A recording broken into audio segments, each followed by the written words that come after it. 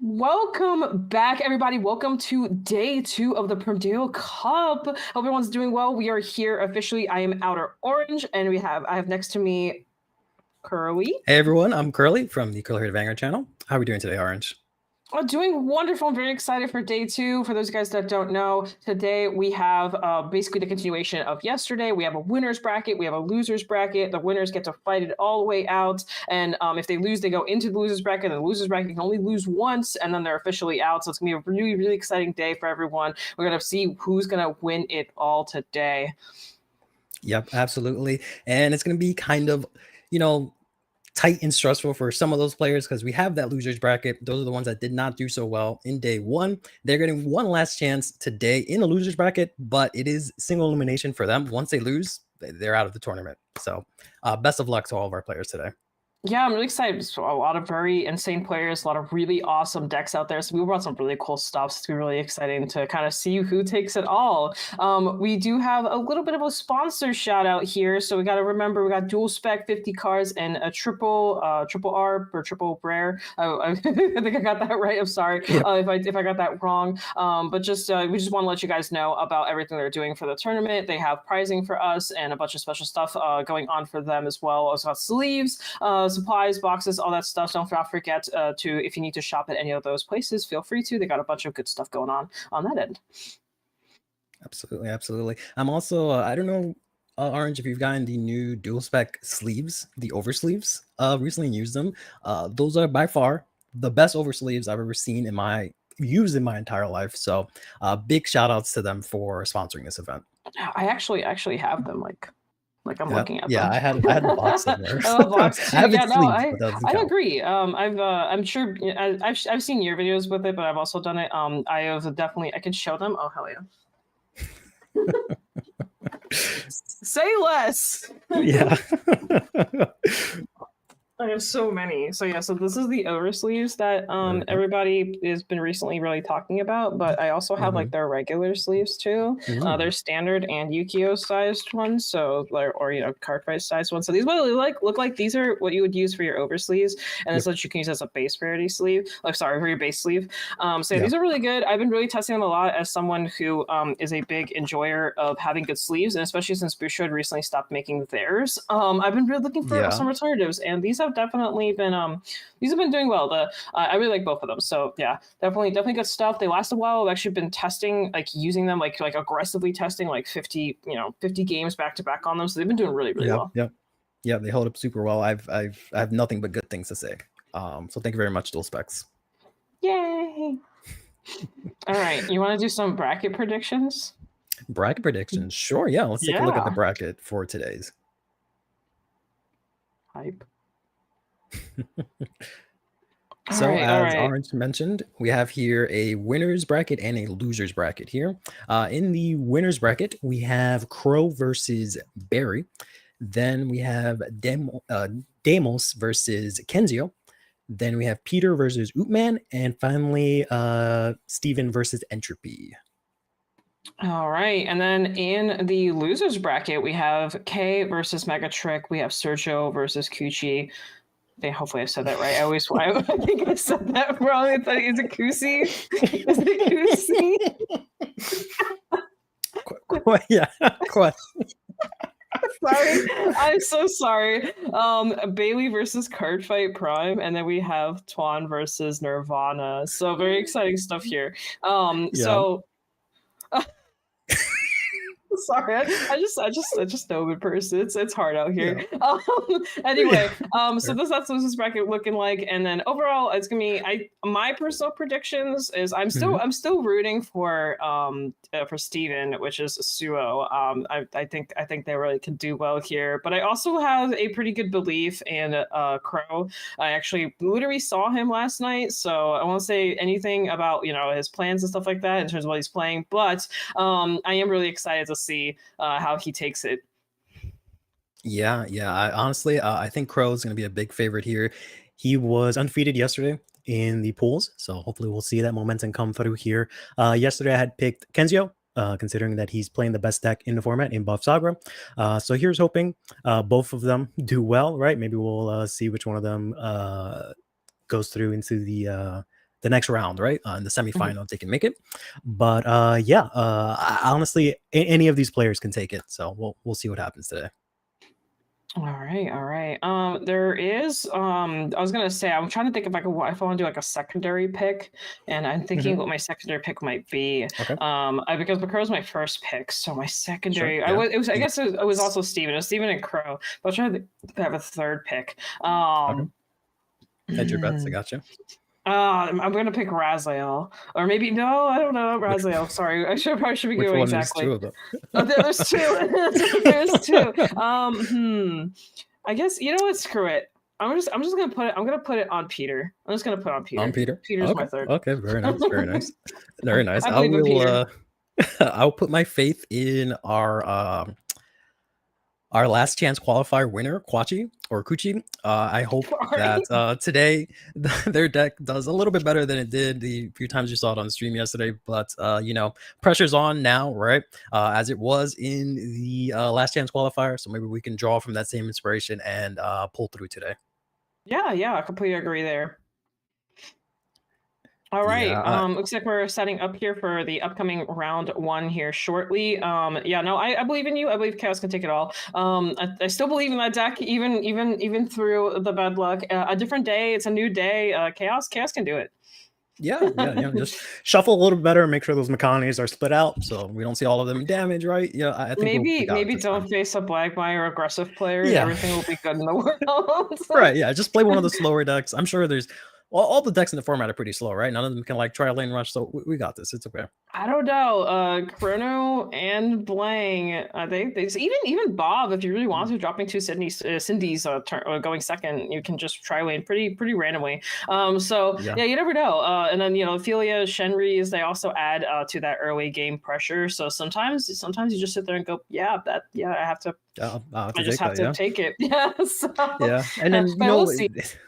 It's unfortunate for Chaos too, because a lot of these other decks, while they can tri lane, if they get tri lane back, they can make the most use of that counter blast, right? Like Buff Sakura, that gives her, her Valley Lord, her grade 2 to restand, right? She can use that counter blast. Whereas like Chaos is like, all right, I have my Vanguard skill, and I have an order, and then that's kind of about it, right? Nothing like huge swing of momentums after getting rushed, which is kind of unfortunate for the deck.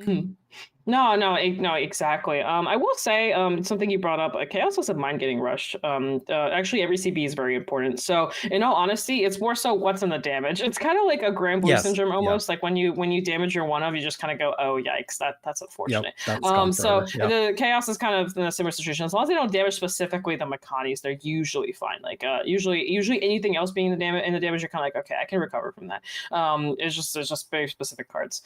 Sorry, my cat's in the background just having like her own. She's casting too. She meowed like 5 minutes ago. It's the three of us. She also wanted to say that she thinks Raziel's best deck. That's what she feels. Wow. She's been telling me at night. She's just like, man, do you understand these combos? Like, do you understand what the bird's doing? Like, do you get it? Like, are you ready for this? I don't. Please enlighten me. I need to know. Please, you have to understand this guard restricts on the revive. You have to understand how good it is.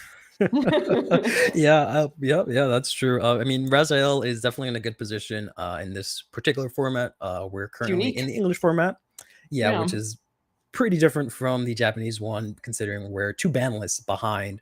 We're supposed to be getting one next week, but right now Raziel is completely untouched, as is Buff Sakura, just completely untouched. Dogs everywhere. The chicken is able to do whatever it wants. Valley Lords are able to go and get overdressed as many times as they want. So it's definitely going to be interesting to see how the players, they don't have that knowledge of maybe this type of format, right? Like they may have played it, they don't have that prior knowledge of using the Japanese side because everything's pretty different over there, right? And 2, just seeing how these full power decks are, just going to be roam free, see if they actually are full power. Yeah, I agree. It's actually, some people even have conversations like, is it even worth touching like Raziel anymore? Or, if it's even worth hitting them. There's definitely been some back and forth, even with Levy. Some people are like, do we need to hit Levy? I personally think if you just separate Blang for like 2 seconds, I think the deck's still really strong. I've been playing going second into it, and it's miserable.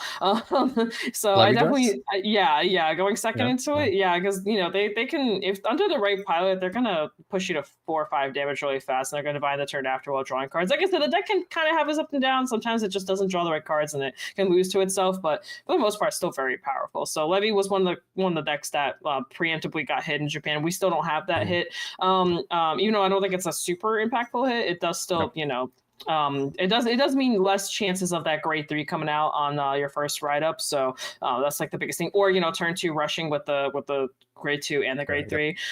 So it kind of slows down the damage input that it can do early on. But otherwise, like some people are saying, like maybe we should keep it around, because we have Heart Luru coming out in the future sets, and some even better things. But I still think some hits should happen personally.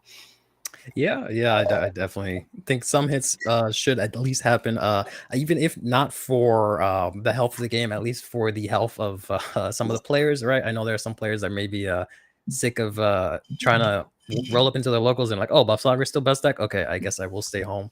It's a month later. Oh, Buffsaga is still best deck. I think maybe I'll just stay home, right? So just maybe even just mentally knowing that something's been done, I think would help the players out a bit. Yeah, I agree. I completely agree. No, you're so right. I've had people that have that same reaction, but with bats actually. Yeah. Where they're kind of like, yeah. Yeah. Well, looks like we're ready here for some profiles. So let's go ahead and take a look at those and see what we have. Yep. All right, so here we have Bailey. This is our number 17th player. And Bailey, if I remember correctly, is going to be on Raziel today. So it's going to be really exciting to see how that matchup is gonna play out for them. But do you know anything about Bailey? Any goodies? No, I can just tell here that they are ranked 17th on the VG Paradox website, which is a title that is not easy to get. So I think they might have a very strong chance at winning this game here. I agree. Being on a strong deck, we were just talking about it, with it being unique and kind of specific to the English side. JP literally does not know what it feels like to have dog and bird in one deck. So there's a lot of animals that they're not aware of anymore. They don't have it. So let's see. Let's see what our next player is and see what they're looking like here. All right, so here we have Cardfight Prime with gummy bears. Gotta respect the gummy bears there. So 48th, so also pretty high up there in the top 50 as well, taking a first place and some 3 victories underneath it as well. Also really good. And I'm really excited. Actually, I don't know if I've ever met I don't know if I've met either of them, but I'm really excited to see sort of what they bring out. He was at PA last year, so that's really cool. Yeah. Okay, yeah.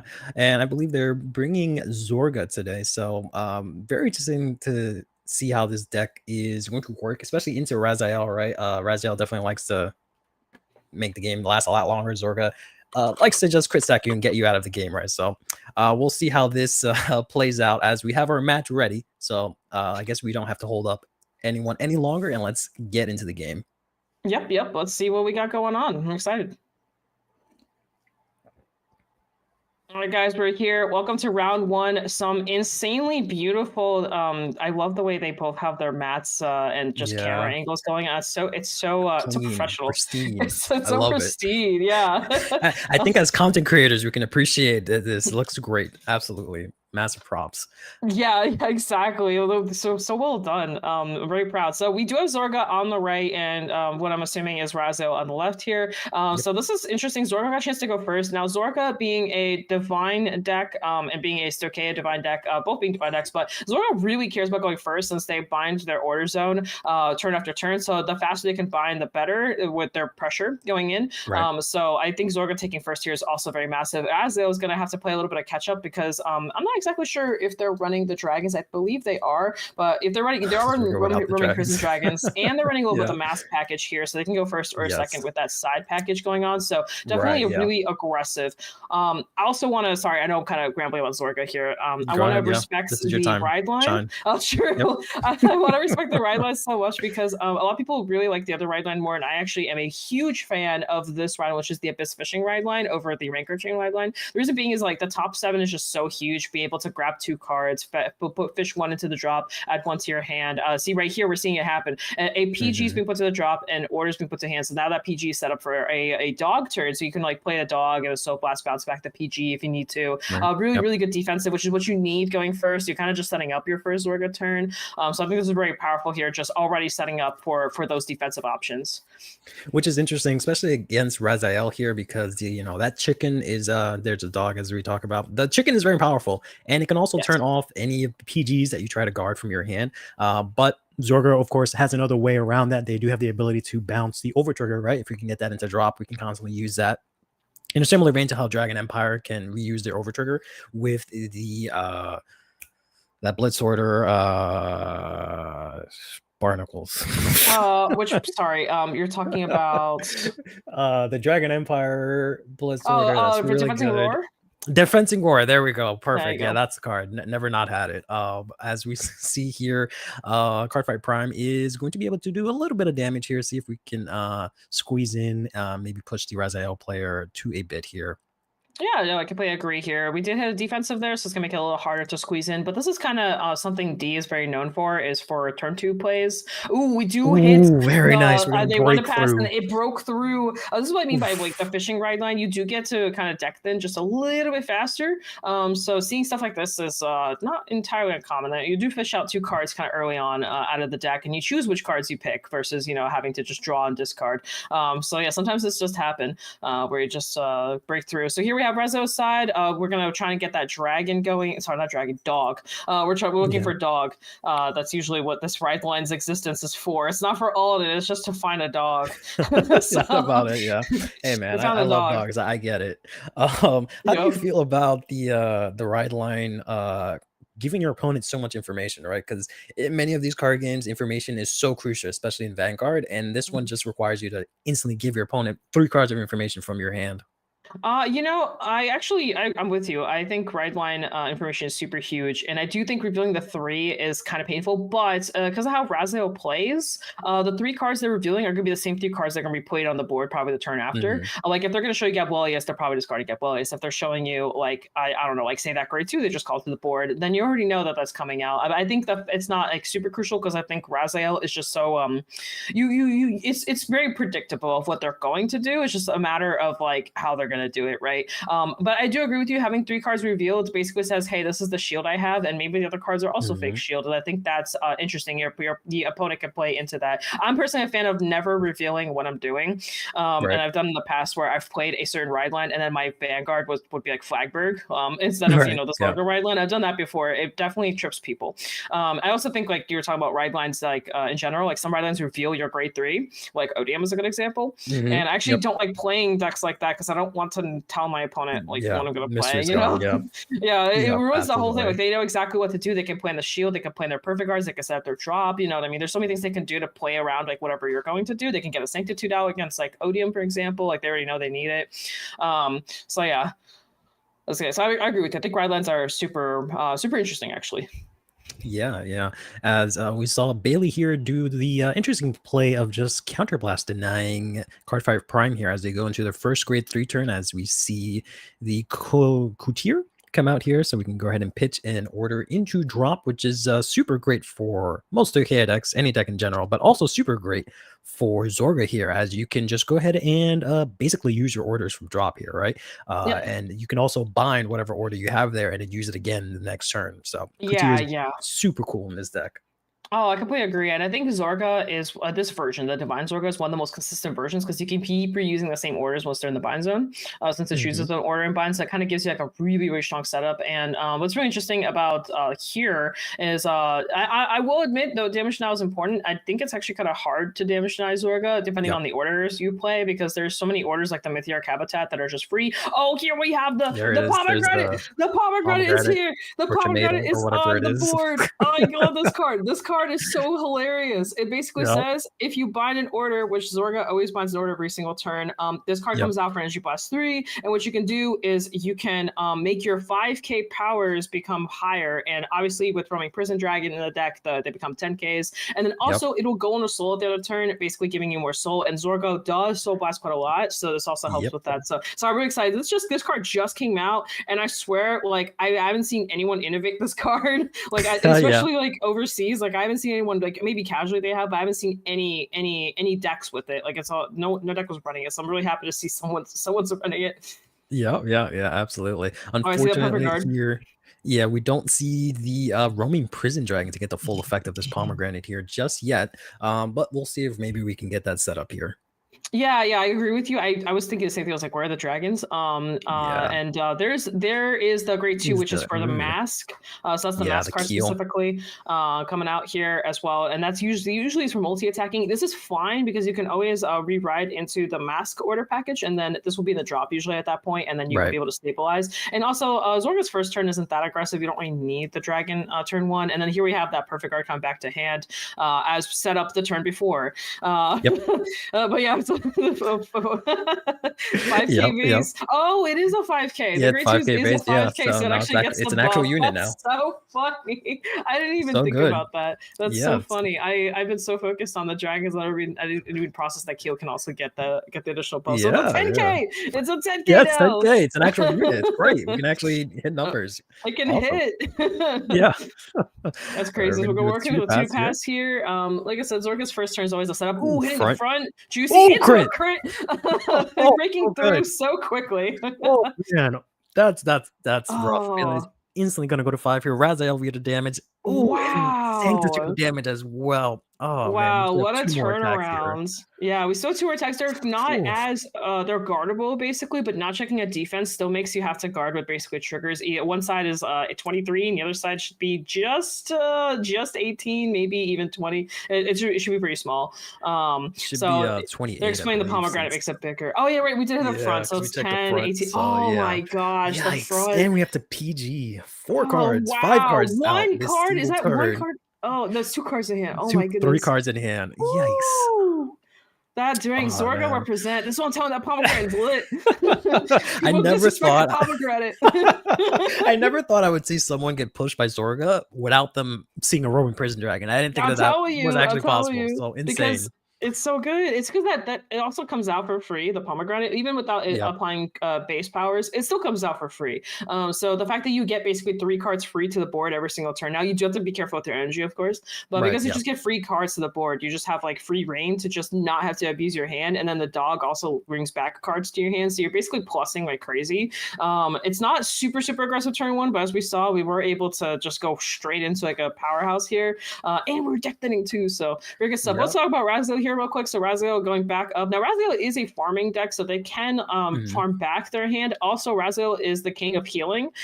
So even though we're at 5, we can definitely see Raziel go back down to 3 damage. Like in all honesty, between drawing, stacking, a divine skill, there's so many ways to get there. Which I think we're seeing active here. Yeah, we're gonna put back 3 critical triggers here. Very nice, very nice.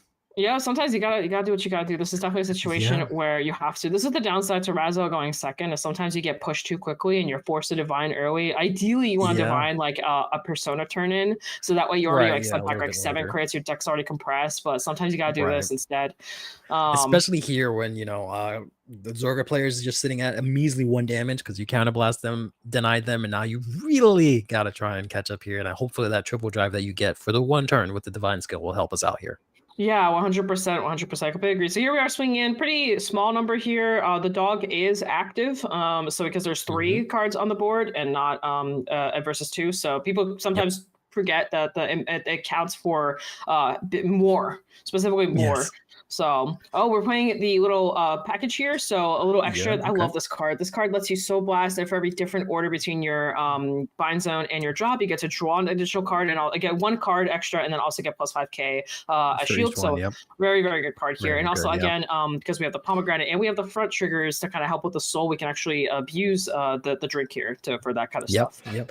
And then we can basically try and reuse that every single turn, which is why most people refer to Zorga as like also sometimes a tanky deck, right? Because we can actually after we use that Drink of Sins, as we see the new Barris here, allowing us to draw a card here. Raziel's going to swing in here. We're going to get the Tetrafault and a Saragon, classic Raziel here with that Keter package here, and the triple drive here. And I didn't get to see whether or not they stacked the card on top of the deck or not with the Nil Barris, but I guess we'll find out in a moment here. I think they stacked it. I don't remember the exact because I'm not used to the deck being on the left side, so I actually have been looking on the wrong side of the field this whole time. Yeah. Not because it's like Zorg or anything on that side, but okay, sure. Yeah, that's fair. That's fair. But regardless, I believe they stacked it. And it is still a 3. Yeah. So there's hey, we saw that crit earlier. Now it's back. So here we are. Is that it was the front crit into front? All right. Yep, we're gonna pay that forward. Gotcha. And then next check is gonna be another crit. Oh, okay. Wow. Instantly 4 damage. Okay. Yep. Dang, we went from a drive turn that had a bunch of pressure into a triple drive turn that had even more pressure somehow. So they hit defense there, so a little bit. There's the pomegranate as well, the other copy being run. And then so these numbers are pretty good. They're one side's you said Teofault, the nice part about her is that she gets power on her own, so she's also just gets bigger. That's the best part about running the Minerva TFL package, is you get a little bit extra pumping on your swings. So you're right, using the front. The front will go to soul to give it extra soul power here, and then guarding it through, and then your side should just be 30, if I recall correctly. So you're using dog first, always smart. You gotta always use the dog first, and swing in here. For believe I don't know the exact number. It's either 30 or 40. 30. Yeah. Okay, looks like we were able to guard that. So very, very good turn from Bailey here, able to farm up. So we started the turn with 3 cards in hand. Now it looks like we have something around like 8 or 9. So yeah, exactly. Cards that we like somewhat specifically picked as well, right? So we're able to draw and then select specific cards. So very, very, very good swing back here from Bailey. Let's see if Cardfight Prime can close this out.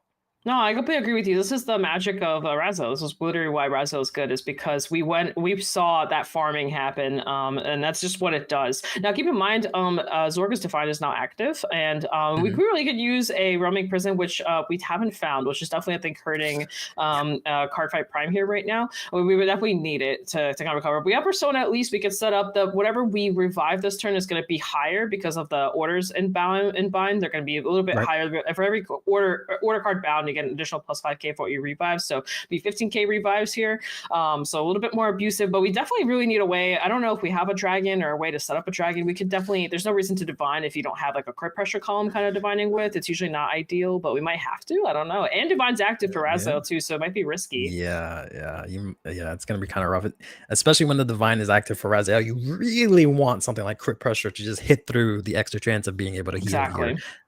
As we're going to see the command restraint being activated here. Oh, tossing the ace unit. That hurts to see, considering that we can only use its effect when played from hand. But hey, maybe we can bounce it to hand if we really needed to. Yep. I believe ace is from anywhere. It just isn't the battle phase specifically. I'm pretty sure. So that's the beauty of the ace. It says when used is placed on rear guard other than during the battle phase. So yeah, so you can play the ace here, and we're going for that play here. Energy Blessing 3. You get to look at top 7 and basically dump any card into the order zone. Into the drop zone, and then you can revive it. So revive anything. So what's nice about this is that we can maybe find a dragon before we go into the Alchemagic phase, which is important for those guys don't know, because it is a brewing thing. Your dragons can only come out before you deploy your orders, not after. So basically they need to see that. He just Alchemagic. Okay, so unfortunately, even if he finds a dragon here, the dragon won't see the timing. Basically, it's kind of a weird brewing, but I think we do see a dragon being milled out there. It's literally the one card you don't want to drive check, so it's usually the best card to get out of your deck as soon as possible. Because I drove checked 3 of those one time. And I'm like, ooh, oh dear God, that's so tragic. GG's. Next round, see you next round. Yeah. At the very least, ooh. At the very least, we have some solace here that the ace unit is plus 15k, right? Because we have 5k from using the effect, 5k from attacking a grade 3, and then another 5k if you have 10 or more cards to drop, which I'm gonna assume we probably have that. Exactly. I agree. So we have a little bit of setup going here. Looks like we're whipping out the crit here, potentially maybe bouncing it back. I'm too sure. I don't think we can bounce it back because the dog's already not on the field either. So I think we're just setting up a board. So here's the dragon. So dragon is coming out. So maybe I think we're Maybe just calling this out with I think we're Zorga's just calling skill. him, yeah, just a 15k beater, a little small. Oh yeah, Yeah. right. That's right. So we're getting some power buffs. So yeah, so it's a bit of a power turn. I don't know if it's enough into a 9-card Yeah. hand after drive checking 3 triggers. But Yeah. we could still break through. We got a lot of deck thinning happening. We got stuff to work with. Also, Azorga, if they can hold an additional turn, I think it'll be really good for them here. Yeah. I mean, So I think the yeah, I alpha feel like magic is happening now. Actually, am I misunderstanding? Because we're putting 2 cards into the order zone right now, or the we're binding to. forgot the Oh, bind possible. okay. They Oh, I forgot the see, I bind see, I see. before. I was Okay. wondering. I was like, what happened to the 2 cards? Because there's supposed to be 2 cards to the board when you bind. With the order Right. effect here. It's okay. It happens. Zorga. The best part about Zorga is that it's so complicated, and you're literally playing calculus while Yes. your opponent just watches you play calculus. Yep. So this is very normal stuff here. So I think they're debating on divining here, which I think is actually what they're going for. So that column is actually pretty big. It's it should be plus 20. If and plus persona. So it's pretty juicy. So it's 13 base, 23, and plus another 20 on top of that. So it's 43 with the crit on it. Yeah. So and that's under the assumption. I'm bad. not sure if the dragon has skills on it or not. If the dragon's vanilla, then it's 43. If it's not vanilla, it's 53 with the crit. Yeah. To be fair, I guess we don't really need the crit since we have Bailey at 5 damage. So. Oh, okay. So the dragon is active. So we're good. Dragon wasn't dropped, so we're good. So yes, we do have the full power. It should be 58 then total with the crit, so because of like 5k from the pomegranate as well. Yeah. This is probably the smallest column right here. It's just the Vanguard swing, probably the easiest to block right now, or take. But obviously we can't take because we're at 5, so we have to block everything. But this is definitely the most tolerable column out of the 2, and we did activate Divine as well, so we got the restand going. It's a pretty aggressive turn here. We got to get through all this. So okay, so that might be that is 38. That might be a so if Zorga's 23 and then the card in the back is 27. So yeah, it doesn't really matter. So this is looks like a 1 to pass. No. Another front. That's the front. Goodness. Okay. Another front coming through. Oh my gosh, that's pretty good. Okay, and so, then the dog, like, okay, that makes me. That was a 2 to pass there because it was 27 into 30 into 38. Yeah, because of that 1k. Yes, if it was a different the trigger, 1k makes a difference. If it was a different trigger, if they had the 5k trigger, it would have mattered actually. Ironically. Oof, yikes. Okay, so it looks like we are perfect guarding the dragon, obviously, since it's going to be huge.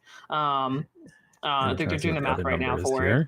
Yeah, so that's 15k on its own, so it's 25, 35 of persona plus an AK in the back, but that AK is actually even bigger, so plus it's 43 plus another, it should be plus another 20, might be 63.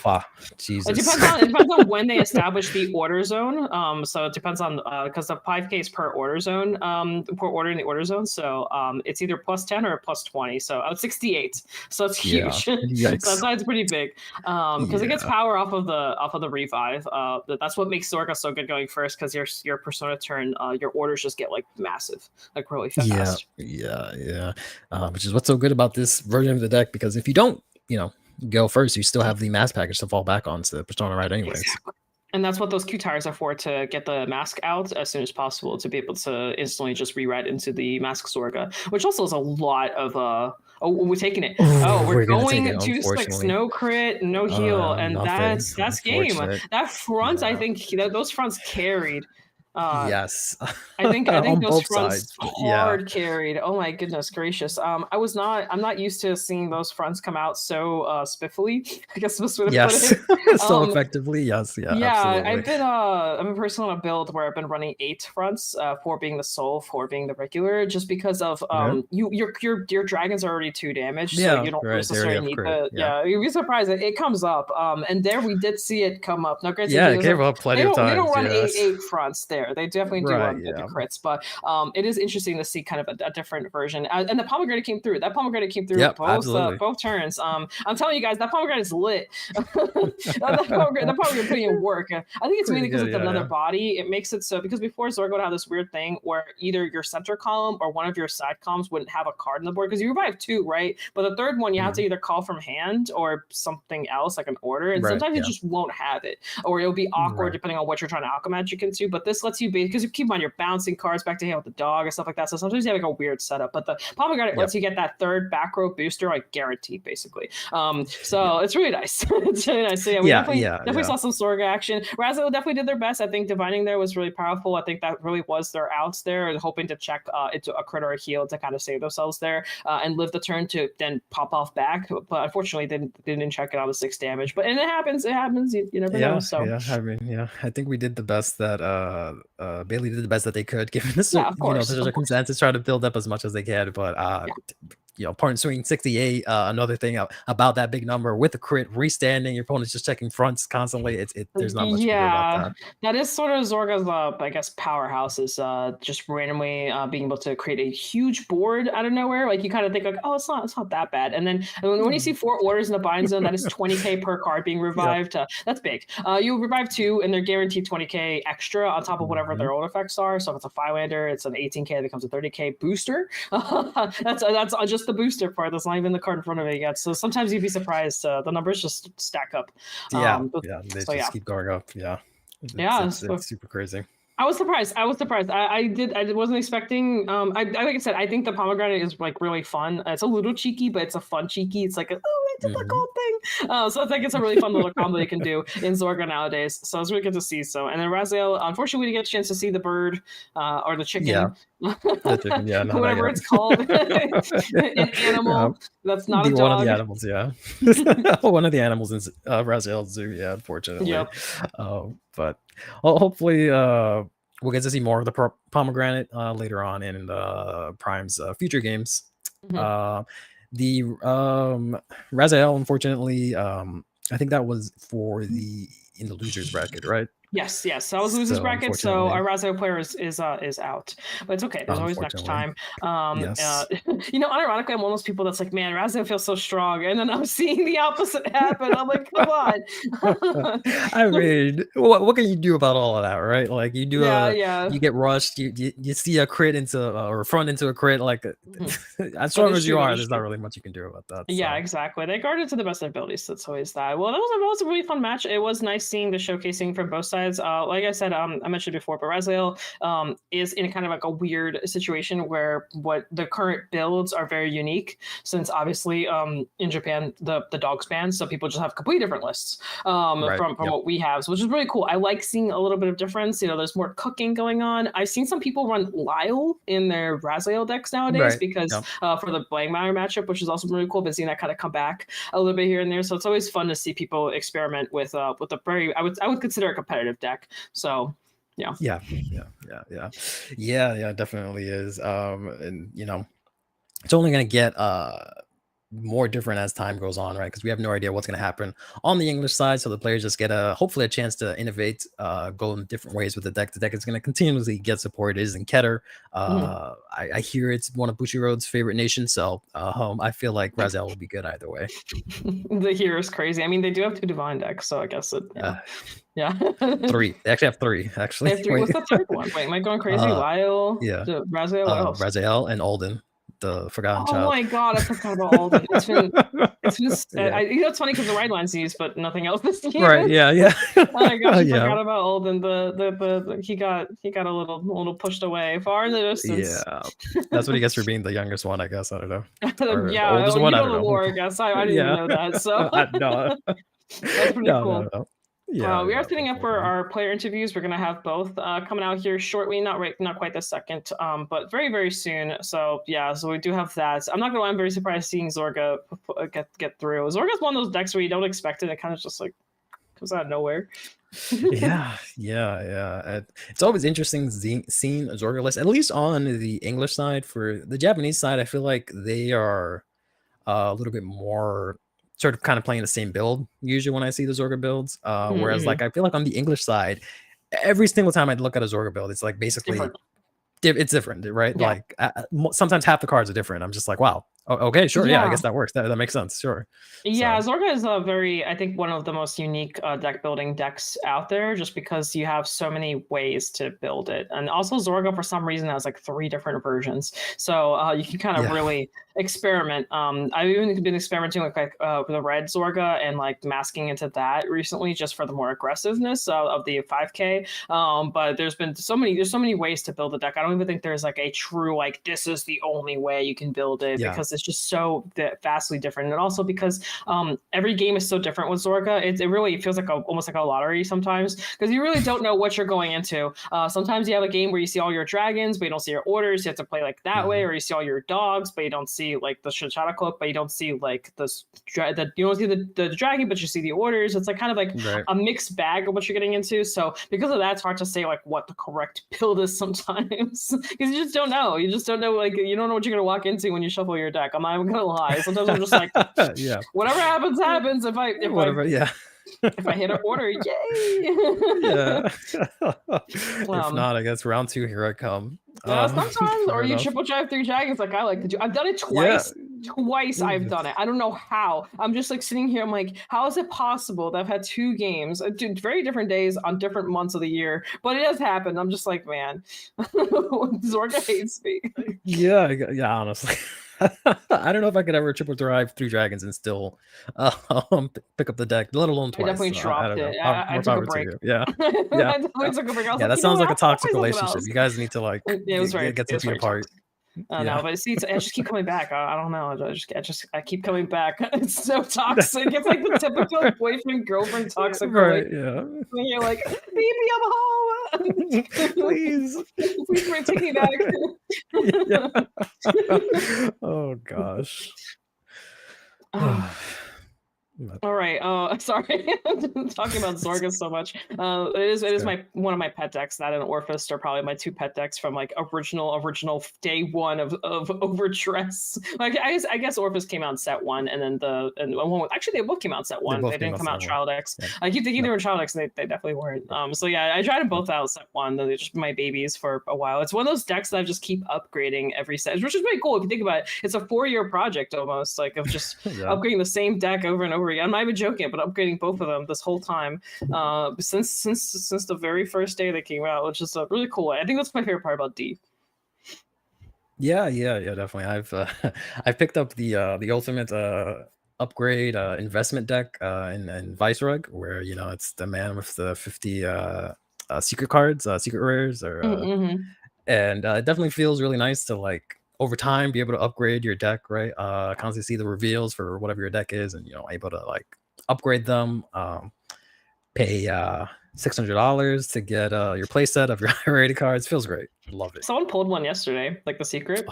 My local soul pulled it. It was pretty lit. It looks like we have it looks like people know. That's so funny. There was I don't think you understand. The entire shop just starts screaming. I was just like, let me get on a plane. I'll be right there. I need to go talk to you. I'll get my hands on that. It was a really good pull. He was really excited about it. But anyway, our interviews are ready, so let's go ahead and bring our players in and let's talk to them. We have both here.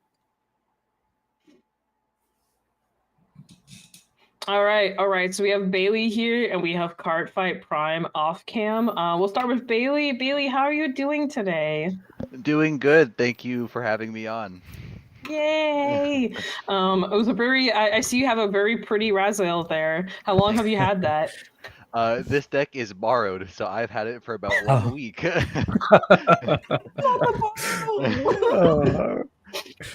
Dang, someone trusts you a lot to let you borrow a fancy Raziel in there. Yeah, I sure hope so, but I hope I'm treating it well. Obviously not with my showings in this tournament, but otherwise I'm doing pretty good.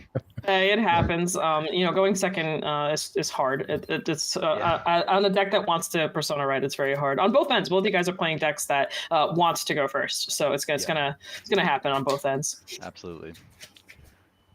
All right, Hurley. Got anything for our man here?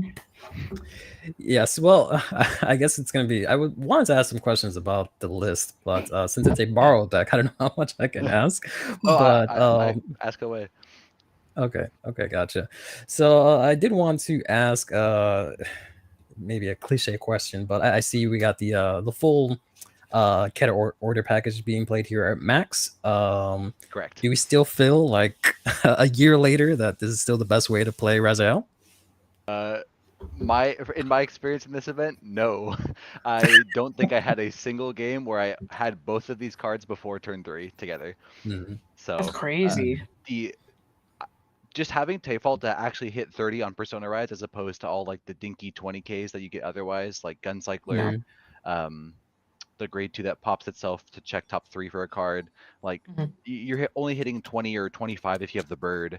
So for that, it's nice. Every other part, it feels like I have 0 shield early. If I'm just clunking on orders and Gabs and Reziles, it's rough. Yeah, If yeah. I could go Especially back, I considering, would change it.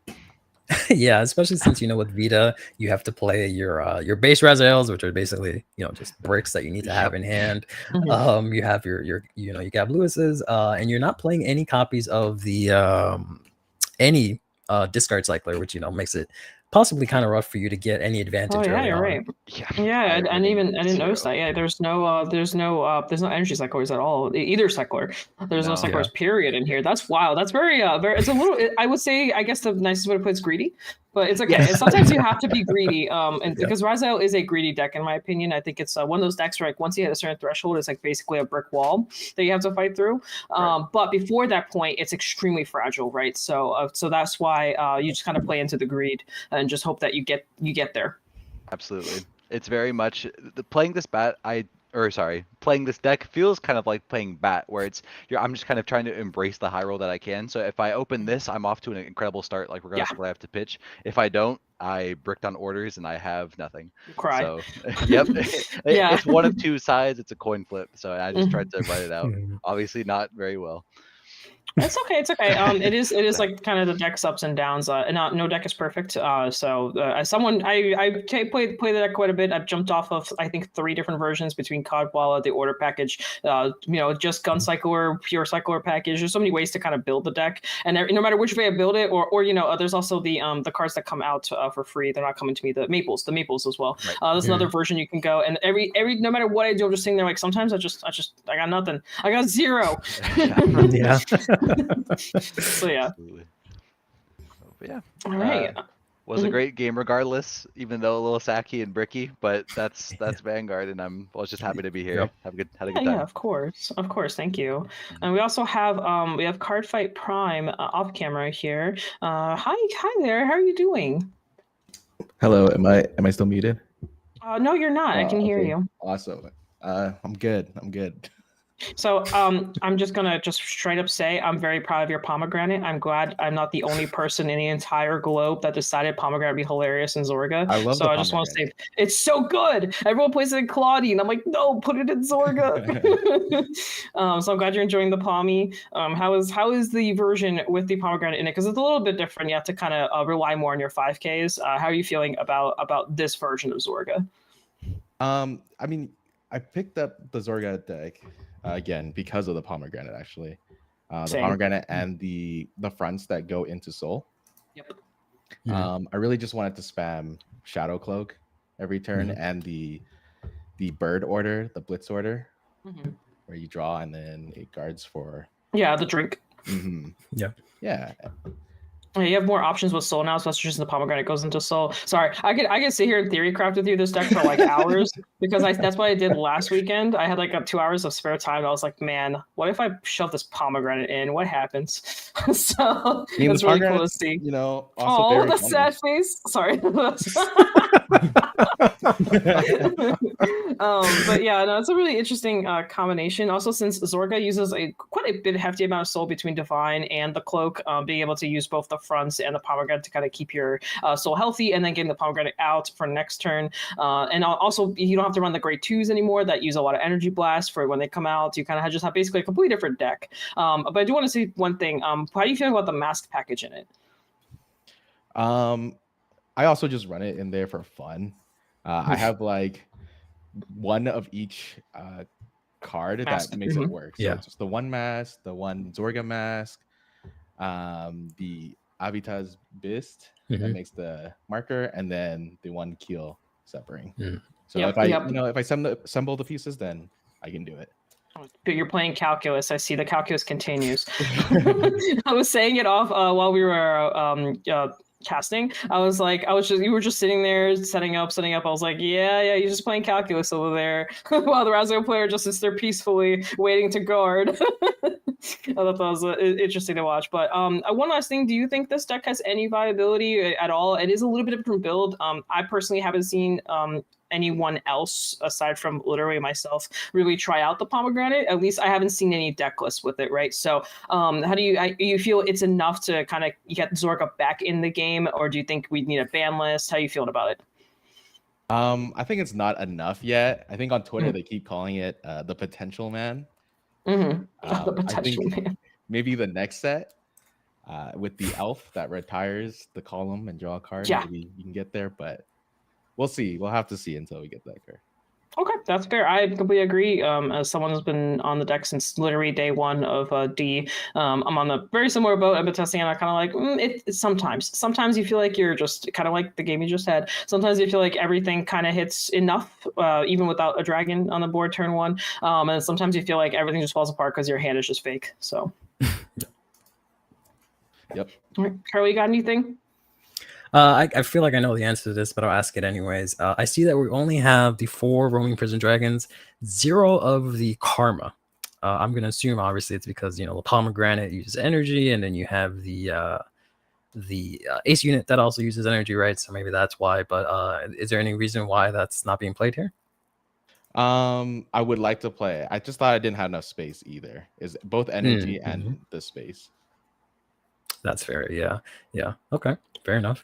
And then I feel like we'll probably go off all day for what orders Zorga's playing, but one of the ones that stand out that I've been seeing on and off is the suites that become an evil dream, the one where you CB1, look a top card, or draw 1, look a top card, put it on top, or discard it. You feel like that's been working really well? Yeah, I play a lot of Levy Dress, and I kind of just like doing the Analogaster skills, so I just wanted to do it in Zorga as well. Fair. That makes sense. Well, I just want to say thank you both for being here with us today. Hope you guys enjoyed the tournament overall. Hope you guys are enjoying obviously playing your decks and all that stuff. So good luck to you, Cardfight, Prime, and then Bailey. I'm sure we'll see you again in other events or anything else that's going on. Obviously, you play a lot of Vanguard, so we'll see you again. Obviously. Best of luck, guys.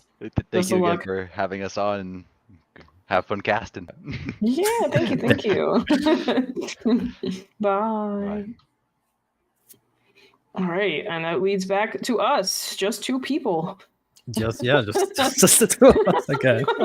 Just the 2 of us. But yeah, we're about to take a short break here before we go into the next round. And first of all, I just want to say a big shout out to the team and everyone putting this together. As always, really awesome. Shout outs to our sponsors, as always, triple rare, 50 cards, dual specs, for being here with us and helping support this. So appreciate that as well. Yes, massive thanks. And thank you to everyone watching this stream. Please sit tight. We'll be back soon.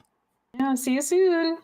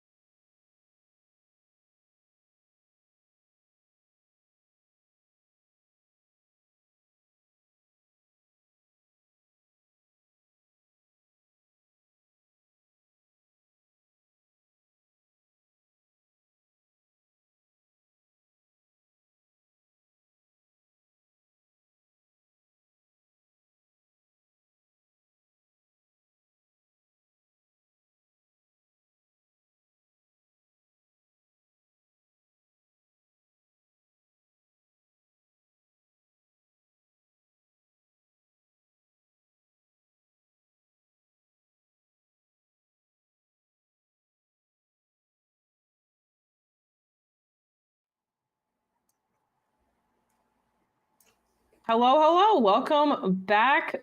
We just came back from round 1. I am here out of Orange, and here I have Curly. How are you doing, Hey Curly? everyone, welcome back. I'm doing good. How are you, Orange? I'm doing good. I'm doing good. I'm spiffy. I'm very spiffy. nice. Perfect for today's tournament. Yeah, it's good to be spiffy. So we just had round 1. We had a Raziel and a Zorga matchup, and the Zorga player did clean it up. And then now we're going into round 2. And so let's go ahead and look at the bracket and see what we got coming up. Yep. All right. So this is now with the updates. Looks like we got a little bit more. Interesting. Yeah, so looks like we've only seen results on the losers bracket side. So unfortunately, Mega Trick is out. They lost to K, who's going to move on. We have Kwachi able to go through. Finally, Chaos came through. But Sergio, unfortunately, is out now. We just saw Bailey versus Cardfight Prime. And then finally, we have Nirvana Vista taking out your friend whose name I shall not say any more times on this stream, getting taken out here. So very cool. Yep, and we don't have the winners bracket, so I guess we'll have to wait on that here in a little bit. But overall, I am excited to see Chaos break it through, even though I keep saying their name wrong. I'm happy. I'm rooting for you. You got this. You got this, Chaos. Let's go. Yeah. So it's really nice to see. I don't remember exactly what Nirvana is on. That was Nirvana's on Odium, so that's gonna be exciting to see. I think Odium's a kind of like a dark horse deck right now, low key. Yep. I'm one of the people. I'm like I've been the first person that's like Odium Copium, but I'm not gonna lie. I think in the current meta, unironically, but I actually don't think it's. I think it's a contender. It's really just a deck out that's holding it back. It decks out easily, but I definitely think the deck can push through nowadays. So we'll be excited to see that. So let's look at the profiles. And going to the next thing. Let's see the profiles here and go from there. Yep. So here we have Barry, very, very known for Grand Blue and a couple others. We got first place. We got a lot of up to number 50, and also 6 finishes below that. Shin Korin is the team name, so that's also pretty cool. So we got that there as well. And yeah, very popular, very known within the community. So really good to see here. Yeah, super great guy that I'll try not to say any bad things about on today's stream, but I'll try and keep it as civil as I can. I can say my beef. Okay, I've been given permission to express my beef. So Barry seemed like a great guy. I've talked to him online a bunch. Super chill, right? I got the opportunity to meet him one time in person, and I didn't know who he was, right? We didn't know who we were until we were introduced, right? Because you don't know people online until you actually see them face to face, right? And I was thinking we'd have like a nice conversation, have a good time. No, instead he came up to me straight in my face and told me that my hair is actually not curly. And then he just walked off after telling me that my hair is actually not curly. So I've, had to basically leave the event after that, go to my hotel room, cry that my entire identity was just assaulted in public like that. So I may or may not have some beef with Barry here today, but we'll see how horrible he does against his opponent here.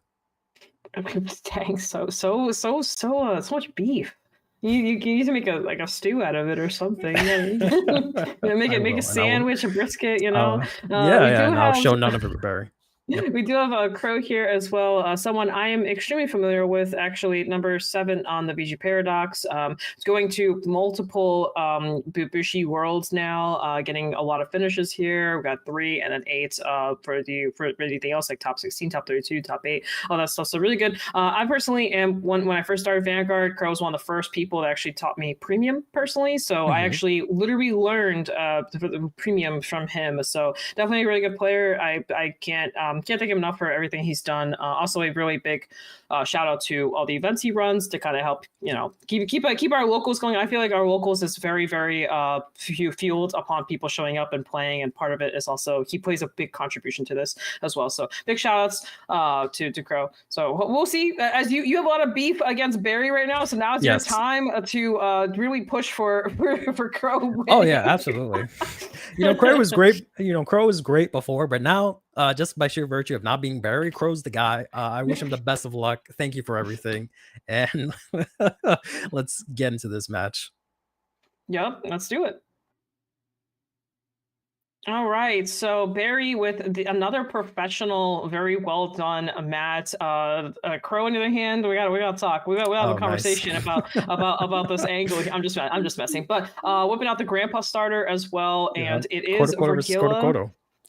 Yeah, you can run whatever starter you want. I personally run the Bob starter just to really make my opponents cry like about one singular tier. But yeah, we're operating Vergilla, very new deck in the format, I would say. The trial deck's been out for bootery months, maybe even a year now, but we just got the festival collection. I'm telling you, my favorite collection that's come out recently. It's so good. But we do have some upgrades to Vergilla. It may seem minor because a lot of people think the trial deck really needs help to make this deck stronger, but I actually believe the deck is already doing enough. It's not perfect, but I do think it's enough to where it's a meta deck. I really think it's a meta deck. And then on the left here, we do have Chrono, a Koro deck that a lot of people really underrate. I think this deck is so unpopular, and it's actually really powerful in my eyes. Yeah, well, the entire nation may be unpopular, but Rewinder / Chrono here is definitely the more popular, I would say, of the entirety of the 5. And it's I feel like seen by most as the most competitively viable out of all of the Koro decks, as it can do a lot. And we'll see that here in a bit, as we already see Barry has the retry eye, which allows basically any of your units to just restand and attack again. Yep, exactly. Correct. And you do get one off of the grade 1 right off the bat, and literally like you search it out. So but I just think I think this deck like showed like so little representation like all over the place. Like I feel like this deck fell off after one set. And I feel like an English side is actually still pushing through. Even in Bob meta, you would think that a deck like this would like not showcase at all, but it's still still showing up. I do think it farms a lot. So I will say Crow is going first here, which is interesting because Vergilla actually prefers to go second. You don't have to go second, but you actually want to go second to kind of get all your stuff to go online. You draw faster, you instantly go into your new dude, and you kind of just like set up a little bit quicker. Your persona turns are, but the bright side of going first is you can persona and then ride, so you have the additional 10k off of the new rewrite that we'll be having here, so it's a good setup here. And also, I do want to showcase the grade 2 on the Vergilla side can get a crit, and it was interesting that Crow chose not to super aggro there, and maybe he couldn't. It's possible that his hand couldn't afford it, but something you can do is you can get a crit going. The Crow side, we had the Ophelia come out and basically go to soul for the extra soul for later turns and drawing some cards. Kept it a little bit tame there because keep in mind, Vergilla can bind. Yes, yeah, and that's kind of the most annoying part of this matchup for Rewinder here is that, of course, you want your specific Rewinders on board so you can activate your retry odds, such as the one that can be called from drop, that can get the crit as well, right? So if you manage to snap that with Varilla, you're kind of in a tough spot if you don't have another copy. Yeah, you have to play very carefully. Chrono players tend to treat Vergilla as another version of Blagmire. Where you have to be very careful since a lot of your cards come from the drop zone. Typically, that's the best part about the deck is you can revive 3 a turn. So you have to be very cautious how much you're circulating. We did see one fall into damage for Barry's side over here, which isn't ideal. Hopefully, there's another one kind of coming down to kind of help with that. But yes, Vergilla has the opportunity to just bind cards away. Retire doesn't matter, but the bind definitely matters. Yes, yeah, especially in this matchup, right? Because Rewinder can actually call some of his cards from drop, but bind is much stronger removal, which is what makes this deck a little bit stronger than some of the removal decks that we have in the format here. Exactly correct here. Now I will say, so for these guys don't know, the Vergilla regular first turn is usually pretty average. I would say you basically just restand one side. Can you do your Energy Blast 3 to bind something if you can, and then otherwise you're kind of just chilling. It's just both sides are 15Ks, and I will say these grade 2s are special. Yes. Damaging a persona there, so another very important piece for the Chrono player. I think your visions are coming slightly true over here. Thank God. I prayed for this and it happened. I'm so happy. 2 really good cards went to damage zone there, so it was a little rough there. So I see we have a heal. It won't proc, but we can give an additional 10k here, making it 25k, making it just bigger to swallow to eat through. It is yes, yeah. Yep. It's harder to guard. but it looks like we got the guard through. So now we'll be going into our ride. I'm not entirely seeing what discards are happening there. Those discards are very important because on ride a bunch of skills go off here. The grade 1 can go off. The grade 2 ride line goes off. There's the grade 1. There's a cell phone that goes off as well. And then there's the grade 2 that you can call out once you have your retry order zone ready. So that's my favorite part about this deck is you just get a bunch of cards that go on standby when you ride up, or when you persona ride, you just sit there and go, okay, I got like 5 abilities going off. Give me a second here. It's very similar to like Magnolia as well, right? Once you ride, you have like so many things that you can trigger all at the same time based from drop. Yep. Yeah. We do see the smartphone there come out. They're from drop, or no, from the top 7, I believe that was. Yeah, you can only grab Koro cards. A very important fact here to note, the grade 1, the new one that just came out, and then also any filios or anything like that, they cannot be called out through this effect. So something important to note about the way the ride line works, and also the way the grade 3 Koro works here. So we're checking, we did just do a cell phone effect to check top 7 to find a specifically a retry eye. We looks like we whiffed it, which is okay. We're just gonna still bust it out, do it again next year. That's just how that's what the deck likes to do, ideally. So now we're still busting for the top 5 ability here. Again, you can call it a Koro here. So hopefully we find a grade 2. I think that's kind of the best target here. But on the other hand, it can get bound. So a little tough. Looks like we whiffed one more time. It does happen. It's a lot of top 5s, top 7s, but it's possible that they're all in the hand too. So sometimes you just whiff because there's just no targets, but you still just want to do the effects just to do them. Looks like we went to 7 and draw. Yeah, exactly. So we found a retry, which is obviously the one from the ride line. I don't know if we have a second one in hand. The drop's looking interesting. We did Soul Blast now, so we have the cell phone active. But we can go in here. Oh, we looks like we do have the grade 2, so that's good. So we can Counterblast, call it out, give the additional 5k to itself and the Vanguard, makes the Vanguard a magic number for 18 here. You can we're gonna boost here obviously because we can put in a soul and then deck in an extra card and then retry the Vanguard and stand it. And there's the grade 2 as well. This is a really good card. It lets you, it basically comes out as long as you have the retry, and then it also can Andrew Blast and get a crit. And you can actually restand it and do it again. But the crit has to reset. It's basically a literal retry, exactly as the name says. So here we are retrying. We're restanding the Vanguard. It gets additional power, but it does have the 1 crit, 1 drive here. And going in again. Before that, we got the. We have the top 7.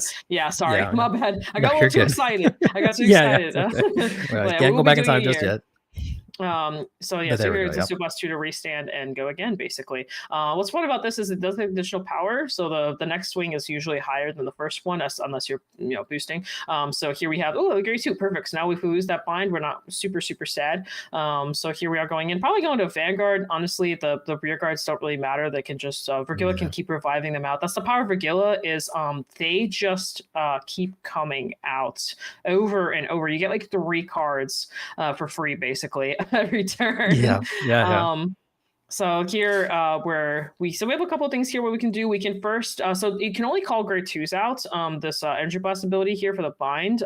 So we can bind and then choose to not call, if I remember correctly. I don't remember if it's mandatory or not, because he has the Crow has the grade 2 in drop, the one that you want to kind of leave there for drop zone abilities. So ideally you don't want to call anything out. So here we are going into rewrite. So we don't have to call it. Oh, perfect. Awesome. So that's good to know. So here I go into rewrite. This is the new guy. This is the Arc Knights. Got a lot of abilities. So first of all, if you re-ride into it if your opponent's on grade 3, and then from hand specifically, and then it's got a bunch of abilities. You get to search out a Galaxy guy, which basically can be called to board. Usually it's the grade 3, and then you can also get the manga order card out as well from a soul from drop or deck. So you basically can keep cycling the same 2 cards over and over again, which is what we'll be seeing here happen. And then its last ability, which is basically when it attacks, you can counterblast stand your front or rear guards to get drive. Then you get power for every version of himself in your soul. So every rewrite in your soul, you get an additional plus 5k on top of that. But first one's always vanilla, basically, because you don't get the 5k, but everyone after that, you will get the 5k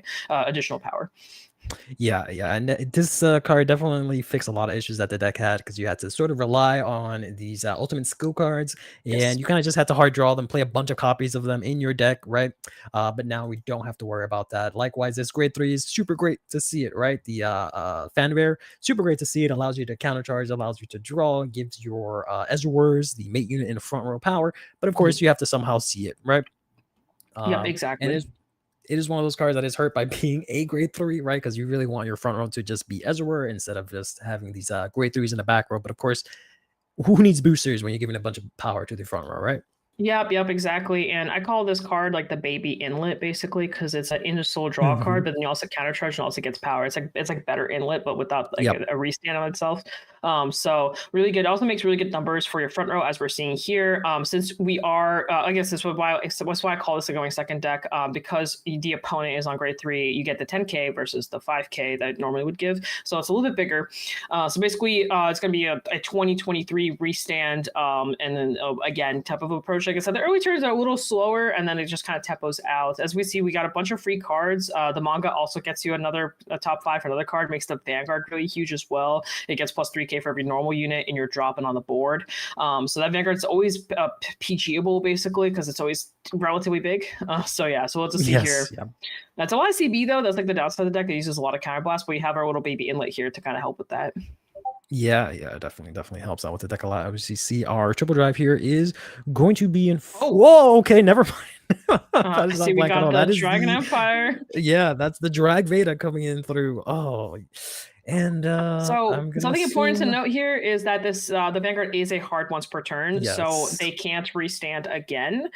So it's a bit more fair than buff. Is what to say it. So we definitely don't get the extra buffs off of them, but it's still Dragon Empire being as a really impactful OT. It's still another some more drive checks going in, and that's more cards in hand, which is very important. Absolutely, yeah. Wow. We also lose the drive +1, right? Yes, correct. Nice. Thankfully for Barry, we don't get any more triggers here, but we still have to deal with these pretty sizable columns here, as we're already at 4, which for a rewinder is pretty good, right? Because we want to activate our pseudo limit break in the version up, which we now have active.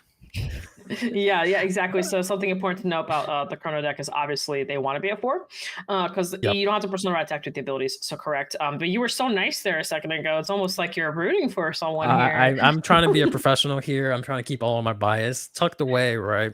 And be as clean and down the line as I can for the good people watching. Tough. You can definitely say that again after 15 minutes ago. When you definitely weren't being any of that.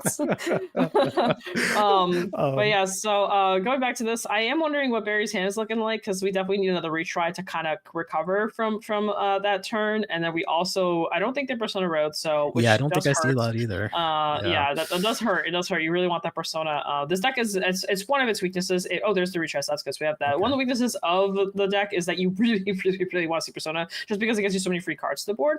But it's not the end of the world if you don't. It just really helps you not have to use your hand. That's why we run that grade 1 now, to help with that kind of stuff. So grade 1 does search for Persona copies as well.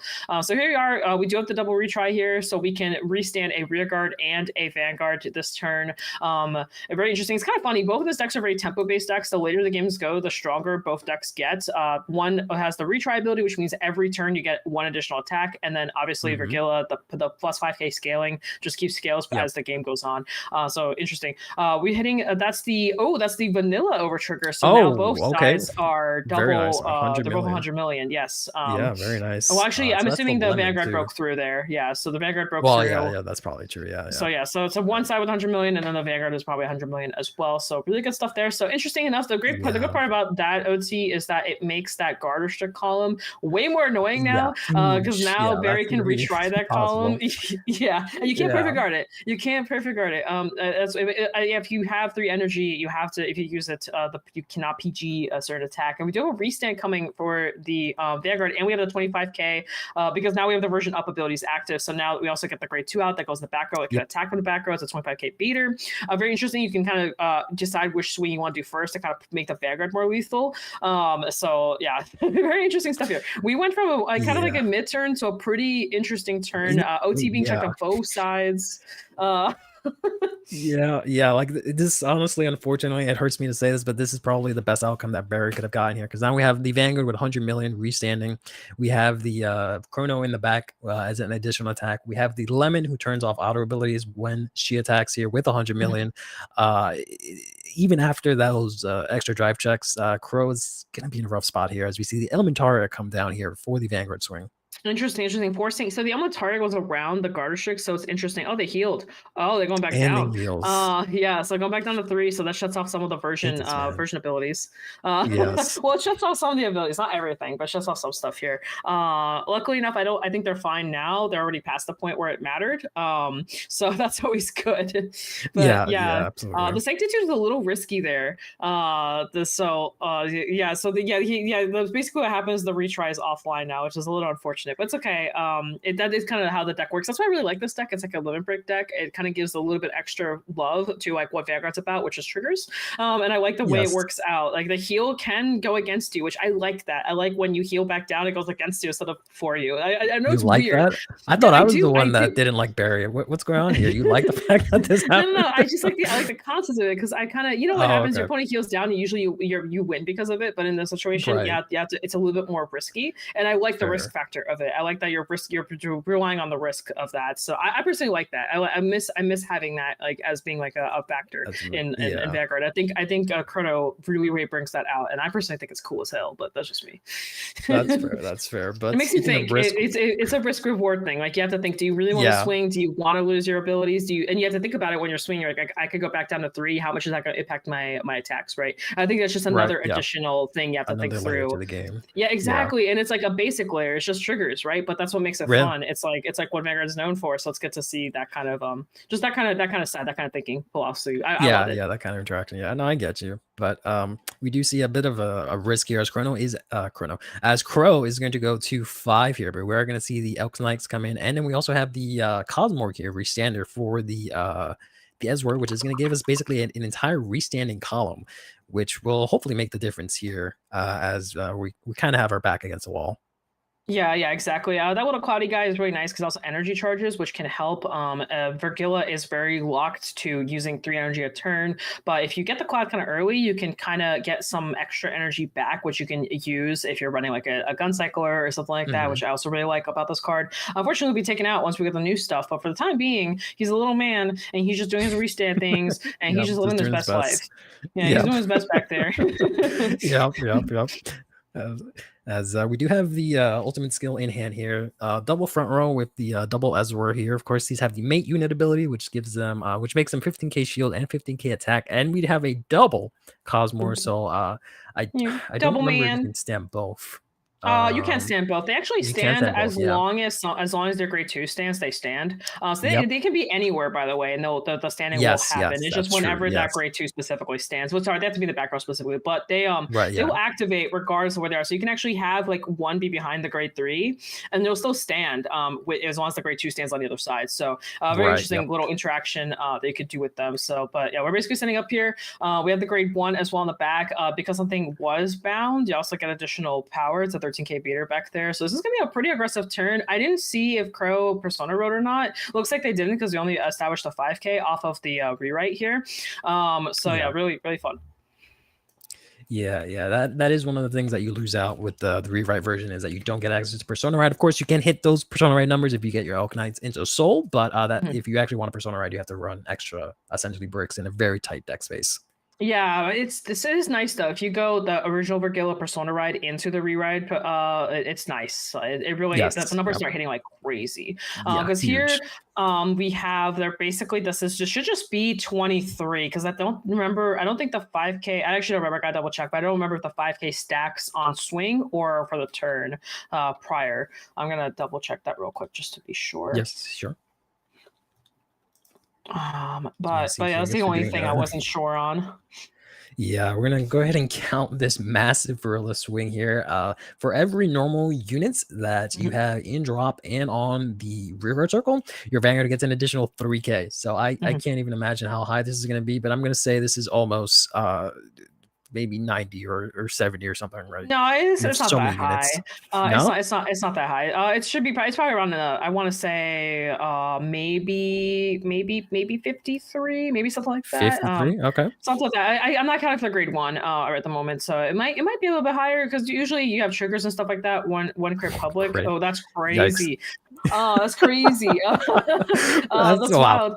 But yeah, so the guy it does get bigger as time goes on, but sometimes you have a bunch of triggers and like other stuff in there, like orders or so sometimes and then the grade 2 gets bounded sometimes, so sometimes the number gets a little bit smaller. But yeah, I'm thinking because the board itself should be plus 15, so it's 3K per unit. There's 5 on the board, so that's 15 right there.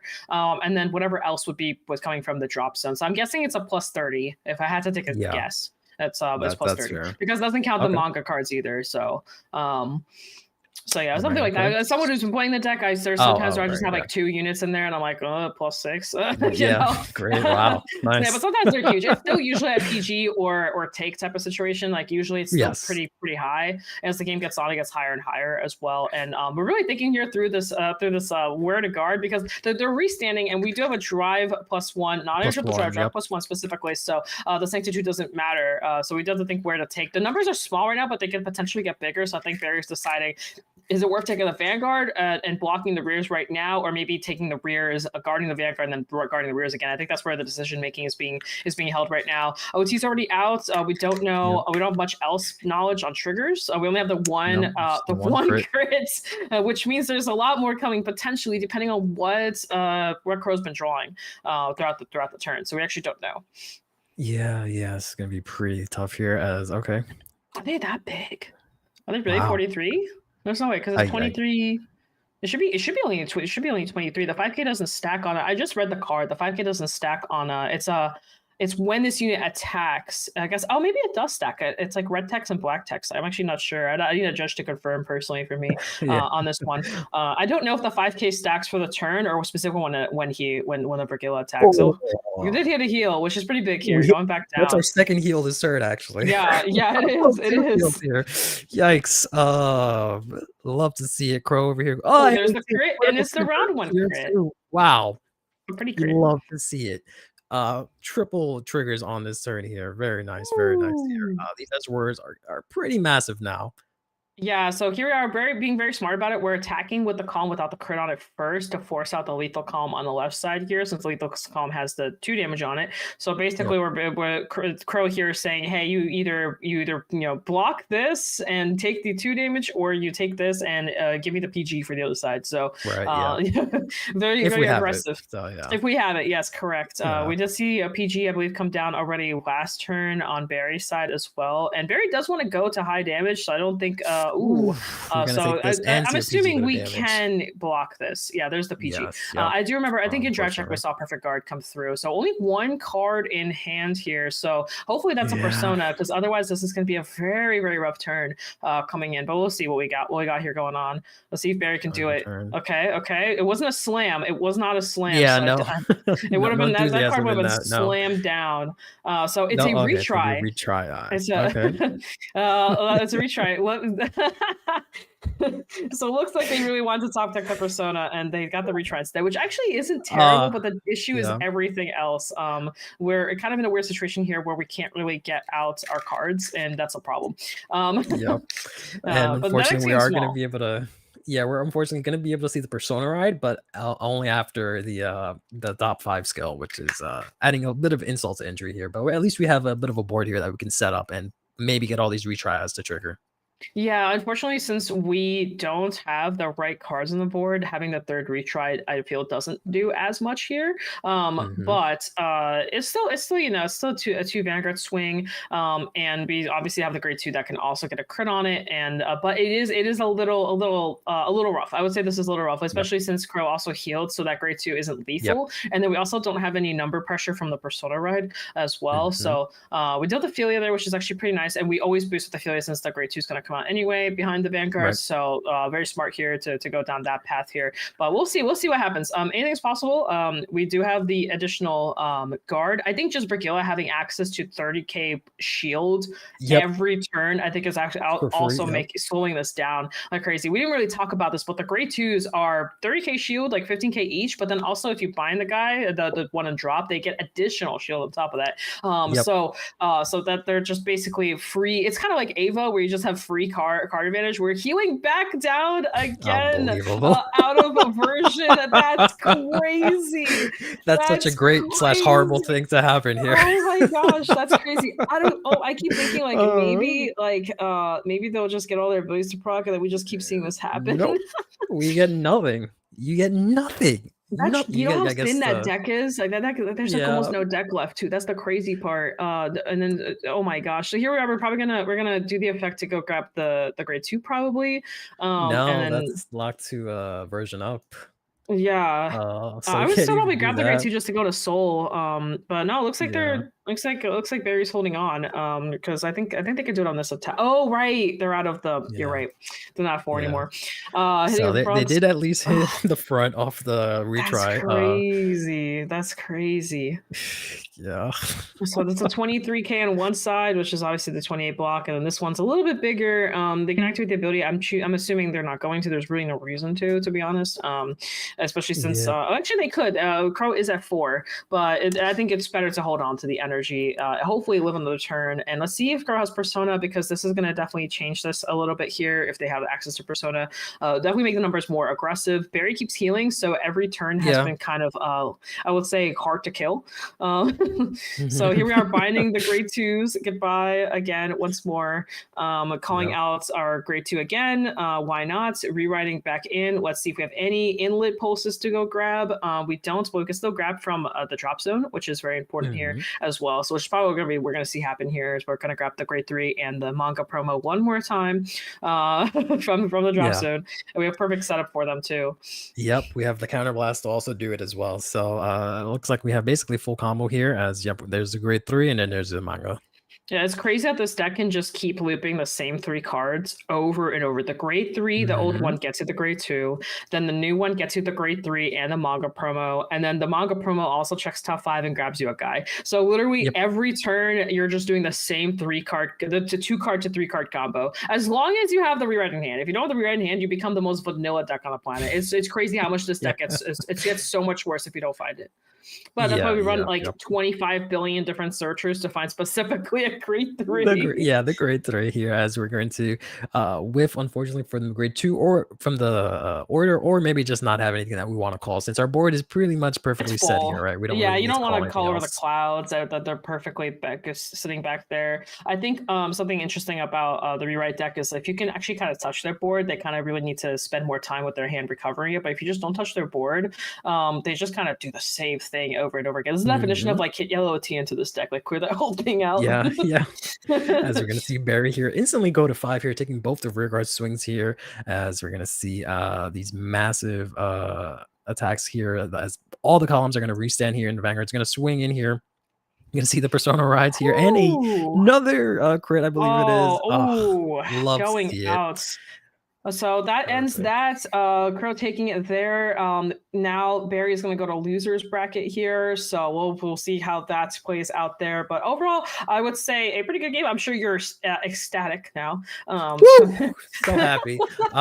He does get one more chance in losers, so hopefully things go just as bad. I hope he heals out of the version up every single game that he does in losers, which is just the one, but no, very good game by both players. We got to see, almost got to see what both decks do. Unfortunately, again, Barry kept healing out of the basically the limit break range, so we really didn't get to see what the version up does, and we didn't get to see the Persona ride either. So I think the Persona was a bigger downside there, because if you Persona ride, you still get the abilities, but the fact that we weren't seeing Persona and Barry was healing, it was kind of like double. It was like a double whammy. Every time I watch that deck play, it reminds me of Spectral Duke, because Duke also cared about that kind of about staying at high damage. So it's interesting seeing I felt the flashbacks come through from like older decks for back in the day. But overall, really good stuff. We're gonna quickly take a look at the bracket here, and then let's just go see the bracket.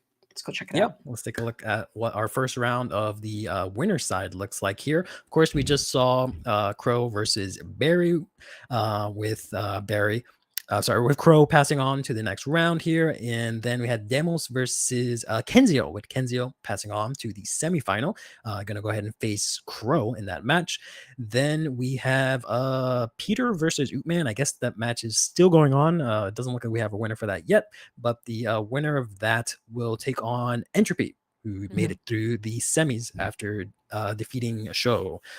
We have I see that's why that match is taking so long. Peter versus Ootman is of course Direful Dolls versus Impaldio, which is that is a pretty tanky grinder. decks. Yeah, that's two very, very tanky decks on both ends. That can go into time so easily.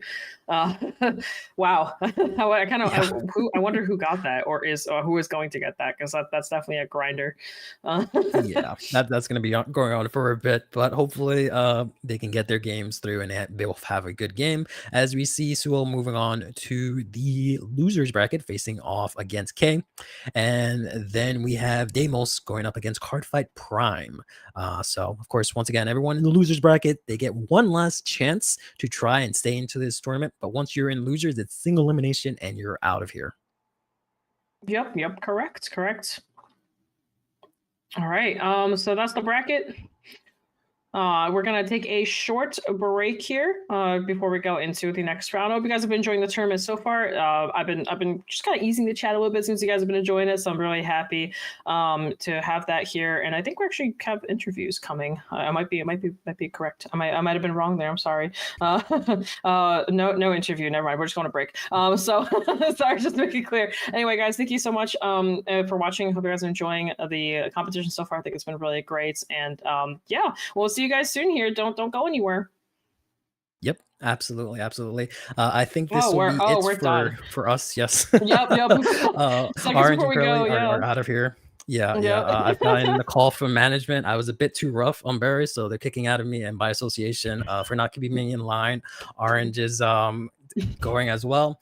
So please stay tuned. We'll have a new a new group of casters here. Please be as kind to them as you were to us, and please stick with us through this break.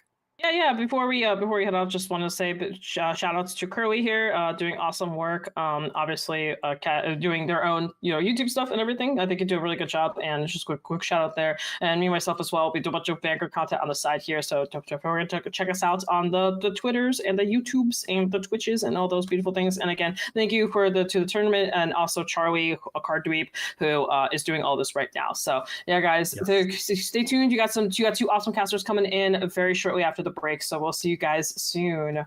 Bye. Take care.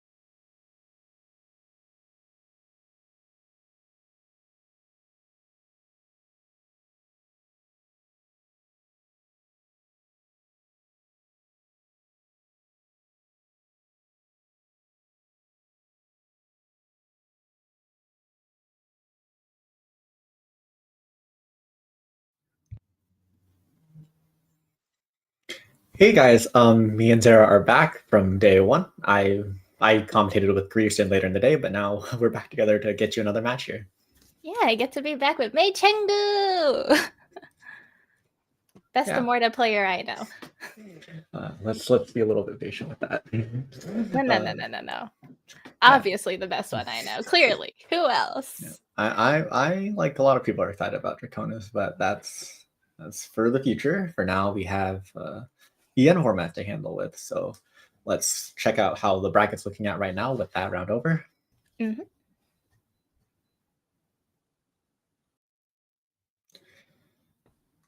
Looks like one interesting thing is that tournament favorite WCC Seal has been knocked out.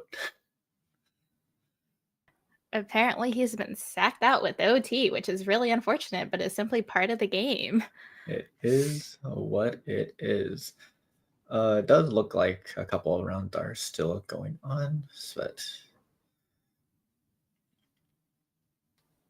yeah, so a couple of interesting matchups in the final bracket is first up on the side is Peter and Kwachi, who were Peter's on Direful Doll and Kwachi's on Chaos, which it'll be a very interesting dichotomy between Direful Doll, which is a very, very tanky deck, and Kwachi, who is on Chaos, who is playing a very, very, very aggressive deck.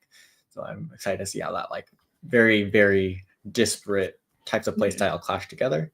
I'm also excited for that match because with the new doll cards that we got with all the promos and the grade 1, I believe from set 8, that one gave the deck a lot of early aggression and ways to dig out pieces. So we could also see a more aggressive play style from Peter as well.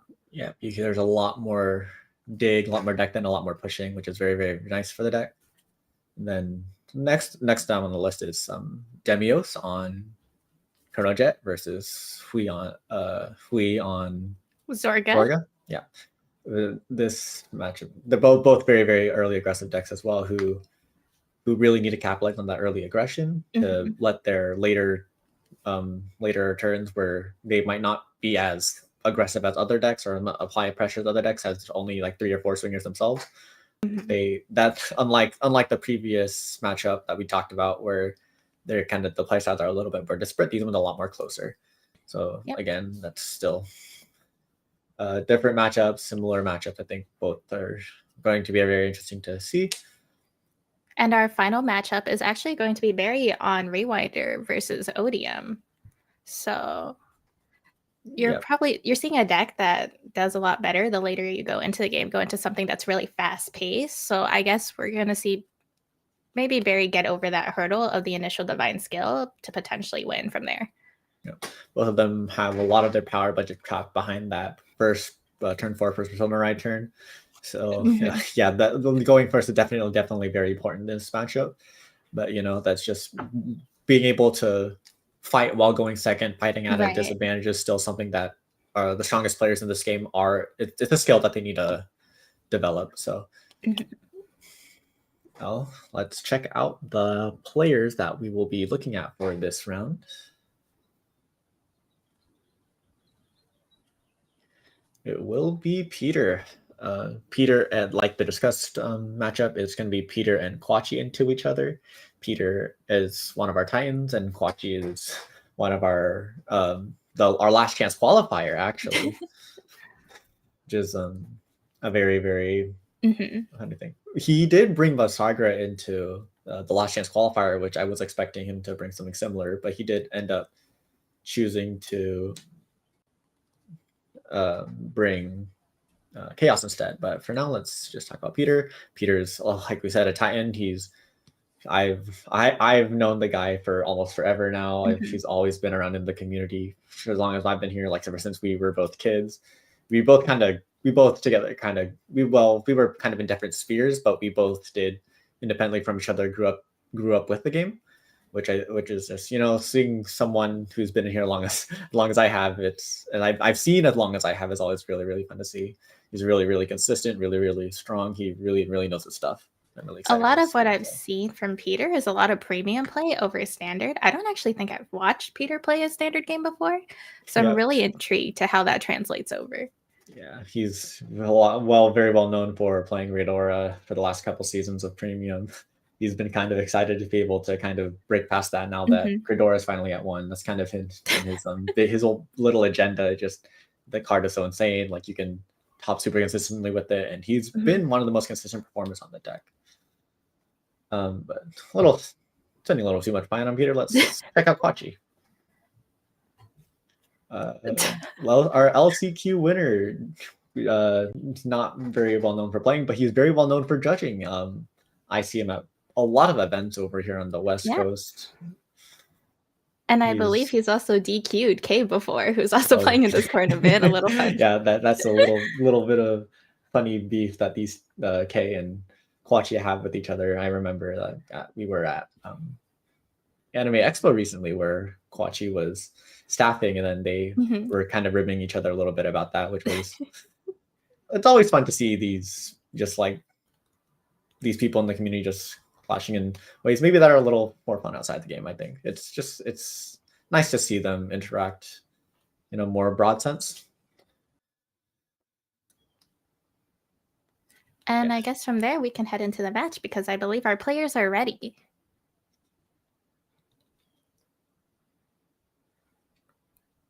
As we already know, that since this is day 2, we already know what they're playing. It's Quachi going first on Chaos versus Peter. Peter on Direful Doll. Chaos going first obviously had the big advantage for where Chaos gets to go up to its turn 3. That's very, very powerful and aggressive, while Direful Doll Android hasn't yet established its board or its bind zone either, so it can't really guard. It doesn't get to unlock that really strong guarding capacity yet. But as we do see the doll on Peter's side, he does call Conserata, the new set 8 grade 1. It's one of another addition to the grade 1 lineup that lets the deck just with more grade 1s in the deck at all, it's able to just field them a lot easier and apply more pressure a lot easier. And against Chaos, the deck that needs to hold onto its pieces, it's able to just heal trigger, able to punch over punch with defensive. I also enjoy Consolata because it's an additional deck thin early on, so you get more pieces into the soul, so you can set up later. One of the weaker points with Direful Doll for a long time was that despite being a triple drive deck, it didn't really deck thin all that much. So the triple drives weren't super scary, especially on a Vanguard whose base power was generally low, either 21 or 31, depending on persona right or not. But with the addition with the Tarquinia, with the addition of the set order, with the addition of Conserata, and then on top of the grade 1 of the Brightline already decked this 2 by itself, that is a lot more decked and a lot more rate of hitting a trigger, which obviously for a deck that can have a little bit of a lower offensive ceiling like Dolls, it's really, really important. And if you pair all the skills well together, you're hitting really nice columns. And as long as you see your multi-attacker, you also have really consistent pressure. So this deck does fare well both offensively and defensively now. Yep. We do see Quachi committing the Ride Skipper grade 1 as part of trying to pressure, which I think is a solid line of play to go for, because like we said, like capitalizing on that pressure before Android gets its bind set up and is able to start guarding and start stabilizing is really, really big for a deck that's trying to get the game to close out quickly like Chaos.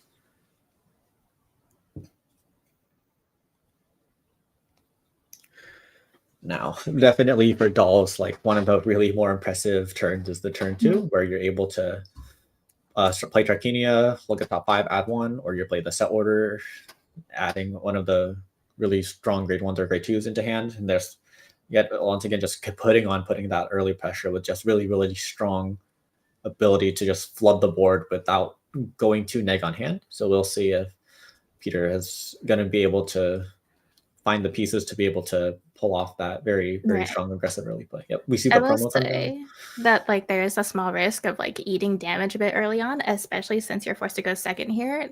Because once you start eating too much damage early, sometimes your 10k shields, like your additional 5k, sometimes 15k shields might not be enough when your opponent persona rides the next turn. Yep. I definitely think that sometimes Android defensive skill really shines after you've hit a defensive, because then once you have the defensive, you're able to guard for those 2-card cards becoming 1-card cards that you can pull straight out of the bind zone is really, really, really strong. It's like having a nice second hand just available to you at any moment while you're guarding. Like we see here, like we discussed, Peter's got a full board right here than just swing at Quantic Space here. Definitely would have been preferable to go first so that you're swinging into an AK base, but still, we'll see if Quantic hits the defensive. No defensive. That means every single attack will be hitting.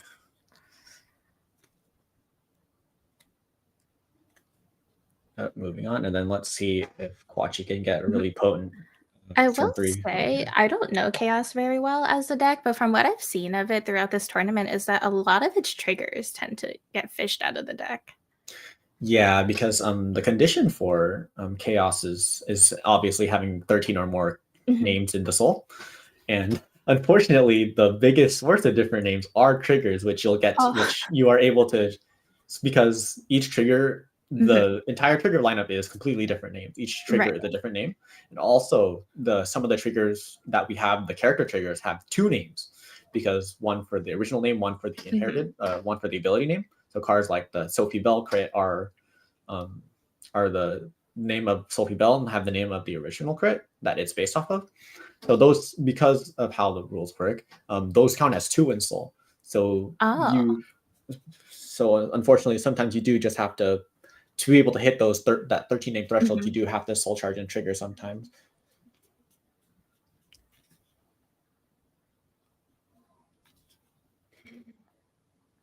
I do think among the new forms for a lot of the glitter bosses, I think Chaos really came ahead with like having a really weak base form and then getting a really strong new form that's able to. As we'll see here, the new Chaos is able to, I believe, call 1 from field, add 1 to hand on Riot, which is just, that's a lot of value off of just writing the card, like compared to Roroa, who only calls 2 tokens, compared to even the next comparable one is like Ava, who can search for the set order to set up for next turn. Like that's just a really big jump in quality, and what it took Chaos from just being this kind of gimmicky deck to something that can like sustainably put out these really scary 5 attack turns, especially when you combine Quenlu, incorporating Quenlu into this, because Quenlu stops the Quenlu, you can give to the effect to the reach-ending Mikani, and then you can no longer use Sentinels on the Mikani attack. So that's 4 of the attacks that get really big, and you're just not able to PG them at all. For like all the glitter decks, I believe, is Michu one of those? Yes, Michu is a glitter deck. She's my personal vendetta. My personal vendetta. I see the word glitter. It said something to me, and I wasn't sure if I was a fan. That might be why I've avoided this deck in itself. Yep, you do see one of the main ways that Chaos is able to set up the soul is with the Chaos Order, which for every Chaos in soul can take 1 card from the top 5 and put them all into soul. But like you said, you kind of sometimes have to kind of bite the bullet and put some of these cards that you would prefer to drive check into or draw into and put them into soul, because you just kind of have to. Like the PG goes into soul, the trigger goes into soul. Very much would prefer to just have that in hand. Have those, and we see another soul charge. They're just kind of just what Dark State decks kind of just have to deal with. Right. Unfortunately, blind soul charge is both your friend and your enemy sometimes. Sometimes you get the exact piece you need. Sometimes it's that heal you really want to get just 1 less damage. I think one of the biggest things I like about Direful Dolls in consideration of like just soul charging blindly is that Direful Dolls is specifically just the dolls themselves. Your deck didn't just for those to shove into soul. You're not really ever forced to blind soul charge. So it gives me personal peace of mind when I play the deck. For sure. I do know that in set 9 we do get the new Direful Doll that does blind soul charge, but I do think that like at the very least dolls, what you are blind soul charging does tend to be able to pay off, because you can immediately turn those pieces into bodies on board with Ambril himself. We do see a new card, the Ace unit here, being able to really nice synergy here with the grade 1 Mikani. Ace unit calls the grade 1 Mikani, and then the grade 1 Mikani calls the grade 3 Mikani out. Watching Chaos honestly feels like I'm watching somebody just take like a 15-minute bat turn. Yeah, very much so. A lot of these soul charge combo Dark States decks really do. It's like so many interactions. Yep. It's like watching a bat player start fishing out orders. Yep. It's now we're moving into And the I battle phase. believe It looks like does it. Chaos have the restanders when your opponent's on grade 2 as well? Yes, it does. Oh, so this is going straight into a 5 attack turn. Yeah, it's immediately gets the 5 attacks, and all the 5 attacks are free, so you do not need any counter blast or anything of that sort to be able to perform it. You can spend all your counter blast setting up, and then you're still getting your 5 attacks without any more additional investment. Yeah, that we're staring at not so pretty columns. Ooh, red OT. Oh no, that does not spell any good news for Peter right now. To be fair, though, we are looking at 1 damage per ping, so as long as the other one gets warded off, we should be okay-ish. I'd like to believe. Ooh, very, very nice heal trigger too as well. That heal is very pretty there. Yep. Take 2, but then that heal definitely was important because you would have otherwise been at 4, and then very likely would have had to take 2 from the red OT attack and then sent either to 6. that or an early PG is forced out. Yep. So regardless, this is not the prettiest situation, so because that's a lot of resources you have to spend to just to guard 1 attack. But at the very least, Peter's not completely out of it yet, and like we know, Dolls is really, really strong at stabilizing. So if Peter can defensive OT right there. It would have been nice for it to come a little earlier on his end, but for one less damage is 1 less damage, and we'll take that here.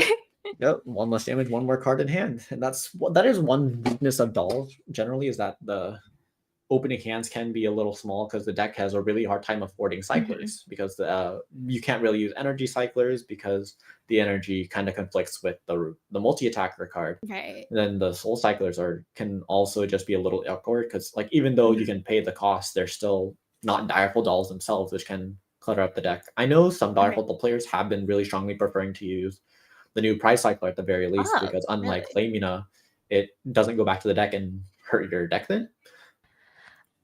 I think the issue that you could potentially run into with those is that since you're losing soul, depending on whether or not you hit off of your searches, you could also just be downsizing greatly there and losing pieces along the way.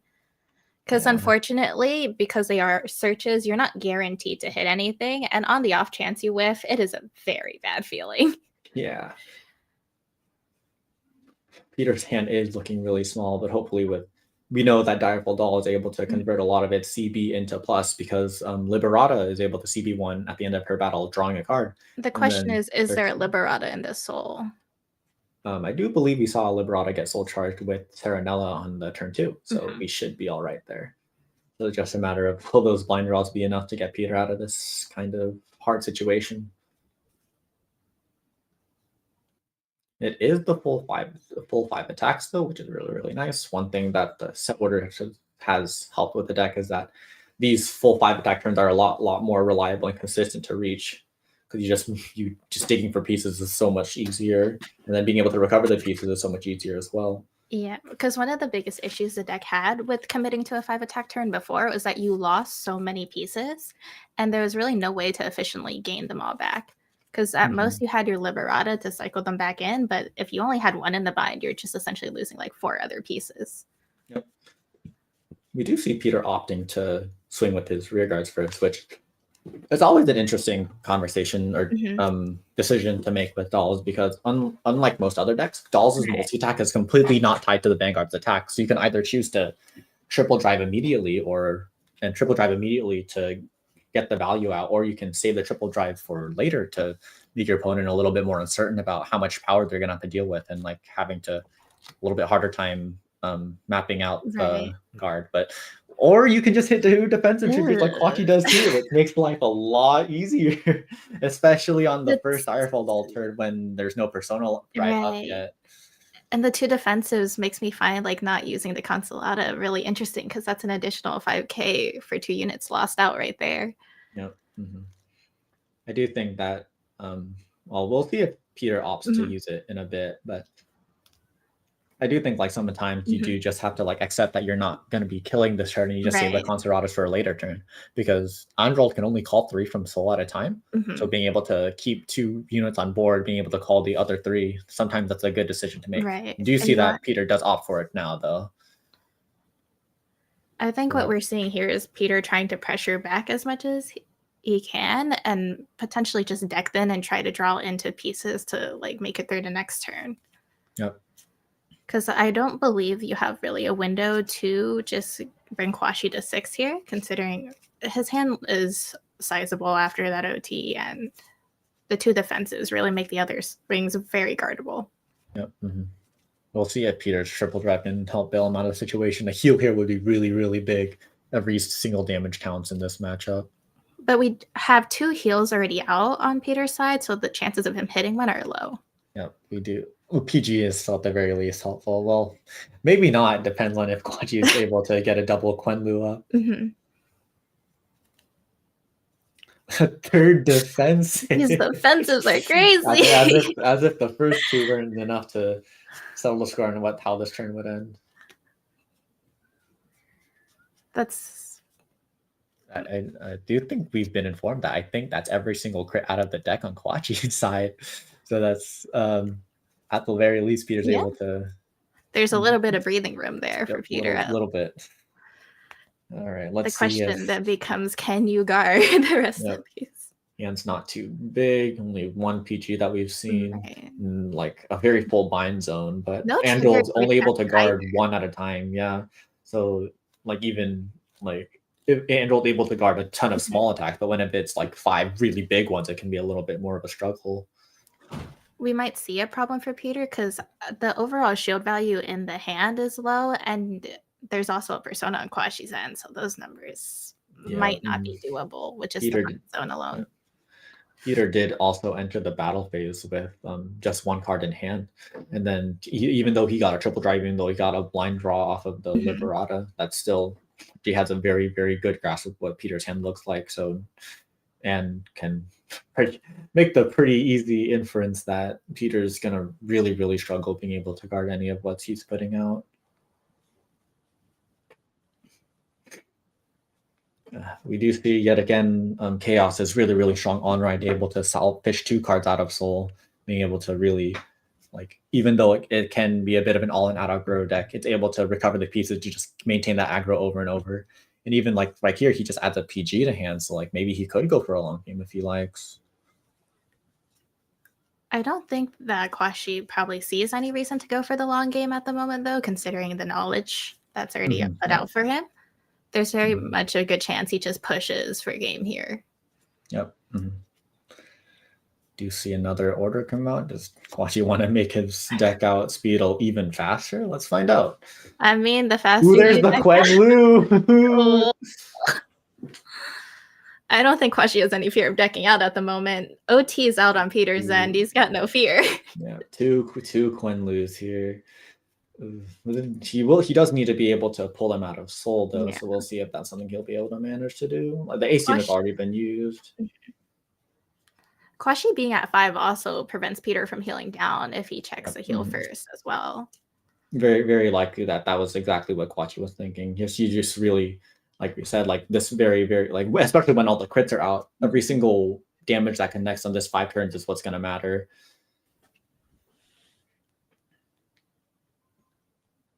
Does Kwashi have a way to get the second Mikani out, though, is the question. He definitely should, because he opted to get He's definitely looking. Opted to get a PG out of Soul instead of another piece, but we'll see.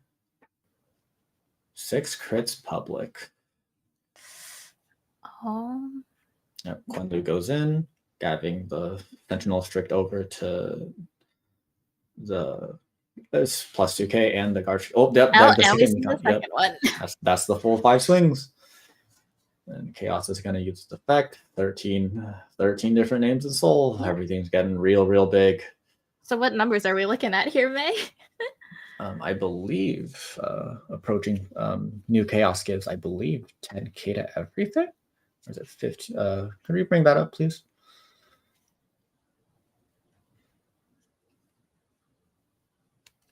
Got a little bit of searching going on.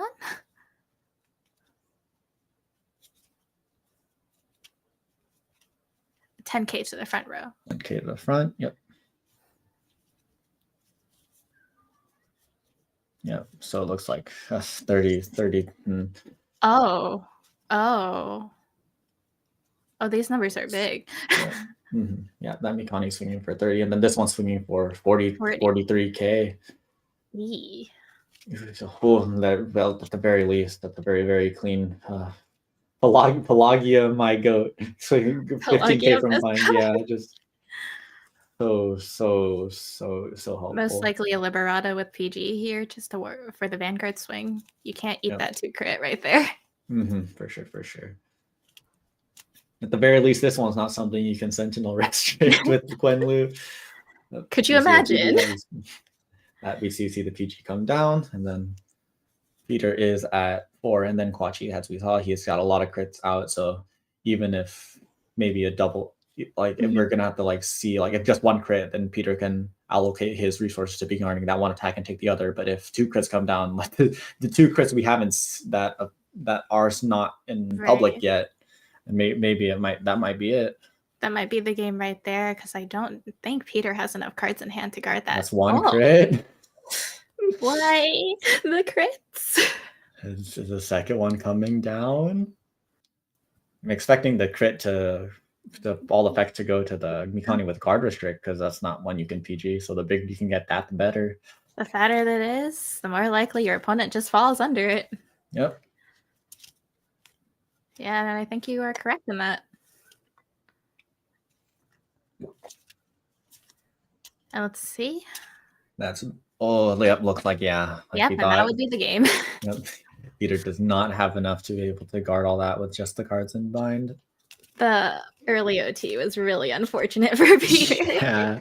Even if the defensive OT helped to stave off a little bit of that, having to guard a full chaos turn at 4 damage.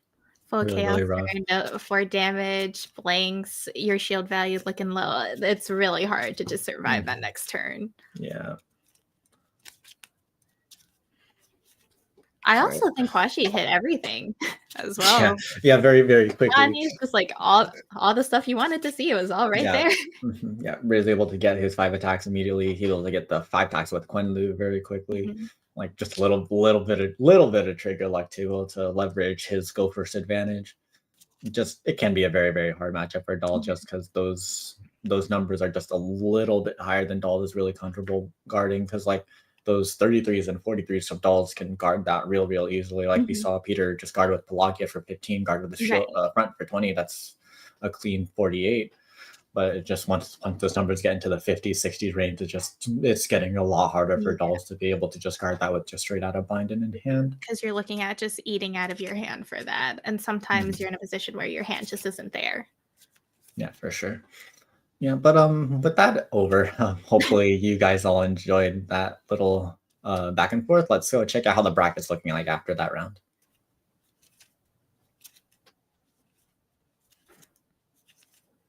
It does look like, okay. Well, it looks like those who have cleared are Trenton, so that's Odium's gone through.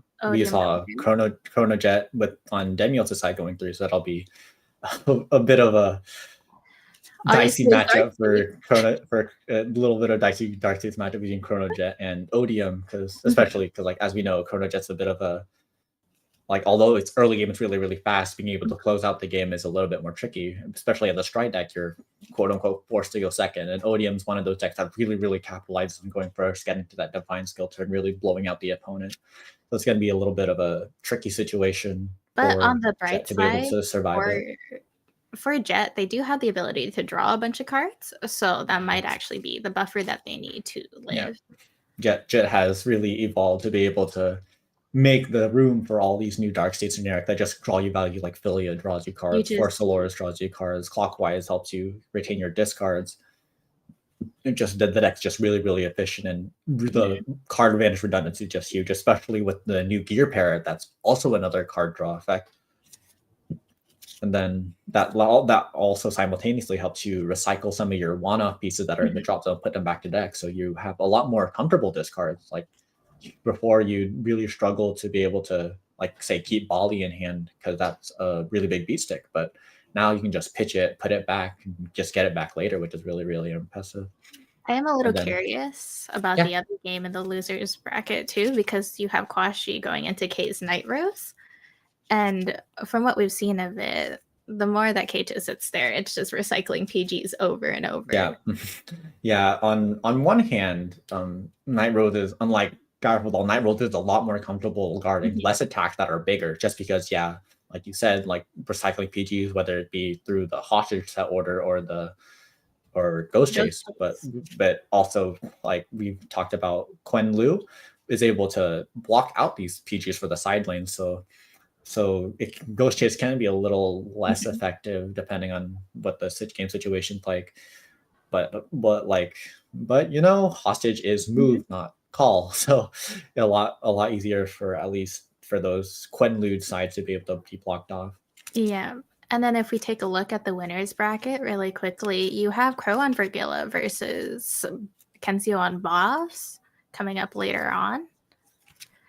So I wonder how that matchup will fare, because I haven't seen that one played out myself. But I know that if Boss does tank attacks pretty well, but I know that the numbers for Vergilla get massive as well. Oh yeah, it is a little bit easier to handle because we don't have the whole all the support yet. We're waiting for the deck set or the deck product, but we still, like, both decks are, I consider them really, really similar, where they're both very, very consistent, they're both very, very flexible, they're both very, very resilient. I think it's a really important part. They're able to just, even if they get their face beaten, and they're able to put their resources, funnel them all in the right places, and then put them into a pressure that the opponent just is really, really, really hard to deal with. Like these big numbers, 5 attacks over and over, especially with triple drive, is just really, really, really scary. So we're potentially seeing, like, there might be just a back and forth game there. Yeah, it's about as closest to a mirror as you can get in the current format without actually being a mirror. So it'll just be a matter of just, like, these two really, really strong players, can they, like, make the most of what their decks offer, what most the skills to offer. So it'll just be, we'll just see whether the player comes out on top. Then next matchup is Utman on Empoleon versus Entropy on Shoujo Doji, which very, very it's a very, very it's a little reflect the set format. I know it's like I remember, like, Empoleon, the Shoujo Doji counter, because it just gets power from defensive checks, which I think it was a little hard to say how true that was back then. But as it comes now, like with Iza Sauda too, the Empoleon getting a lot of these new cards that help to pad out the hand size, that'll guard a little easier. Like, it can just get really, really. There are ways. It just gets really, really, really tanky, and just it's able to guard in a way that Shoujo Doji can have a hard time with. So we'll see if Entropy can really put together. There are ways for Doji to play around it, though. Instead of, like, committing to a lot of smaller attacks, they can go into the Unprecedented, I think it is, that gains additional power. Yeah. So then they might just be going for, like, multiple turns of just beating them down.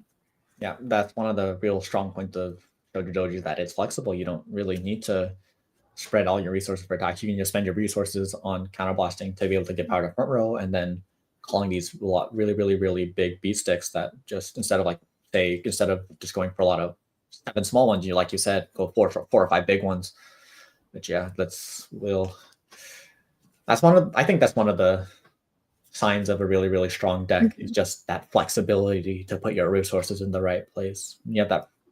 It just helps you, like, clean up these allowing you more to rough just margins. The tempo of the game. You play it into what you're looking at, instead of just being forced down one linear form of playstyle. You essentially can look at what your opponent's doing, what you need to do, and make your way out of it. Yeah, we've only got a couple more rounds before semis and grand final, and then we'll see who gets to go home with all the prizing that our sponsors have really, really graciously given us. Yeah. And then from here, I guess we can head into a bit of a break as we prepare for our next games. Of course. I think that'll be do we have another round? Nope, we do have one more round. You are still stuck with us for one more round, I believe. So 2 more rounds, I believe. Actually, Ooh. we're not going anywhere, unfortunately. If you're trying to get us to go, we're still here. Yeah. Okay. So, well, we'll be checking you out next round.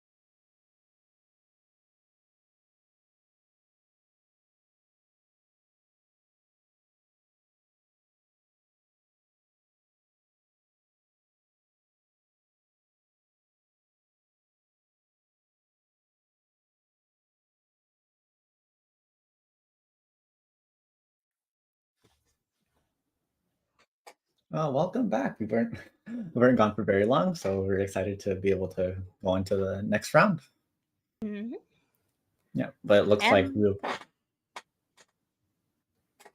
next matchup that we'll be covering is Demios on Chronojet and Trenton on Odium.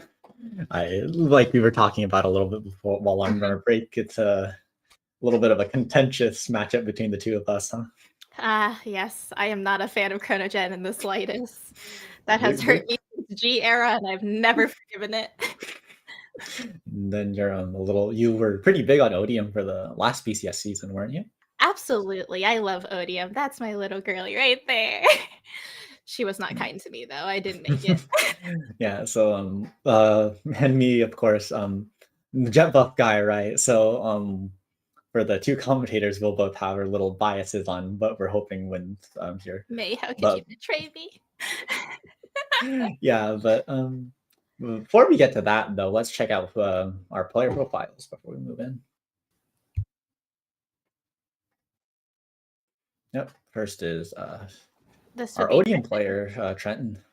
Like we've discussed when on day one, he's a very, very consistent performer as that one that started very, very recently, being able to, I believe he has the second most tops among NA players during the previous BCS season, which is very, very, very impressive. I will say though, the max Odium deck was a lie because I think during the last stream game, I saw a base rarity, a Standard Colossus. No, we have been deceived. Yeah, I will say I will try to get my hands on one of those secret Odiums. I'm staring at it. Yeah, secret Odium's gone. Very, very expensive in the time. I was planning to get one, but then I kind of was slow on my feet for a little. So and now she's $700. Yeah, that's just not happening.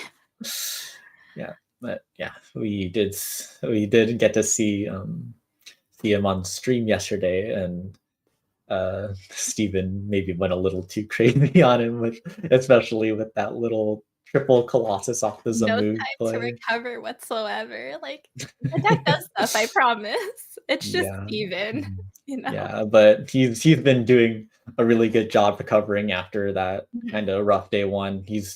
It's round 3 a loser, then he's still here. So we'll see if he can beat Jake to be able to proceed one more round in losers bracket. Speaking of Jake, that's another Olympian, a little bit of an Olympian mirror match. Demios. He was, I do believe he was a fairly consistent topper for the last BCS season too, but like I know he was really, really trying for his invite, and he did manage to get it during the last event, Puerto Rico. So he was able to go to the Worlds and be able to participate, I believe he played in Ultimate as well too. In fact, I haven't heard much about him other than he's a really good player. So yeah, I know he was kind of struggling to pick a deck early on, and then asked me what my suggestion is. Obviously, so you're the reason why this is here. Yeah, I have extra reason to be a little bit more biased. I see. I understand now. I feel the spite. Yeah, but I'm responsible. I will be an unbiased observer here. So unbiased, you say. Unbiased, very, very clearly unbiased. I don't believe it for a second, but we'll see what happens. Our players are ready, so we can head on over.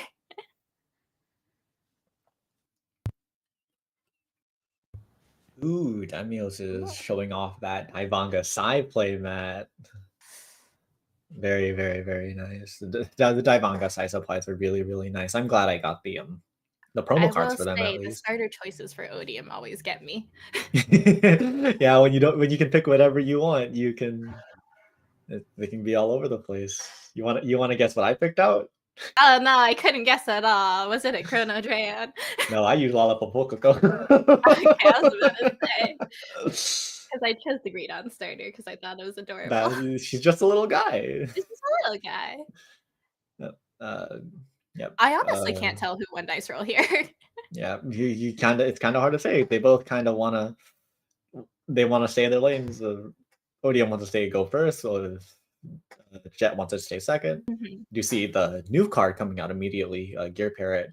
Gear Parrot's a really, really, really cool card. It was, I remember it was when it got revealed, it was really funny because I was just like, I was complaining a lot about some things the deck lacked, and they just kind of printed a card that did exactly what I wanted. It can recycle from drop. It can be used as an aggressive piece that gains 5k even on turn 1 immediately. And we see the immediate tri-lane too. Yeah. This is Chrono Jet's signature, where every single grade 1 can trade it itself, so you can just throw them all out without any care in the world.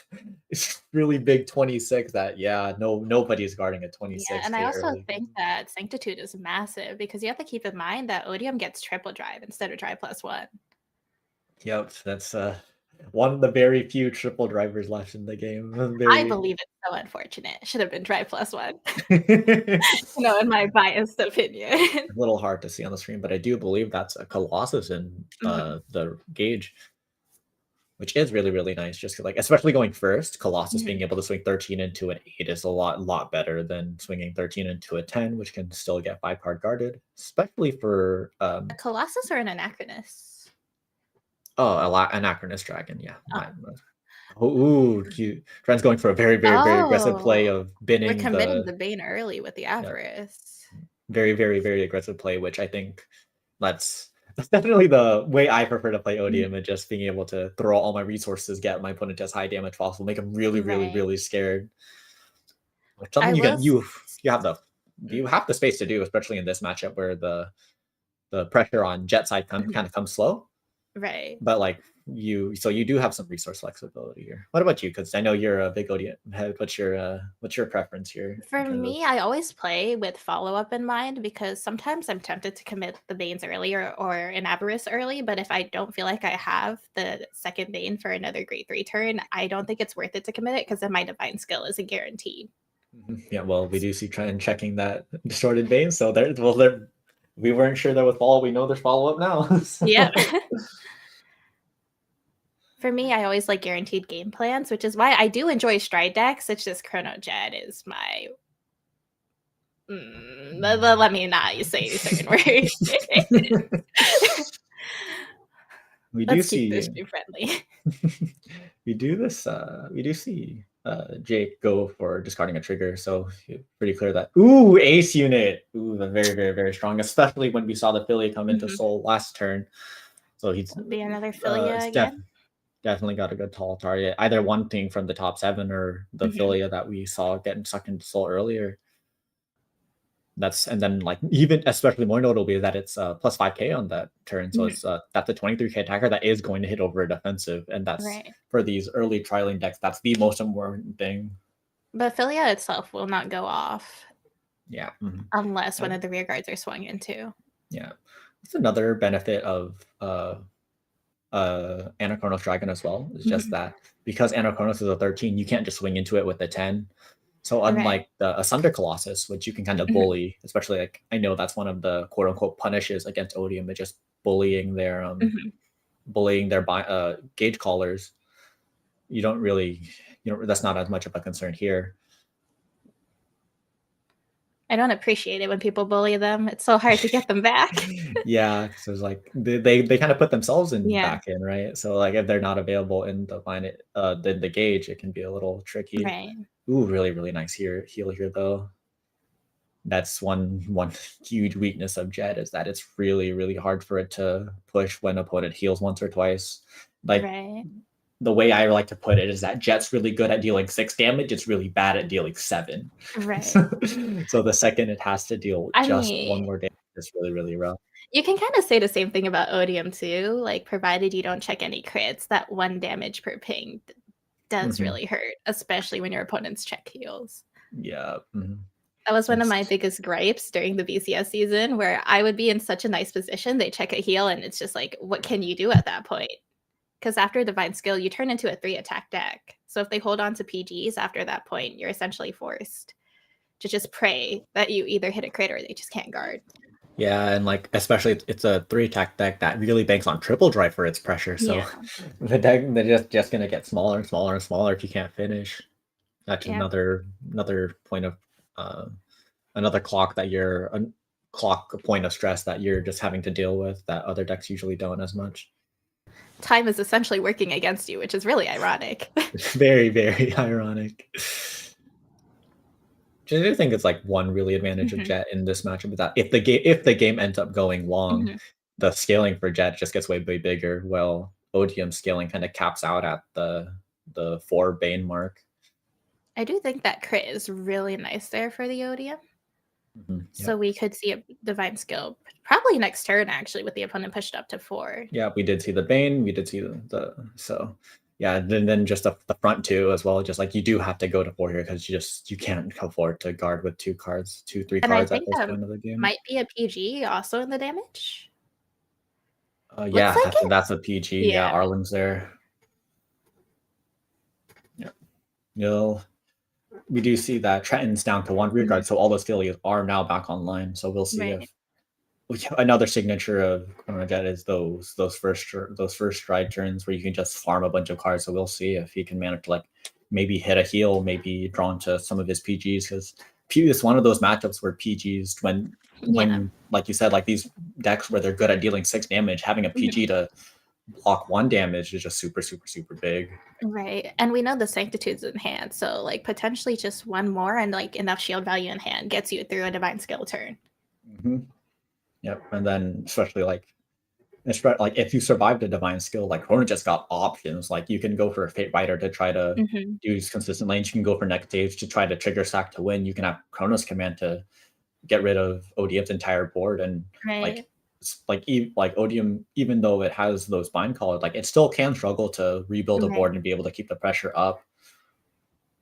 They also require a counterblast, and typically a lot of Odiums, they don't have a consistent way to countercharge. Like you have countercharge with the booster, but beyond that, like you're forced to run like potentially a cat or something, and sometimes you just don't want to allocate that 1 slot to it. Yep, we see that Chronos can get flip face up, and the Parrot's going back into the deck, so we will see the Parrot being able to draw 1 here, which is really nice. Yep.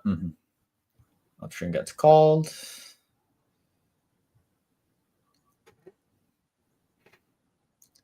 Yeah, that does look like it's going to be 1 draw off of the Forcelor, 1 draw off of the Philia, and then 1 draw off of what's very likely going to be a GG off of the upstream. So that's another 3 cards in hand, which is just super. Jet buff, what can they say? I don't know how I feel about this. All right, PG does come down. So a PG.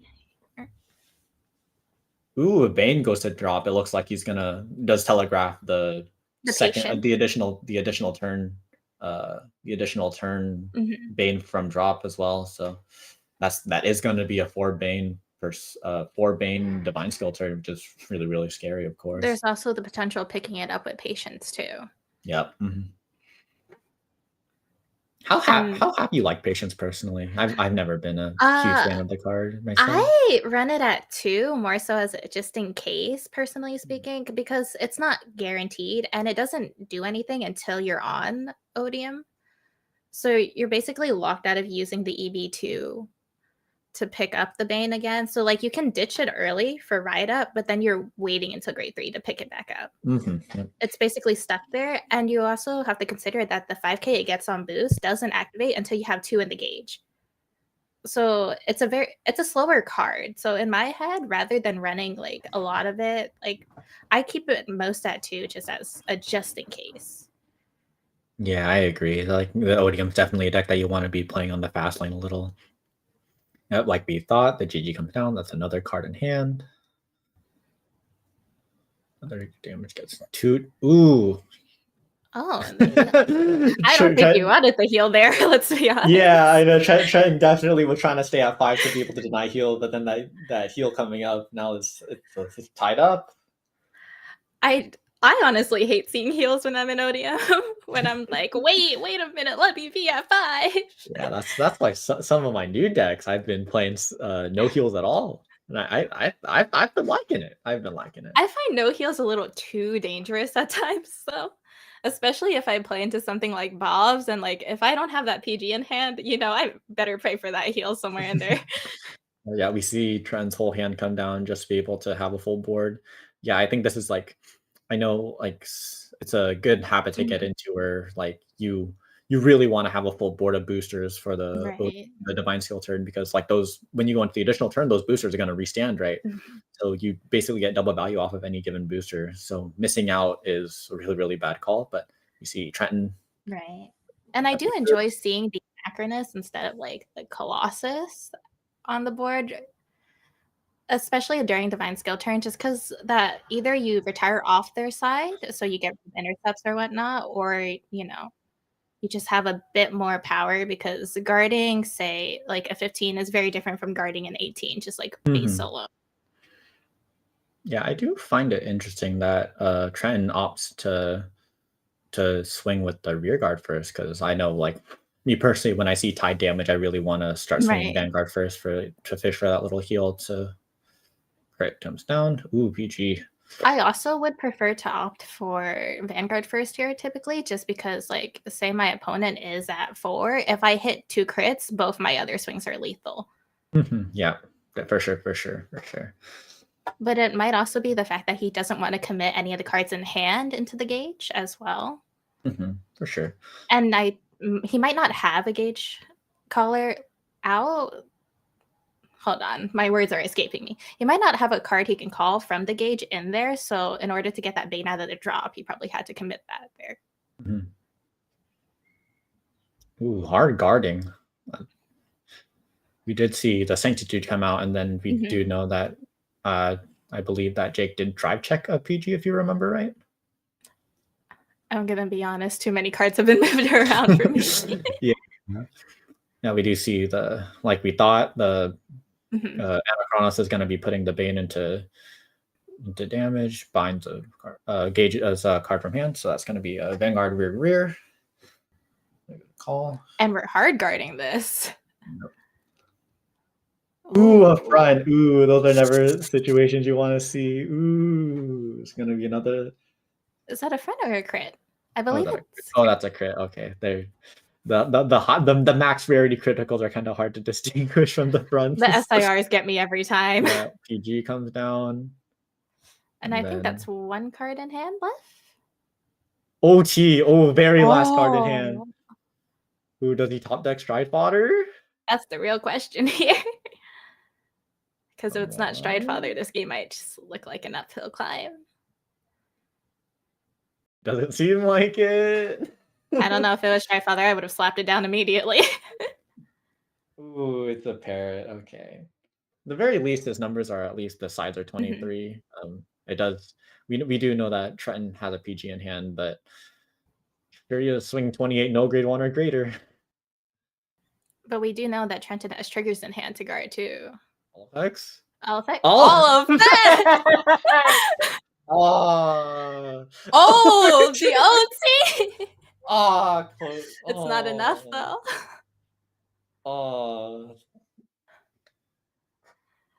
Ooh, that's sometimes the Chronojet. Sometimes the Chronojet GBT just gets you sometimes. I wonder if there was another trigger in hand to guard that with. Yeah, I'm not sure, because I probably not. I like, if in those situations I would have just like called the Parrot behind Vanguard, try to go for 41 with guard restrict instead. Yeah.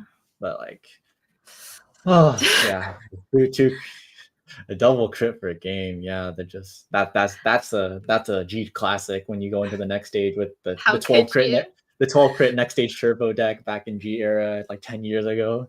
Just try to get as many crits as possible. There's really nothing you can do in that situation either. Like, I feel like he probably would have OT to pass it just because it's safer there. Honestly, that essentially guarantees him the game. Yeah. At the same time, though, like, because Jet is it's not a Sentinel restrict, it's a grade 1 or greater restrict. So I'm not sure that Trenton would have had the cards to be able to guard any further than that. Like say, like you would have, like, you may have had like 3 or 4 15s, but you need to keep the 15s for the sides, because those sides are 18, 23 respectively. You can't really afford to like be able to like put an additional 15 and risk not being able to guard the sides. So just But like you also have to see that, like, in hindsight, with a double crit, he's gonna eat one of those regard swings most likely anyway. yeah, it's Unfortunate. kind of just it's kind of one of those things where you just kind of have to pick your poison, right? And like the Do what you can, but there's only so much you can do. yeah, that's just kind of like my philosophy with the game. That just Mhm. sometimes you just like gotta pick a line and hope it pays off, right? The Like number of there's times where I prayed while playing Leonore and Mask because I just have nothing to guard. So I'm like, not a crit here, and we're okay. As long as we don't hit a crit here, we're okay. at the same time, that's kind of why we all love Vanguard, right? Nothing's for sure.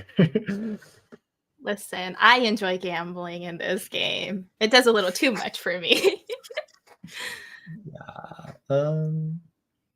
Yeah, it's just definitely a rough way for Trenton to get knocked out of losers bracket, especially having like rough day one, Rough day getting like one. fighting to really stay in the losers Mhm. bracket, and then having your losers bracket ended by a double crit. Like that's definitely To be fair, you could also consider the pull that he was in day one, the pull of death, because you had Steven in it. Kenzio's a really consistent player. Sergio's known for topping as well and doing well. Like it's a really hard pull.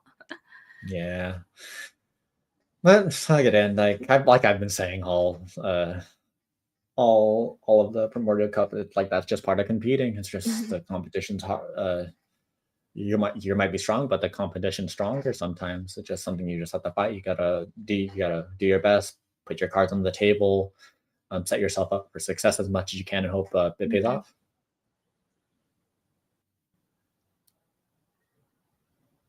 And I believe we are transitioning into a break now. I hope you guys get some water, do what you need to during that break, but hopefully return to us at the stream. See you in a bit.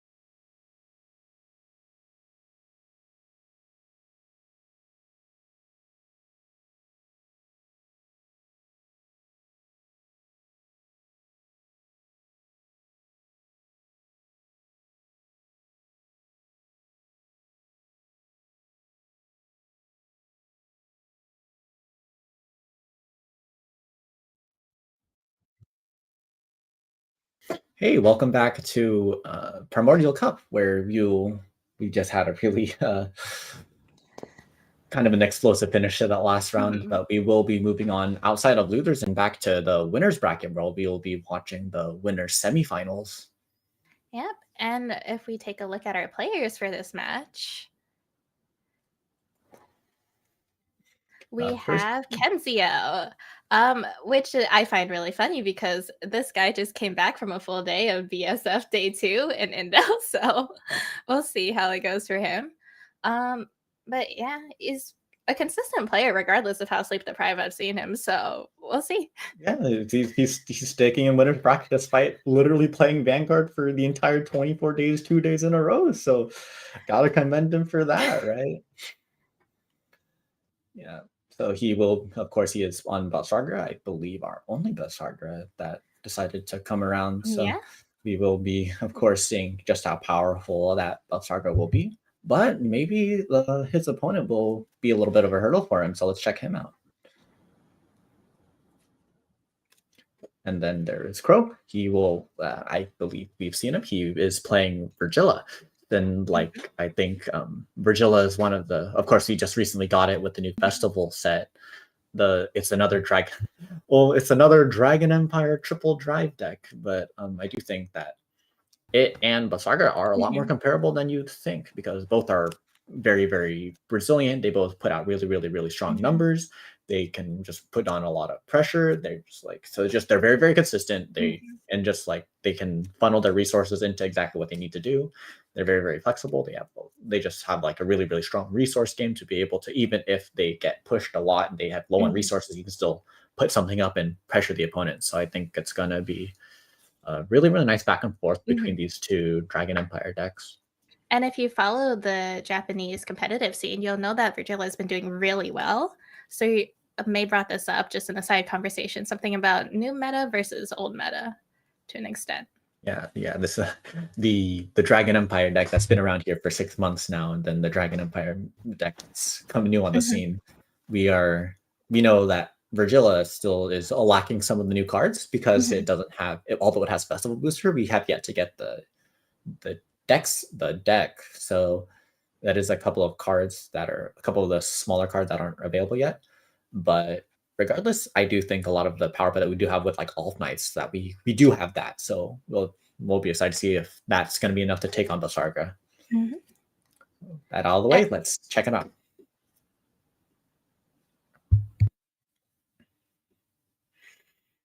Yep, we got Now's biggest fan, Kenzio, on the left. We'll see if... And he has the Now side of the generator up this time, so maybe that'll help him get just a tad bit luckier. Yeah, maybe that's why he wasn't able to clean it up with Steven. We wrote consistency. If you're gonna put Suo on your mat, you're gonna lose to Suo, right? Potentially.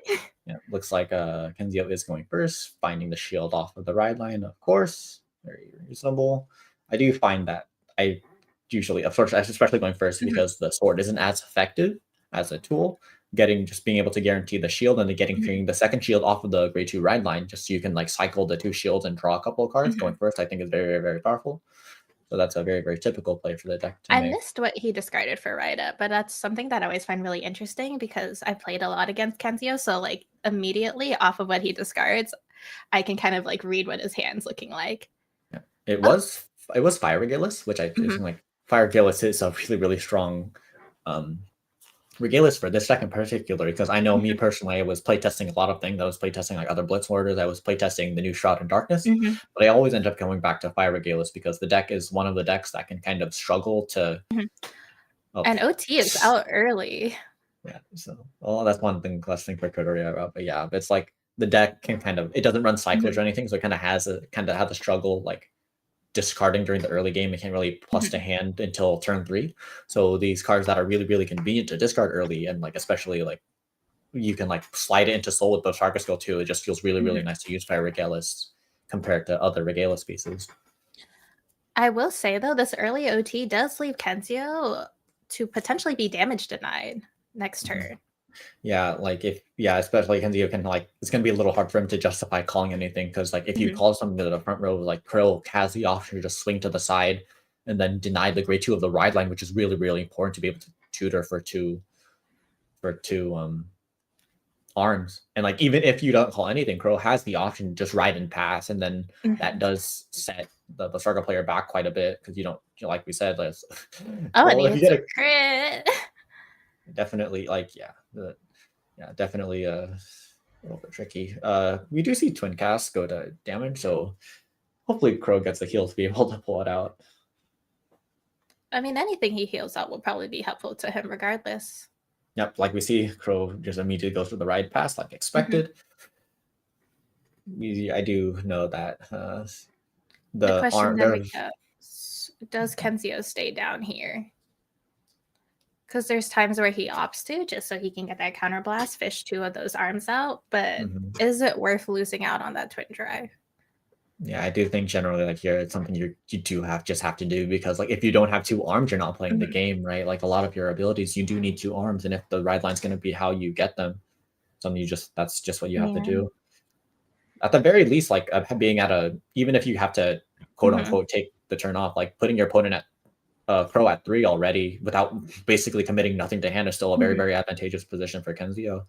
Like, he will be going into, like, once you're at 3, like, that's when the Basarga triple drives get really, really scary, because you're like, you need a PG for it, or else you're just going to risk getting critted out by 3 damage. I will say one of my personal gripes with the Boss ride line is that counterblast to search on ride, just because for me it takes away from like being able to consistently play the deck and having a very clear way for my opponent to play around me. Yeah, I do think that's, as much as it does kind of feel bad to you, I do think that's just part of like what does make Vanguard fun. It's just like the counterblast is the most interesting part of the game, in my opinion, because you just like, that is a resource that both players have control over. It's just, how much do you want to give your opponent? Do you want to guard or not to guard, to be able to go at higher damage, to be able to have more resources, that be more at risk of dying? I think that's just like a really interesting back and forth here, even if it can lead to situations like this where the opponent's basically completely in the driver's seat because of defensive OT keeping you off of 1 damage, which can be a little hard. And staying down does make these next numbers a little harder to guard, because I believe the rear guard is base 15. Yeah, base 15 and 15k shield as well. It is a very, very silly card that just the very silly card and very silly numbers. Yeah, very, very little amount of text, and you just like, it just says what's on the tin: 15k shield, 15k power. Sometimes you don't need that chunky text box. And then we do see one of the, like, as we know, like with Virgil is a deck that's really, really reliant on All Knights. So it is featuring a lot of these cards, like Nermine on the screen right now, that is able to look for the top 7, add a grade 3 to hand. That can be Persona, that can be Alt Knights, that can be a grade 3 Regalis piece sometimes if you're on it, although we do see that Crow's on Twin Cast. So it is still like, these consistency pieces are really, really nice to keep the deck together, because like, if this deck isn't able to pick up its Alt Knights, it just feels so much weaker. Yeah. Everything will hit over a defensive here, so Kenzio will probably be eating damage. Yeah, eating damage, and then you'll see if Crow maybe flips a crit or two to be able to push for some more damage, equalize that damage. Like, if you can get Kenzio back to 3 damage, can be really, really nice. But yeah, if Kenzio's stuck at 1 or 2, it's just... But it is a Cindy going into damage. Yeah. Yeah, yes, Cindy's a really, really important card. Just seeing your first copy is really, really big. Just like that, Cindy's like a big part of Basarga's grind game, because she's a card that comes out when you call Trick Moon from drops. That's like, even that alone is just a body on board. Like, people run grade 1 and grade 2 Maple in Terror Sanctuary lists just because it's just a free body. But then it also has the option to go into Soul, get an Arms out of draw, which can be another 5k to farm, can be another draw. It can just be a card to pay for cost. You can it could also be your Veilord. Yeah, it's a really, really efficient card. It's easily the card, I think, that takes Basarga from a good deck to a great one, for sure.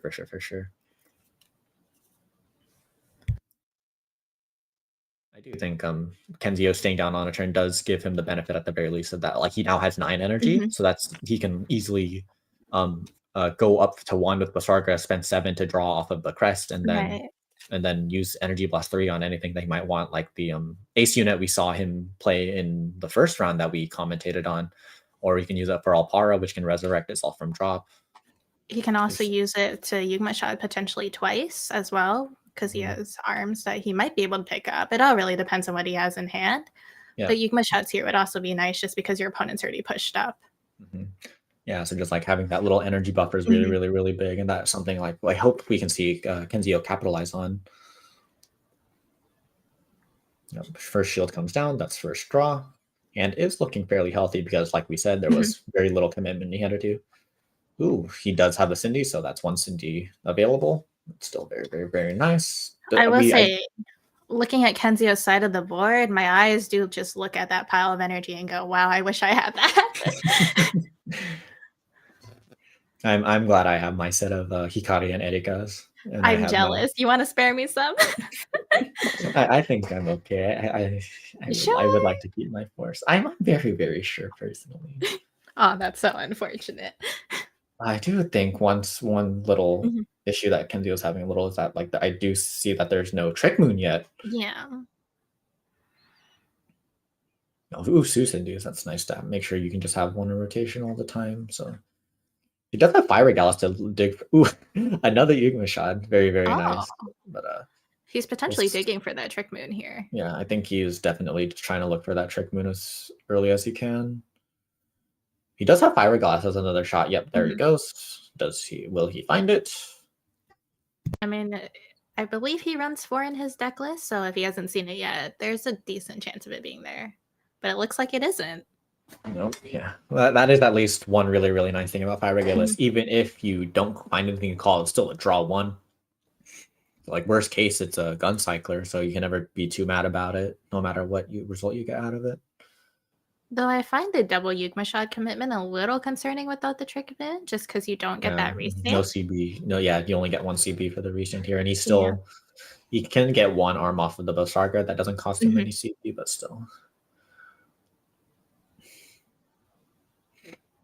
I wonder I do not believe he's resurrected with Bosarga yet, had he? Because I don't think so, no. He still had 3 energy, so he still hasn't triggered that skill. So he still has a little bit of play here that he has available. I guess what he's thinking of now is just what to put into Soul Forward.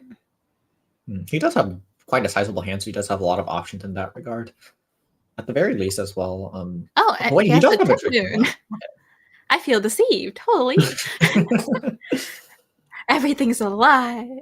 A third Cindy is out of the deck. Wow. He's going to shove that Cindy into Soul Blast them out, get them back. That's crazy. This man said everything. No, he has everything. Dang. All right, yeah. There he goes for the Bosarga arm. Plus 5k. Now the triple drive is active because the opponent is on grade 3. Calls Trick Moon. He opted not to. Oh. Yeah, it can be a little awkward sequencing here just because it's hard to get the 2 Cindy's out of Soul to be able to play it, but still, like being 1 Cindy off, after everything that just happened in there in terms of value, I'm not gonna ever complain about that. Yeah. Yep, that is. That's all the Cindy's out of the deck too, so they're all there. The rear guards will be 20, 20, and then the Vanguard swing. A defensive. No defensive. Really then another 20. Another chance at a defensive, maybe? Or do we not take that risk? Yeah, I think it goes for defensive does come down very least, and then the Bosarga swing does. I believe Crow does have a PG for this, but then if Kenzio is able to flip a front or a crate here to pump up those Yugma shots to hit, still will be a lot of cards out of hand. AC Unit's not the thing you want to be PGing with, but another if the shield is card, and there's a crit.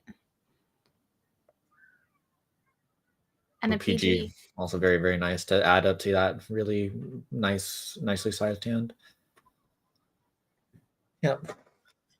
At the very least, Yugma shot being at end of battle does give you the option of you don't need to spend the counterblast on it to restand if it's not going to hit. So at least, very least, that's a resource conserved. It is very nice that Kenzio did get another Yugma shot because Regilla, although it has a removal ability, it is only once per turn. So even though he'll be able to remove one of the Yugma shots, he will have to deal with this one on the remaining one and the one in hand. So the chances are, yeah, he goes for the Trick Moon here. Yeah, very, very, very smart play. Only seeing one Trick Moon. He's kind of Kenzio kind of telegraphing that he doesn't have another, or he might just be concealing the information just to change how. Potentially waiting on a Vilord. Mm-hmm.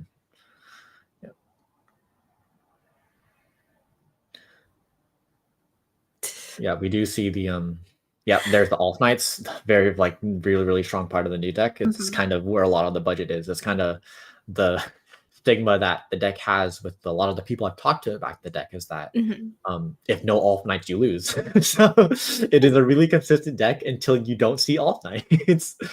That's like most decks. It works really well until you don't see this one card. Yeah, Alt Knights, like we just commented on Chaos, where when Chaos arrives, it gets to call a card from soul, add a card from soul to hand.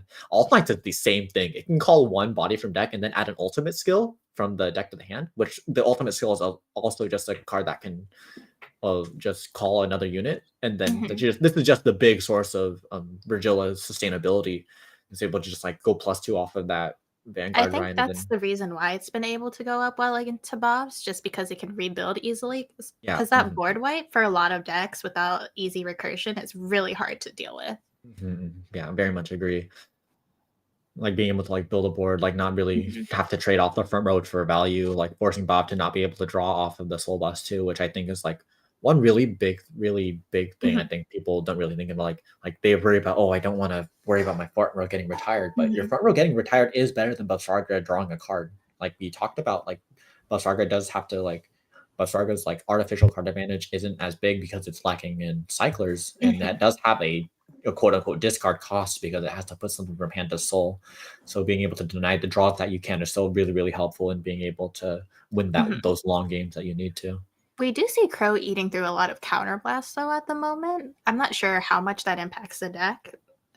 Yeah, but I do think just like when you're behind as you are right now, you do just kind of have to funnel your resources, unfortunately. Crow does miss out on getting the Cosmore, which is a restanding booster for the deck. So then the pressure isn't as much as it can ideally be. But still, it is, the numbers are, that's with Persona Ride, that's with All Knights' power boost. It's still fairly scary to deal with.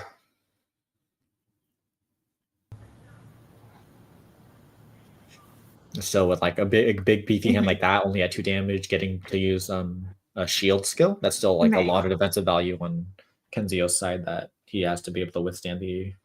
As of where it currently stands, Kenzio's in a very comfortable position, but I believe that +1 drive might also just be able to swing the tempo of this game. Yeah, very comfortable position. Crow's already at 5 still, so yeah, it does look like Kenzio's game to win. But you never know. That's just the type of game Vanguard is. Those little flips off the top can really take a losing situation to one that you can kind of claw yourself out of.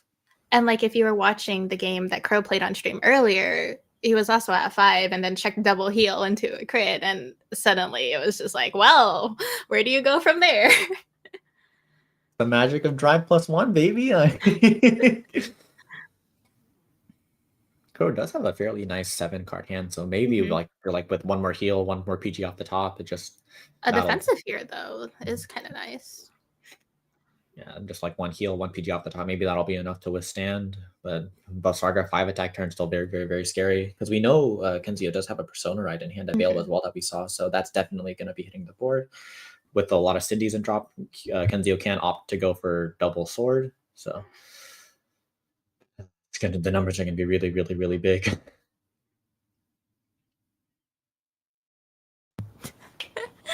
You're hearing a little bit of complaints on how the pacing of Kenzio's gameplay is, though, which I find really funny. PG comes down.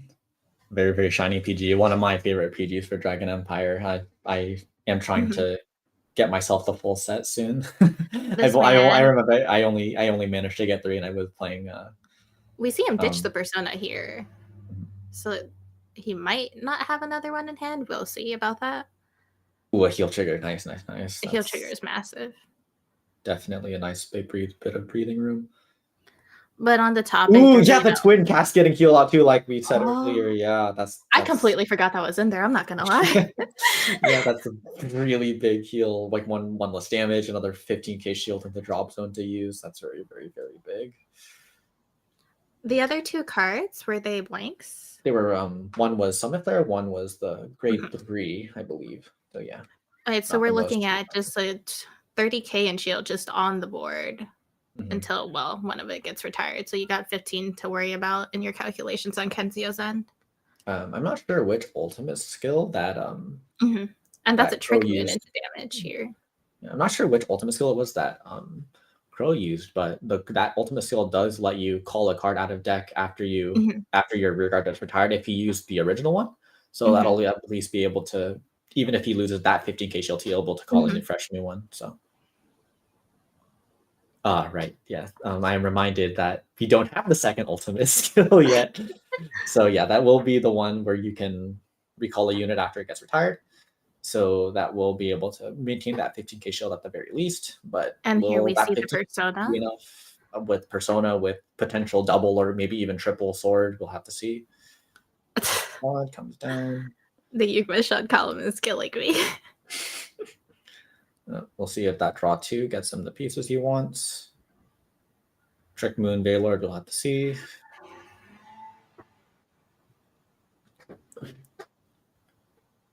Crow's sitting at, I believe, around 10 cards in hand? Yes, he went from 7 up to 10. One of those is a heal. One of them is a 10k. One of them is 0 shield. So it will really, really, really bank on what the rest of his hand looks like. He already did PG. He already did PG earlier, so that is one less PG available. So like it doesn't matter if like one of the remaining 3 are available for him to be used against that. Firstly, that big the center column, of course, and then like the side columns if like triggers show up are just gonna be really, really rough to deal with too. Armed Sword from drop plus 5k to front row. That's currently a 15k total with the persona ride. So we're looking at 35 columns, right? Currently these numbers are 35 and they will be getting bigger. I'll send you out from the 5. Let's get another sword to be only another 5k to the front row, which like we've talked about this before when Kenzio first was on stream. It's just like the flexibility to be able to just funnel your resources. He picks up a shield here. Ooh, shield instead. And he's counting. Are we aiming for the long game, really? Maybe he wants to draw into the Violet? If he can find a Vaylord, that's another 10k to the front row. So definitely a solid thing to look for. And like from the trigger that he committed into Soul. Oh, shot. That's about all 4 on board. I think Crow made a really good decision to remove the trick moon instead. That's crazy. That he's sitting real comfortable with that real nice big hand of his. I don't think a nice 4 shots, one behind the other. It's the 4th Yugma shot that gets you. No, this one. Oh no. This is where Kenzio reveals he's playing an illegal deck with 5 whole Yugma shots. And here we see Trick Moon. Is there a Vaylord on top? Do we see the Vaylord? Come on, Kenzio. Give us what we want. There it is. And then Vaylord, really, really powerful card. On top of the plus 10k to the front row, you can counterblast 1, arm the sword from drop to the plus 15 to front row. Just like, this is a card, like when an old card that's just, I remember back when it's just like the argument of like, is Vaylord worth using? Is paying that counterblast, paying another card in hand worth the plus 10k to front row instead of the 20k booster? But nowadays, like with restanding attackers, like of course, people really want that. And it was so good that it got hit. Yeah, just like one of these cards that just ages really, really well once there's better synergies involved. Kenzio does go for another shield arm, so he does look like he just maybe he's confident enough that the pressure he has on board is enough, so he's just gonna play it safe. Right. I do think like that the numbers are at like 35, 45 now with the Vaylord, so like I think he's like, and it's not a defensive either. He's definitely in a comfortable enough position that like he doesn't need to funnel all his resources into pressing as much as possible. He is already in a really, really good spot offensively. 40 base? Yeah, because those are fresh Yugma shots. So they are 15. Fresh Yugma shots. Painful Yugma shots right there. 43, and then they're swinging triple drive. And triple drive is always scary. I do think Kenzio could have considered another plus 5k to the defensing roar OT. That's that's definitely gonna buy Crow some time. Yeah. We know for sure then like one of these Yigma shot columns aren't hitting a front. Ooh, front. Ooh, a heel. Ooh, that's a really nice triple drive. We obviously aren't gonna see the same defensing roar OT play on Kenzio's side because the OT had already been checked, but defensing roar with Yugma shot or a defensing roar with a front trigger is still really, really, really strong. These are now swinging for 50k. Does Crow have enough shield to guard another 50k? Oh, and there's another PG. Oof. Yeah, looks like Kenzio's guess to not really push as hard is definitely paying off, because the defensing roar OT is just really, really, really strong. Crow still had plenty of cards in hand to be able to guard another 5 or plus 10. So yeah, definitely we're seeing Kenzio's safer play just really paying off here. He is known for being a safer player in general as well. So you'll start to see like little playstyle differences, especially when people play the same deck, like who makes certain decisions and at what moment do they matter more. Yeah, I think that's like one, even though like obviously Brockford is a little frustrated with how powerful he is, I do really appreciate Sargra, like just the design of it. It's just like the player has so much control over what they do. They can just it's really, really strong, but like its resources are finite. It can't just it can't have its cake and eat it too a lot of the time. So it's just that it just does have to pick. Do you arm shield 3 times to draw 3 cards? Do you arm sword 3 times to draw plus 50k to front row? It's just, that's a lot of decisions you do have to make here. And obviously as we can see, the outcome can vary loudly. Like Kenzio didn't do all that drawing. Well, obviously this is biased about the result. Like he definitely like drawing those extra 2 cards off of the 2 shield arms. That did dig him into that really strong triple drives. And you can also look at it in the angle of like Kenzio now has the padding in his hand to just sit through this turn. Yeah. Even though like Virgila's like turns are really, really strong, it's still very, very like predictable. Like that's a very, very solid 5 attack that like it's like the pressure isn't gonna suddenly increase out of nowhere. That's kind of like one, like with like Basarga, like you can like triple arm sword, you can double Baylord, like the numbers can like skyrocket out of nowhere sometimes depending on the hand. But I've also seen like Kenzio go for the angle of you equip Mace a couple of times just so you can get that really big Vanguard swing, especially when a lot of PGs are already out. Yeah. Yeah, we do see Crow is on variance rate, which is one of the few ways that the number ceiling can kind of bump up with Virgila. It's one of those cards where it's a really, really interesting card. It's when it's if you're on Virgila, you can bind it from drop and choose an Ezawar. It gains power, shield, and it cannot be chosen. Which is really, really nice. Not as nice in this matchup, of course, because Basargar is wiping a Feral isn't a choose, but still like some of these matchups, like especially in the mirror, like being able to protect your 20k shield unit is just really, really, really nice. It does look like Crow is really in a spot where he does have to kill here, or else he's just or else like Kenzio has plenty of resources available to just clean it up. The question is, can he kill? Yep. Yeah.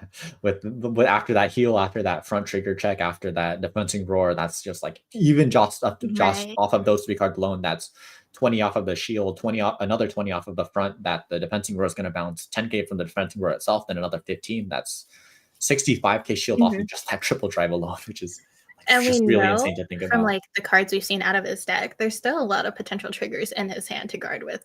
Yeah.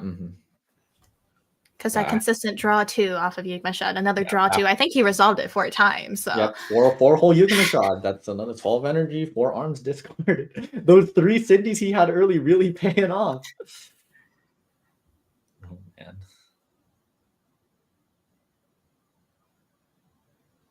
And I believe Crow is 2 or 3 heals out as well.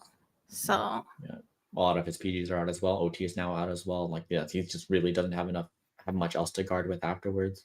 There's definitely not a lot of leeway here. Nope. It'll be rough, but maybe he can squeeze through.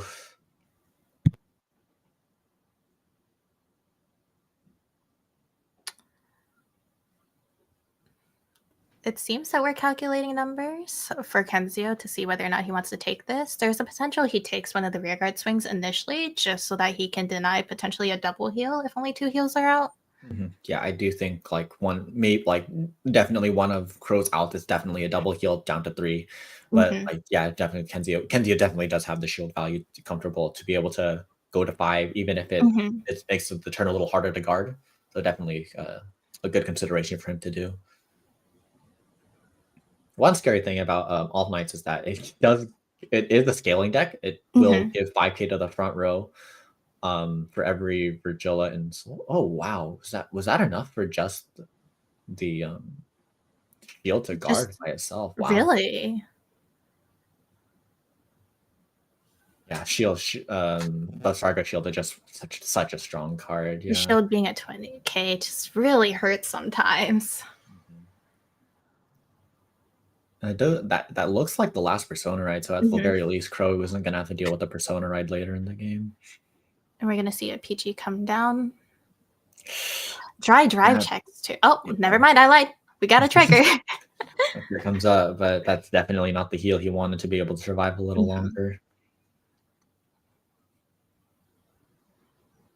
Will we see another PG from Kenzio, or will we be dropping that front? I do think that number is 28, 38, 51. That is something that can be guarded with a front and defensive roar and a trigger. And then I do think the more aggressive line here would be to intercept with the Yukima shot and bounce it back with the defensive roar, because then that'd be able to redeploy that last Yukima shot onto the other column and still get your 5 attacks. Honestly, though, he might not even need to do that. Yeah, but still, that's just like one of the strengths of defensing roar. That's just one of the strengths of defensing roar. Being able to just like, utilize it for defensive value or for offensive value, which is just really really sweet. Yeah, like when you have like such a comfortable hand, like using like sacrificing some defense just for some better offense, it's just a really really really strong thing to do as well. And then with his opponent being at 5, I don't think he needs to make any sacrifices for offenses. Yeah. I think even like the Virgilla is this. I was about to say Virgilla does really need counterblast to be able to press her, but like the countercharge definitely helps here. We do also have to keep in mind though that Kenzio's deck is getting very thin. Very, very, very thin. Yeah, I agree.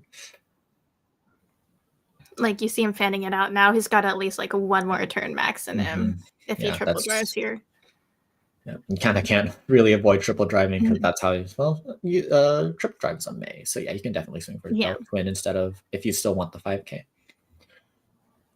Question is, has he seen another Trick Moon and Bear Lord yet? With Crow at 5, he definitely can just pump the numbers as big as he wants, and then like there's definitely no defensive triggers happening or anything. Gochi's out, so it does look like we are in overtime. So we'll see if Kenzio is able to clean this up within restriction. Alpara. Potentially getting him Trick Moon. Come on. Do we see it? We see a Bear Lord. Yeah. One really nice thing about Sarga now is that she can overdress from drop zone, which is really really sweet. Those are 3 really small piles. just a little very very small cuts there. Small cuts, but will those cuts give him the trigger? All right, arms from drop. Arm the sword. That's a plus 5k to the front row. I do think he's probably going to opt. Ooh, Trickman comes back. And we see the Trickman Cindy. Trickman onto the side. Wow. I do think that means he's going to be going for the Bear Lord from the... Yep. Okay. Then he's going to arm like that. Then he still has 1 CB for the restand, so... Ooh, yeah. This might get a little scary. Yep, just one of those... I think he opted not to counterblast for the Veil Lord. Yeah, that's a very reasonable thing to do as well. Just because, like, if you don't need to arm, you don't need to pay counterblast, right? And then you can just funnel those CB to something else. Looks like they're counting triggers, I believe. Yep, counting triggers. The classic late game question. How many triggers are out? How many crits? Yeah, how many heals? How many funny yellow cards is that triple drive gonna see? Just how many cards can you pick in general? If you're sitting at 5, you just want to know what the power is at that point too. Yeah. How big can these numbers get? And yeah, that looks like Kenzio's got one. If he triple drives here, he's not gonna be able to triple drive next turn. Yep. Goes to battle. Boost plus 10k to the front row. Vanguard is such a strong card. Especially like right now in English, you get to play a whole 2 copies. Or 4 copies rather. Opting to swing with the rear first just to make sure Basarga gets both of the Vanguard power boost. Which is definitely not a bad call. Especially how many cards are we looking at in Crow's hand here? It's definitely looking a little dicey. That does not look very big. We're thinking. There's a lot of thought. Yeah, I think like his best call is like guarding this, PGing Vanguard, and like hoping that he's got enough shield left in hand to guard the Ugmashad. Hopefully, at least hopefully for Kenzio. Yeah, takes the damage. And that's the game. Yep. Yeah. And then they wanted to see that triple drive, and the first check was a heal. That's not. All right. Yeah, we I can't say I'm surprised, but I can't say that I'm like necessarily like. I think that's just like a real strength of Basarga. Like her baseline is already so strong, she can really put out really, really strong stuff. But then like obviously like the triple drive, you can just set yourself up for like really, really strong variance situations too. I think that's and like really making those optimal plays. It's just like if you do it all right, you're usually in a good position to win. Yeah, I think that's just part of I think that's where the strongest decks for this game are really gonna be showcased. Just like these decks they have the flexibility to let the player fund all the resources in the right places, make all the right into positions up in the right spots, and then once you're in the position to the right spots, that's when variance comes in, right? Right. That's always been my stance. It's never always luck based. You need to put yourself in a position where you can be lucky.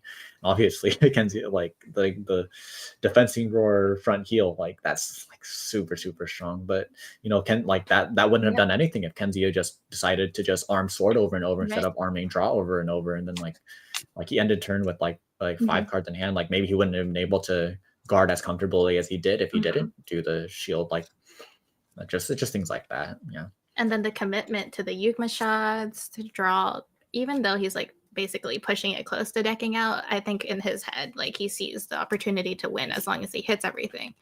Yeah, that's kind of the position, right? The only time damage matters is when you're at 6. The only time deck matters is when you're at 0, right? Right.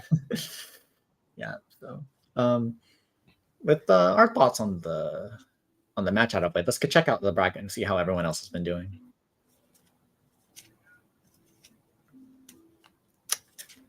It does look like in terms of winners that Utman did push up and beat Entropy, so it did look like our the Shojijoji counter with Impaldio did manage to pay off. So it will be Basarga versus Impaldio in this next round. How do you feel about that matchup? For Impaldio and Basarga? Which matchup? Yeah, the Impaldio versus Basarga. It can be a little rough just because for Impaldio, like Impaldio's big thing is that it's a PG, one of the PG check decks where you want to all these swings are really big, threatening crit. You can't just no card them, so you just have to like PG or throw a bunch of shield in front of it. But as we've seen, Basarga are just really good at filtering through the deck, seeing those PGs on time, and then the other thing is that we've talked about this kind of like the matchup between Basarga and Divine Skill decks, where Basarga is really, really strong, but doesn't have that limitation of being limited to the one turn where you have the Divine Skill up. Right. So it can like that more back and forth. But like obviously like Paul is one of those decks where it kind of plays on a more different axis. It's 3 attacks. It takes a lot of damage early. It aims to heal out. It aims to leverage drive check pressure more than anything else. So it always threatens you with those crit checks as well. Yeah, I think, and like Utman's one of the best pilots in Paul that I know. So if there's anyone who can take on like such a really strong matchup like Bubsarker, it's going to be Utman. Yeah, and then obviously we see Entropy and Crow getting sent to losers. So hopefully one of those two players will be able to take these losses, keep, and then like don't let that stop their momentum, take it all the way, and then go back in grand finals. For all we know, we might be able to see a Kenzio and Crow rematch for grand finals. Do we want that rematch, or do we want something in the mix? Because we see Kwashi making a run through like the losers bracket. Yeah, me personally, I think the Dark Horse and Chaos is that hitting finals. That'd be crazy. That would be insane considering everything it's had to face. Especially from our last chance qualifier. The guy who wasn't even invited to this thing, just going in, going through the last chance qualifier, and just winning the entire whole thing on Chaos of all things. I think that'd be a really good story to tell if that ends up how it plays out. But obviously that's up to Kwachi, right? Right. We'll see if he pulls it through. Yeah. And then I do believe that we're gonna have a little bit of a break, but like we will I do think we're gonna be interviewing a player shortly. But like so yeah, but how have you been feeling? I know like I've been a little busy in between rounds, but I do believe that you've been paying attention to the rounds all day, have you? Well, for the most part, because a lot of my friends are in this event, so for me, I like watching them, potentially DMing them about misplays later on, just because it's funny. So that's the luxury of the stream watchers, right? You get to make fun of your friends after. I get to go in and be like, hey, what went wrong? Why did you do this? Talk to me. Yeah, I think that's kind of like the dynamic that just a little fun dynamic. Like you obviously you can never be in. You can say like, oh, I would have done this the right way, like while you're watching as a third person. But when you're sitting there, when you're at the table, you have the pressure of like having to think about like if I make an error, I'm gonna be the one that loses me the game, and like that's the kind of pressure you're under. So like that kind of pressure, you don't know what kind of decision you'll make while you're under that pressure. Like especially like you don't like you're the one that sees the cards in your hand. The spectators are never gonna know what's in there. So just like it's a little funny back and forth. Yeah, just like, and one of my favorite things is because they are top contenders, they have a lot of hindsight afterwards where they'll notice where those small misplays are. So you can get a lot of like insight on just like what went wrong, what they believe would have actually turned the game over for them, just like little small details that helps you just like pick apart how they think, what they do. And it helps you get a grasp of the game just for your own improvement and see how they themselves are able to improve. Yeah, for sure. Me personally, I think the strongest sign of a good player or like someone who's talented at anything really is like their ability to learn. I think that like being able to learn, being able to get better, that's like bottom line what you need to be able to do, be able to compete. Like you can be as talented at a baseline all you want. You can be like pick things up really easily all you want, but like if you can't learn, if you can't be humble enough to know that like there are weak points in your play that you need to improve on, like be able to identify that. Like I think that's easily the biggest thing. Like someone who's really good at improving will eventually get better with time, and if like that's stagnation is always the enemy of being like really strong at what you're doing. I think another big thing is like their ability to take feedback. How willing are they to listen? Huh?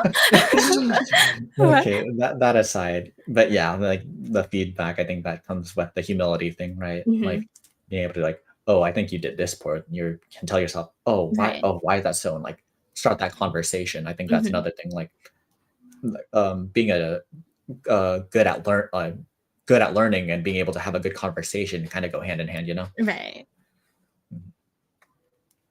I think it's just like, I think that's kind of like what on at least with my platform on .com, formerly known as Twitter, is just like it's those kind of conversations I really like trying to start up. It's just like, you know, me personally, I think getting stuck in trains of thought, I think that's the biggest thing I've learned is like in my I don't, like me personally, I don't think I've really skyrocketed in improvement all that much in the last year or two, but like I think my mind space and the way I think about the game definitely has improved.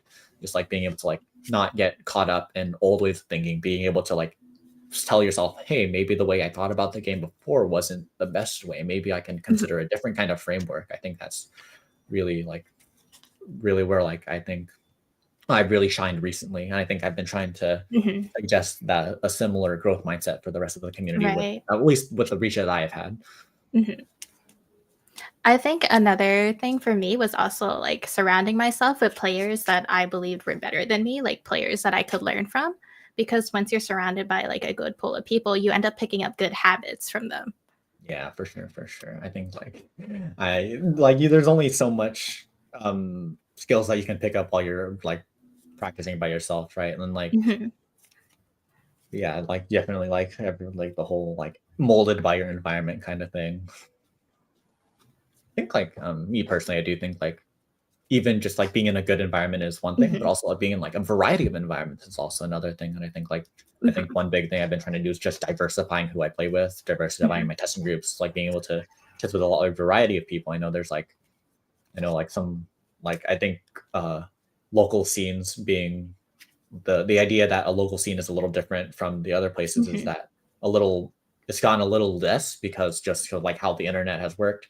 People can like transfer ideas, like remote fight's a huge thing. Like you can remote and like learn from other people too. But I still think that like being able to like see how other people think about the game. Like I know like a lot of Indonesian players, I've interacted with them in person now. So like I can see like they can think about the game a little bit differently. Yeah. I think that's enough rambling from me. So let's move on and talk to the players that we've just seen.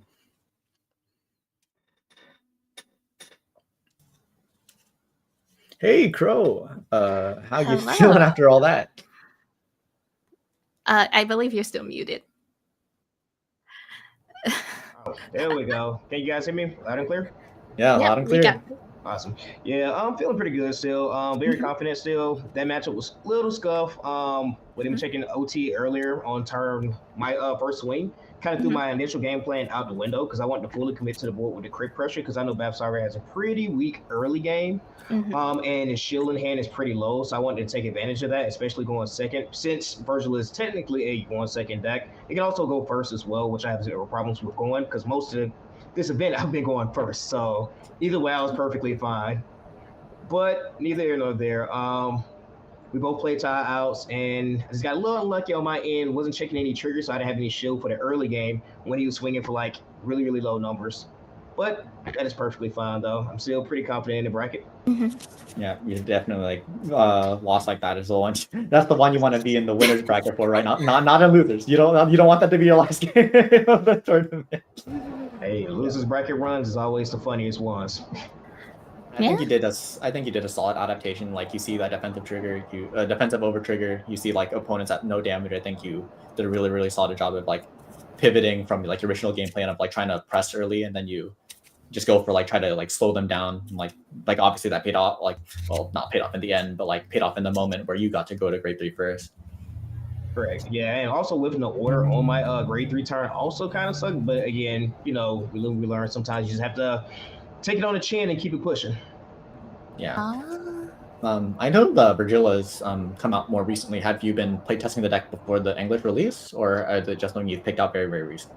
So, funny story, during the 6K that myself and Kingslayer Cars held, I was doing side events, and players was coming, they were playing me or Richard Garcia, and I just took the deck. I was like, you know what? I'm going to play it. And the only reason I'm playing this deck, I actually was going to commit to youth, but I asked my little brother, I was like, hey, choose one of these 2 decks. He goes, that one. I was like, all right, bet. That is the perfect type of decision making in my play. Completely bias based like building decisions, right?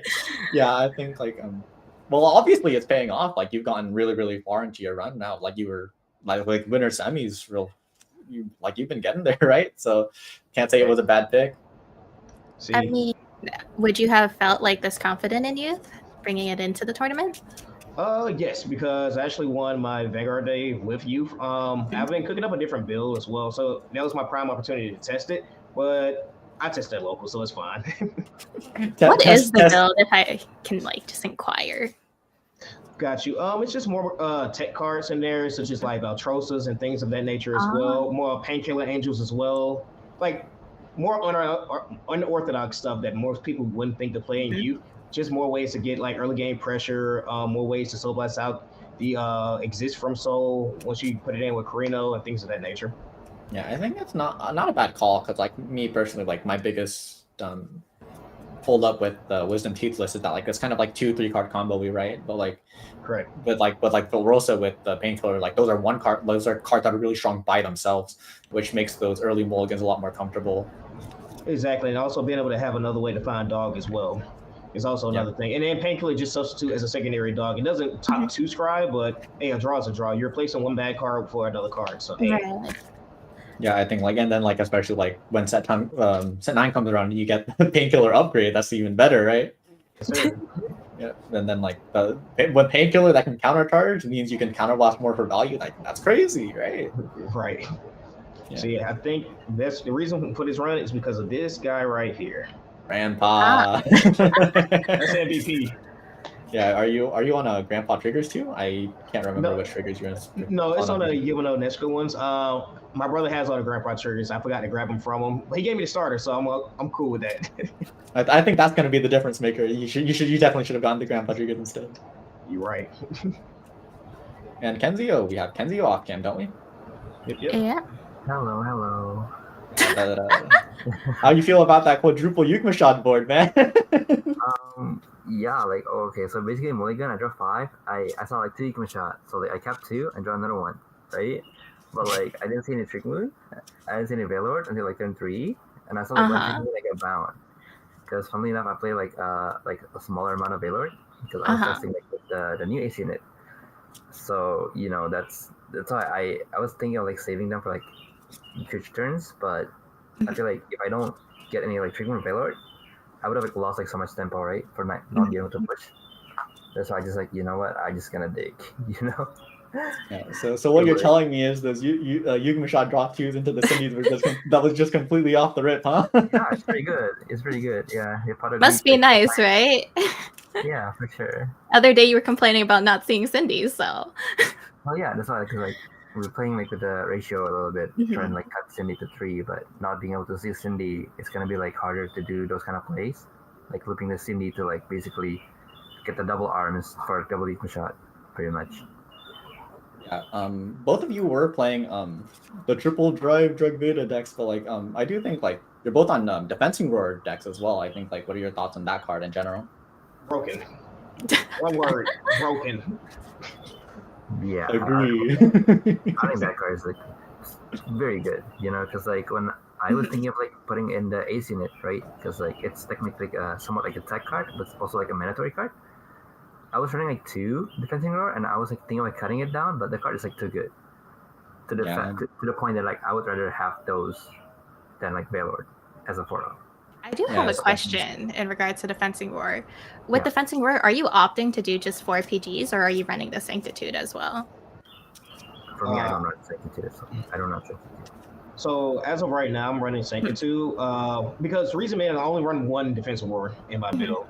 And mine is literally tunable, so I can literally just search mine out with a grade 2 at any point in time. Yeah. So I got a cheat code. Yeah, you see over trigger in hand, like set for the game. Pretty much. Yeah, if you're playing 1, I think it's fine to run like Sanctitude, but like I feel like if you're playing like 2 or more, it can get like awkward in some situation. Yeah, I know. Me personally, I'm a Shiranui player. Not the 3 or 4 defensing roar deck. I am not playing Sanctitude at all. Yeah, absolutely. Absolutely. And plus, Luard isn't as competitively viable anymore, so you really don't have to worry about any of those like weird guard restrict decks like that, where it calls for you to use Sanctitude. So if people want to run 4 PGs, that's perfectly fine. On top of that, there's games where you're looking at your hand, you're like, I have a Sanctitude, but if this was a regular PG, I wouldn't have to discard this other card from my hand. Yeah, for sure. But you two have anything else you want to say to the audience before we head over to break? I can't wait for September so I can get the trial deck. Rubbing salt in the wound because I've been waiting. Yep, I've been waiting too. But yeah, that's everything. So we'll yeah, this will be the last you'll be seeing of me and Zara for the day. Hope you enjoyed our presence. So yeah, so if you want to see more of me, you can find me at Twitter, x.com at May_Chengu, and Zara. It's Sarah Relius everywhere. Some social media. Importantly, twitch.tv/Zara Relius. That's the really big important one. Twitch is where you will find me the most often, just because I do nothing besides show up randomly in the middle of the week and start a stream. So yeah, okay. Well, hope you didn't find us too annoying. Hope you guys enjoy the rest of the tournament. See you later. yeah. Bye.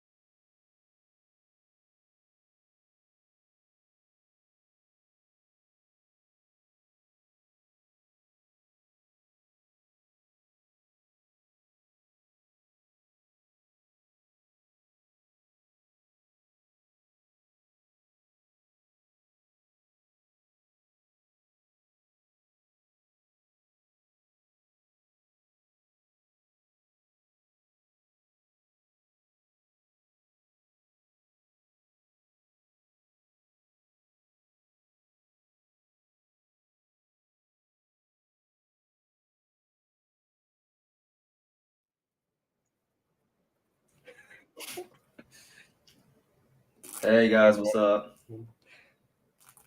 So I am Curse. I also know as Mashari docs my name anyway. So my name is Tuan. I was one of the players here. I'm part of Crow's Nest and Crow's Local, of course.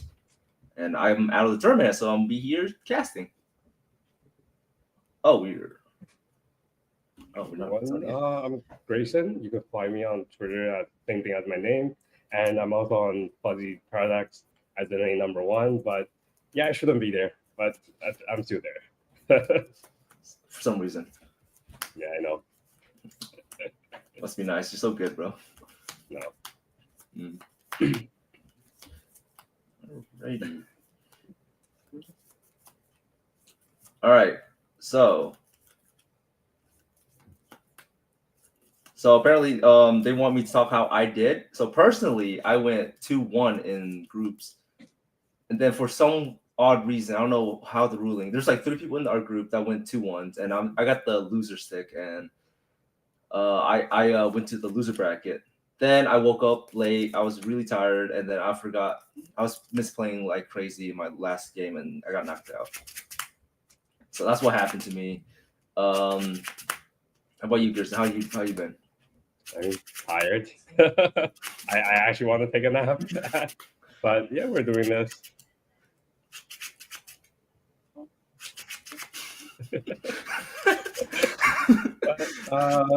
We can. I did watch a little bit of the previous game. I did see some of the play. Also, first time seeing the Vagella, the actual deck in action. Because I do know that without a trial deck, the deck isn't performing as strong as it's supposed to be, but it's actually showing good results from what I've been seeing. Like numbers nice and doing consistent 5 attack. Everything's good about the deck. Even with the other order where you get the regards, this order allows you to search top 5 still, and these up Vanguard now are still like crazy. So you see 5 times. Yeah, like Vanguard be like 18 or 28 at best, and we have booster behind. So it's swinging strong. So you're basically a boss Sagra without a crit. I mean, it's a nice deck. I mean, Greg Vita is always a good card in Dragon Empire that says, "Hey, you could just win." That's why I think that always have like a back support as Drag Vita. So it's okay deck.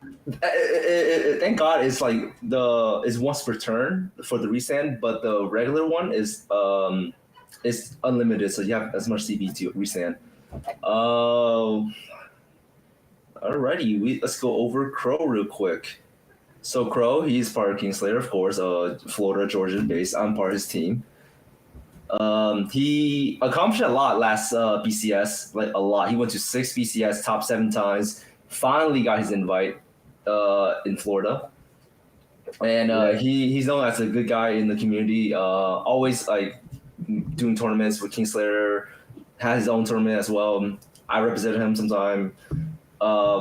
Personally, me and Crow been having like this little match record saying like who like I started recently getting competitive like last 2 years. So we started this year counting our match record. He is 12 and I'm 7 in local.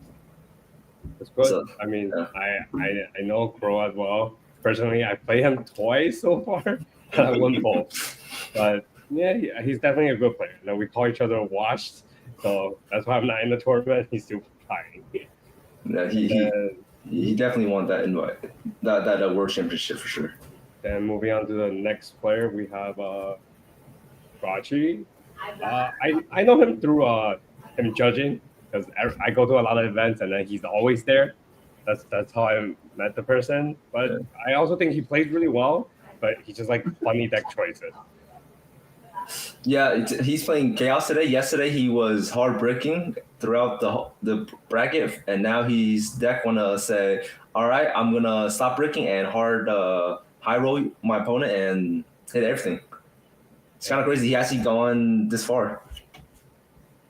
I mean, Chaos is definitely a nice deck to play into the format, just because how fast it is. As long as you hit everything, it's like. In a way, you're like kind of playing like Mask Leonor by going first. Yeah, basically. If you are able to go to 13 cards in Soul with different names, you could boost up your power to all the regards, 10k each, and then Mechanics attacks twice. All right. And that the match is about to begin. We'll get to it. Ready. Let's see you go first.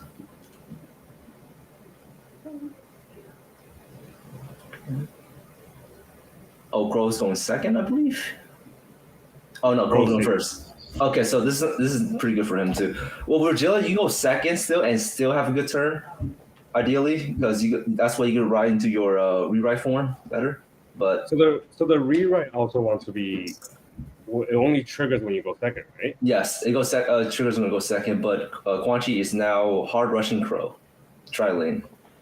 I mean, you kind of need to just because you're a turn behind in a way, and you don't want them to have the full power on you. Yeah. Ooh, no triggers.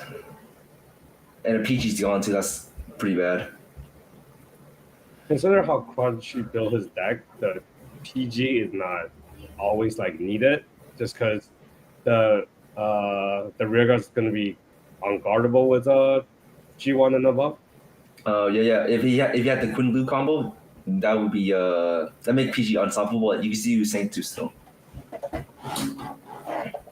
All right. Will Crow go for a rush? If he get four different units in the board, his Vanguard will get a crit. So it doesn't look like he is doing that, but he still have two good cards out. The grade 2 that give is a 15k shield and also a 15k beater. So that lane over there is 28 right there. Okay, that's his grade 3 he's looking for, and it's going for 28 right here. It's pretty good. Oh, Crow's going for the rear guard instead. Okay. Interesting. Yes, I think because Shenryu wouldn't trigger, so he has to. He rather not give the CB and make sure the not getting rushed as hard as the following turn, which now Karachi can, if Karachi wants to make the training again, he want to commit more cards. That's right. And then I believe one Mikani, that's pretty good. One order is fine though. But the Mikani isn't so fine, but Vagilla also has the ability to bind a card, so if you bind the grade 1 in the field right now, he could use the effect to put it back in drop and then soul charge 1, which is nice still. Oh, and you got 2 out. No. Okay. But you got all the right up. Okay, will Crow take 1 damage or guard all of them? We'll see. If he had a trigger, it'd be really hard to guard all of them. Let's see what Quan Chi will try to check. Okay. Discardable now. For the 1 to break. Yep. So this is fine for Crow now. So the grade 2 allows Foul Heart, okay. So he can't use Ace Unit anymore. I know Crow deck has Ace Unit and a Foul Heart, so he doesn't have the energy anymore to use Ace Unit. But let's see what Crow will decide to pick from the grade 2 skill. He grab a grade 2 of any kind in the deck and adds a hand. Will we add the order, or he add like Defensive Roar, Twin Cast, and stuff like that, usually? Searching the deck is definitely nice. Yeah. But Twin Cast, I think that's definitely a fine choice, just because you need more defensive way to guard through the turns, since Chaos is a deck that's going for a turn, usually 3-4 at most, and they run out of gas afterwards. That's really true. Their hand is not that big sometimes. And Crow chose to bind the grade 1 from the back row. Does he have another card to call out? Okay. So with that grade 2, it allows pick a unit, and from drop you pick a unit, and it get 5k and cannot be targeted by effect until in the turn, which is pretty nice. But he's using this one to attack. Is that grade 1 Quan Chi has to be from hand to use to ride to the other form, or just from drop? I'm gonna go check though. I only remember it had to bind itself. Is it act on rear guard, I believe? Oh, so does he have another one in hand? That's a question. He has already shown 3. Yeah, which is very bad. And another gonna go to damage and the Quinn Lu as well. That's the one that stopped from your opponent from PGing your attacks. So that's pretty bad. Can Quan Chi get 13 this turn? Come on, I believe in you. Okay, trigger. All right. I need you to sack my captain, man. Come on, please. I mean, that's the one issue about the deck. You're sacrificing trigger for the blowout, the chance to blow your opponent out. But when you don't, you're also running on a lack of shield and lack of defense trigger. A lot of things happens when that doesn't go well. Yeah, that's fair. Okay, he got Philia, which is nice, but I don't know if he played an order yet to activate that Philia effect. So the way Crow can counter against Chaos is like being at low damage, like as he is now. Like the Quan Chi had to like early rush his opponent. So and he's there it is. That's the fourth one right there. So Quan Chi will 4. Yeah. So he might be able to. So he might be able to 13. Crow is trying to survive this turn for the clapback next turn. I feel like being at 2, having the twin cast and everything, he should be fine. And the promo grade 2, I believe, is also a higher shield, right? Yes, I will double check that. I believe. Yes, it is a 10k shield. If you have a Virgil card, his name. Oh, actually, it's a 15k shield in total. Yes. So he's definitely trying to maximize the shield value he has this turn. Yes. Quan Chi can retire that using his Mikani skill, but I don't think he has the CB for it unless grade 3 Mikani the other form has a CB. Nope. The grade 3 does not have the CB. The new form doesn't have a CB for it. But there it is, that's Mikani. You got one out. Does he got another one to play?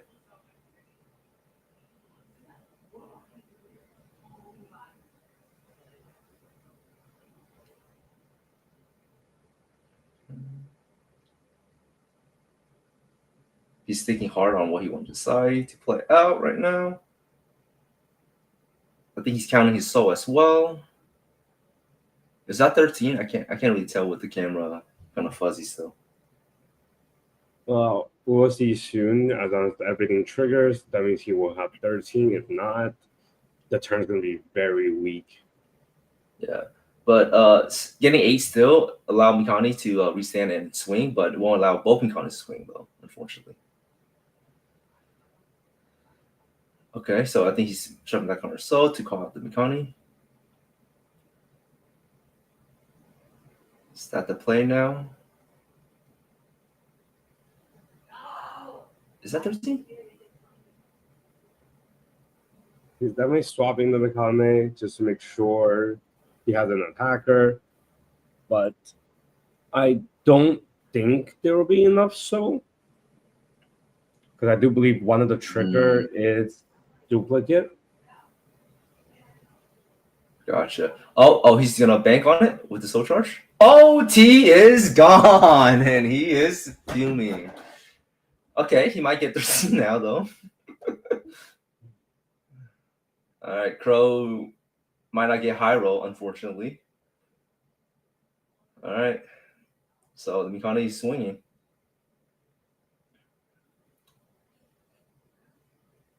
Oh, so it is. It is not 13. Yeah, so it's just 20. It's just 23 at best then. Not resending. I think Crow should guard this one has 2 crits, but Quan Chi also will have the ability to heal here. So that's 1 to pass, 2 to pass. Oh, he heal. All right, good. Probably put everything on the all in. Oh, unfortunate. What does so the grade 2 also gains shield? The grade 2 is a 15k shield in general. It's a 15k base power and 15k base shield. The other grade 2 has, yeah.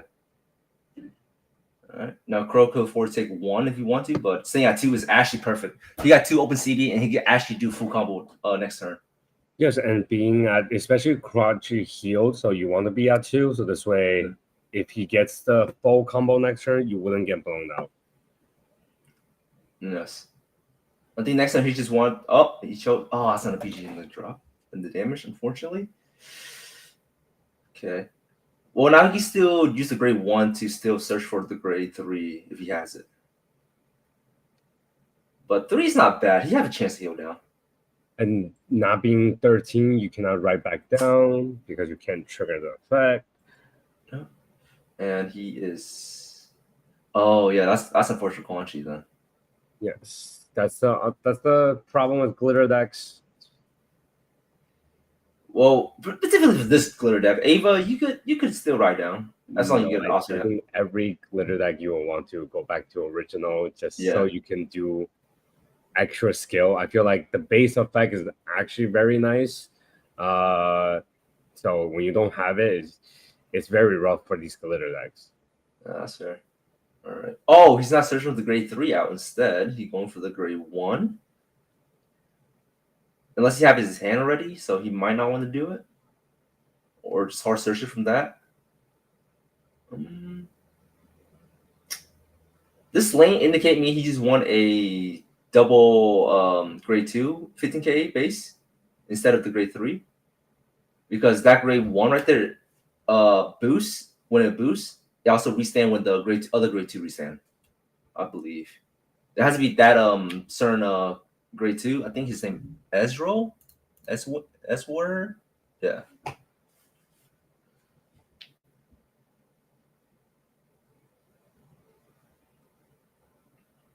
Okay. Oh, he does have a grade 3. Okay. Unless I'm spewing an incorrect statement. Yeah, I think Crow might have put it in the wrong lane, maybe.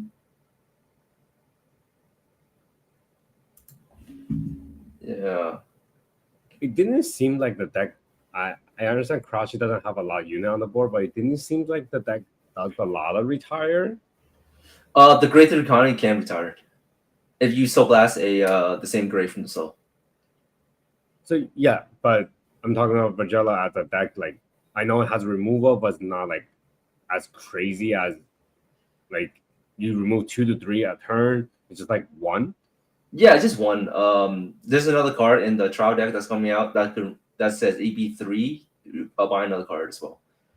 So it is the trial deck which is giving you the buff to get extra removal and a better order. Yes, and he does have the ace unit, but he doesn't have the energy to use ace anymore.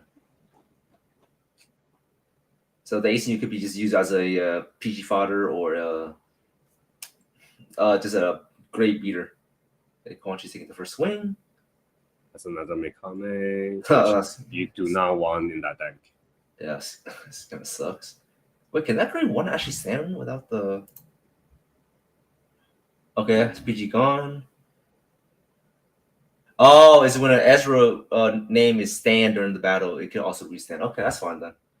My bad. I misspoke. Okay, he's gonna PG the first swing. Okay, goodbye, Tiscard. First check, nothing. Second check, nothing. Third check, crit, okay. Alrighty. I'll fix the other regard.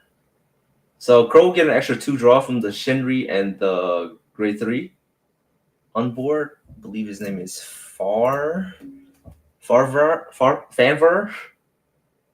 So the thing is, you don't have another way to soul blast the Fenrir from the soul, so you need to play another one from the deck. So if the other one went to the damage, it's kind of hard to get the other one out because you don't have any cards in the current.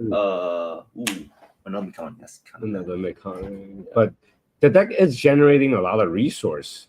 You get counter charge, draw power, and then 5 attack. Look at Crow's hand, like it's gonna be really hard to break that defense. Quan Chi can't get 13 this turn, I believe. Hopefully. Okay, for some right. That helps.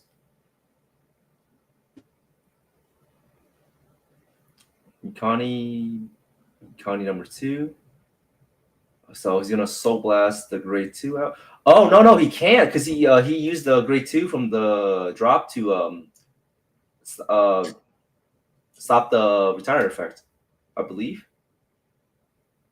Yes, it did remove the grade 2. Yeah.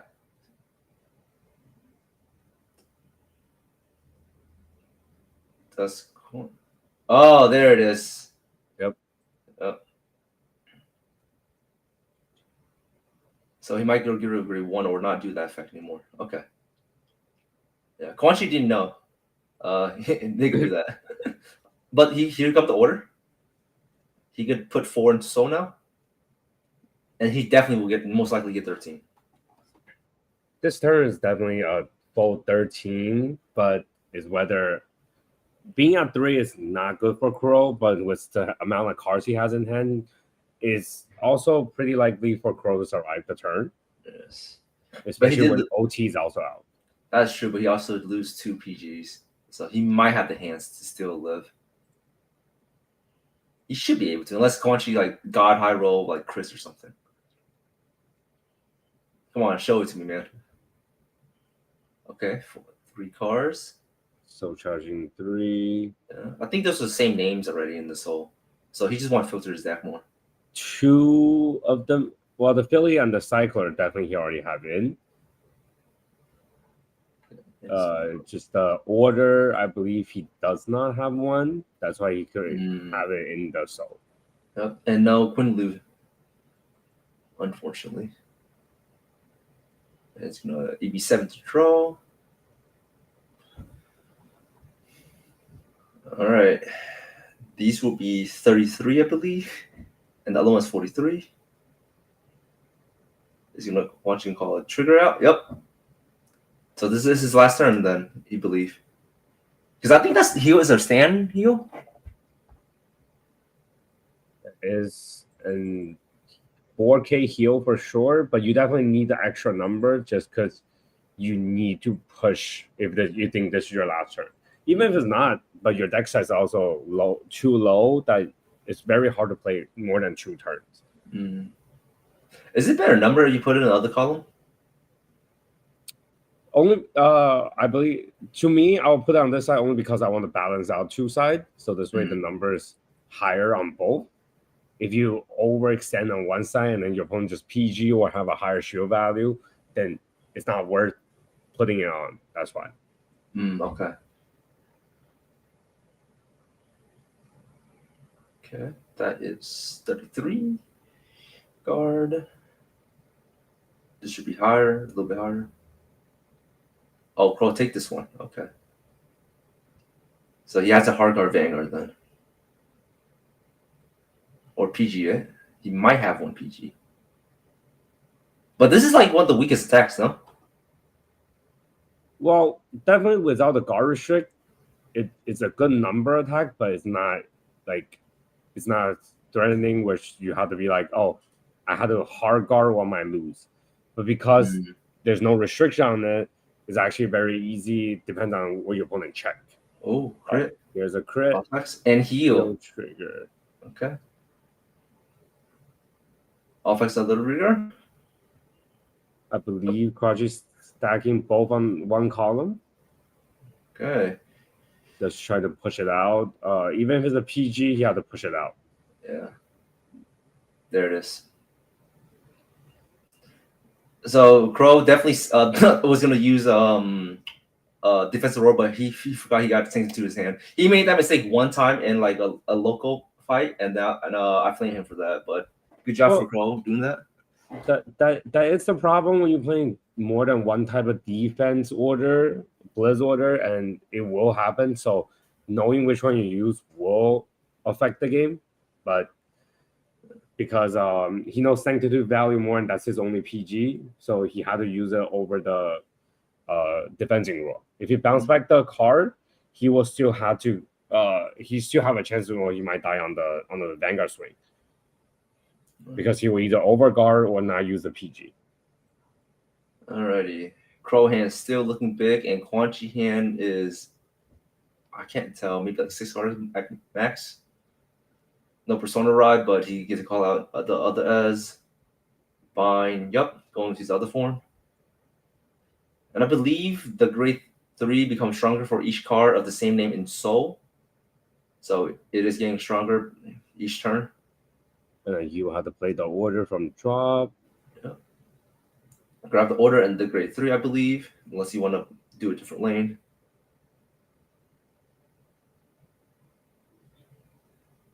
Having the other order hit into damage will force you just to do a deck refresh and nothing else. But you do get to see what's in your deck. You do get to choose what you want. So it's still not terrible because you do want to shuffle. Yep. Alrighty, he got that. Play the order or use that skill first. Yep, so blast the other grade 3 out. Now he can cycle that properly. He can call Shenri or another grade 1 out. I believe you want to. Grade 1, okay. He can filter more now with this card. Not bad hit. Those cards get +5 if you bound a card this turn, so it's not bad. And you get to live for grade 3 of 8, your choice. Whiff. It's okay. Oh, Guangxi will have 4 cards. Oof. And you countercharge if you whiff as well.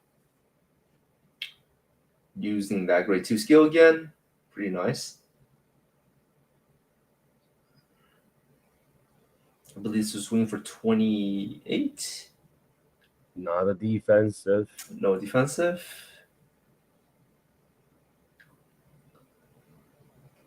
Yeah. Yeah, he has 0 heal left. 1 in bind, 1 in hand. OT's gone. Oh. He has all 4 heal out already. All 4 heals out. Because 1 got bind. Yeah, 1 got bind. And OT is also being soul charged. If he can't guard this, he just can't. There's no way he will survive. Yeah, OT's gone. Oh, the OT on top! Whoa! Yep. Unlucky. Yeah. Well, that's chaos. Is like your soul charge is not being decided. It's very random. So you can't really control what you soul charge, especially when you need to see 13. Sometimes even if it's triggered, you have to be like, I need to reach my 13, so I had to put them in.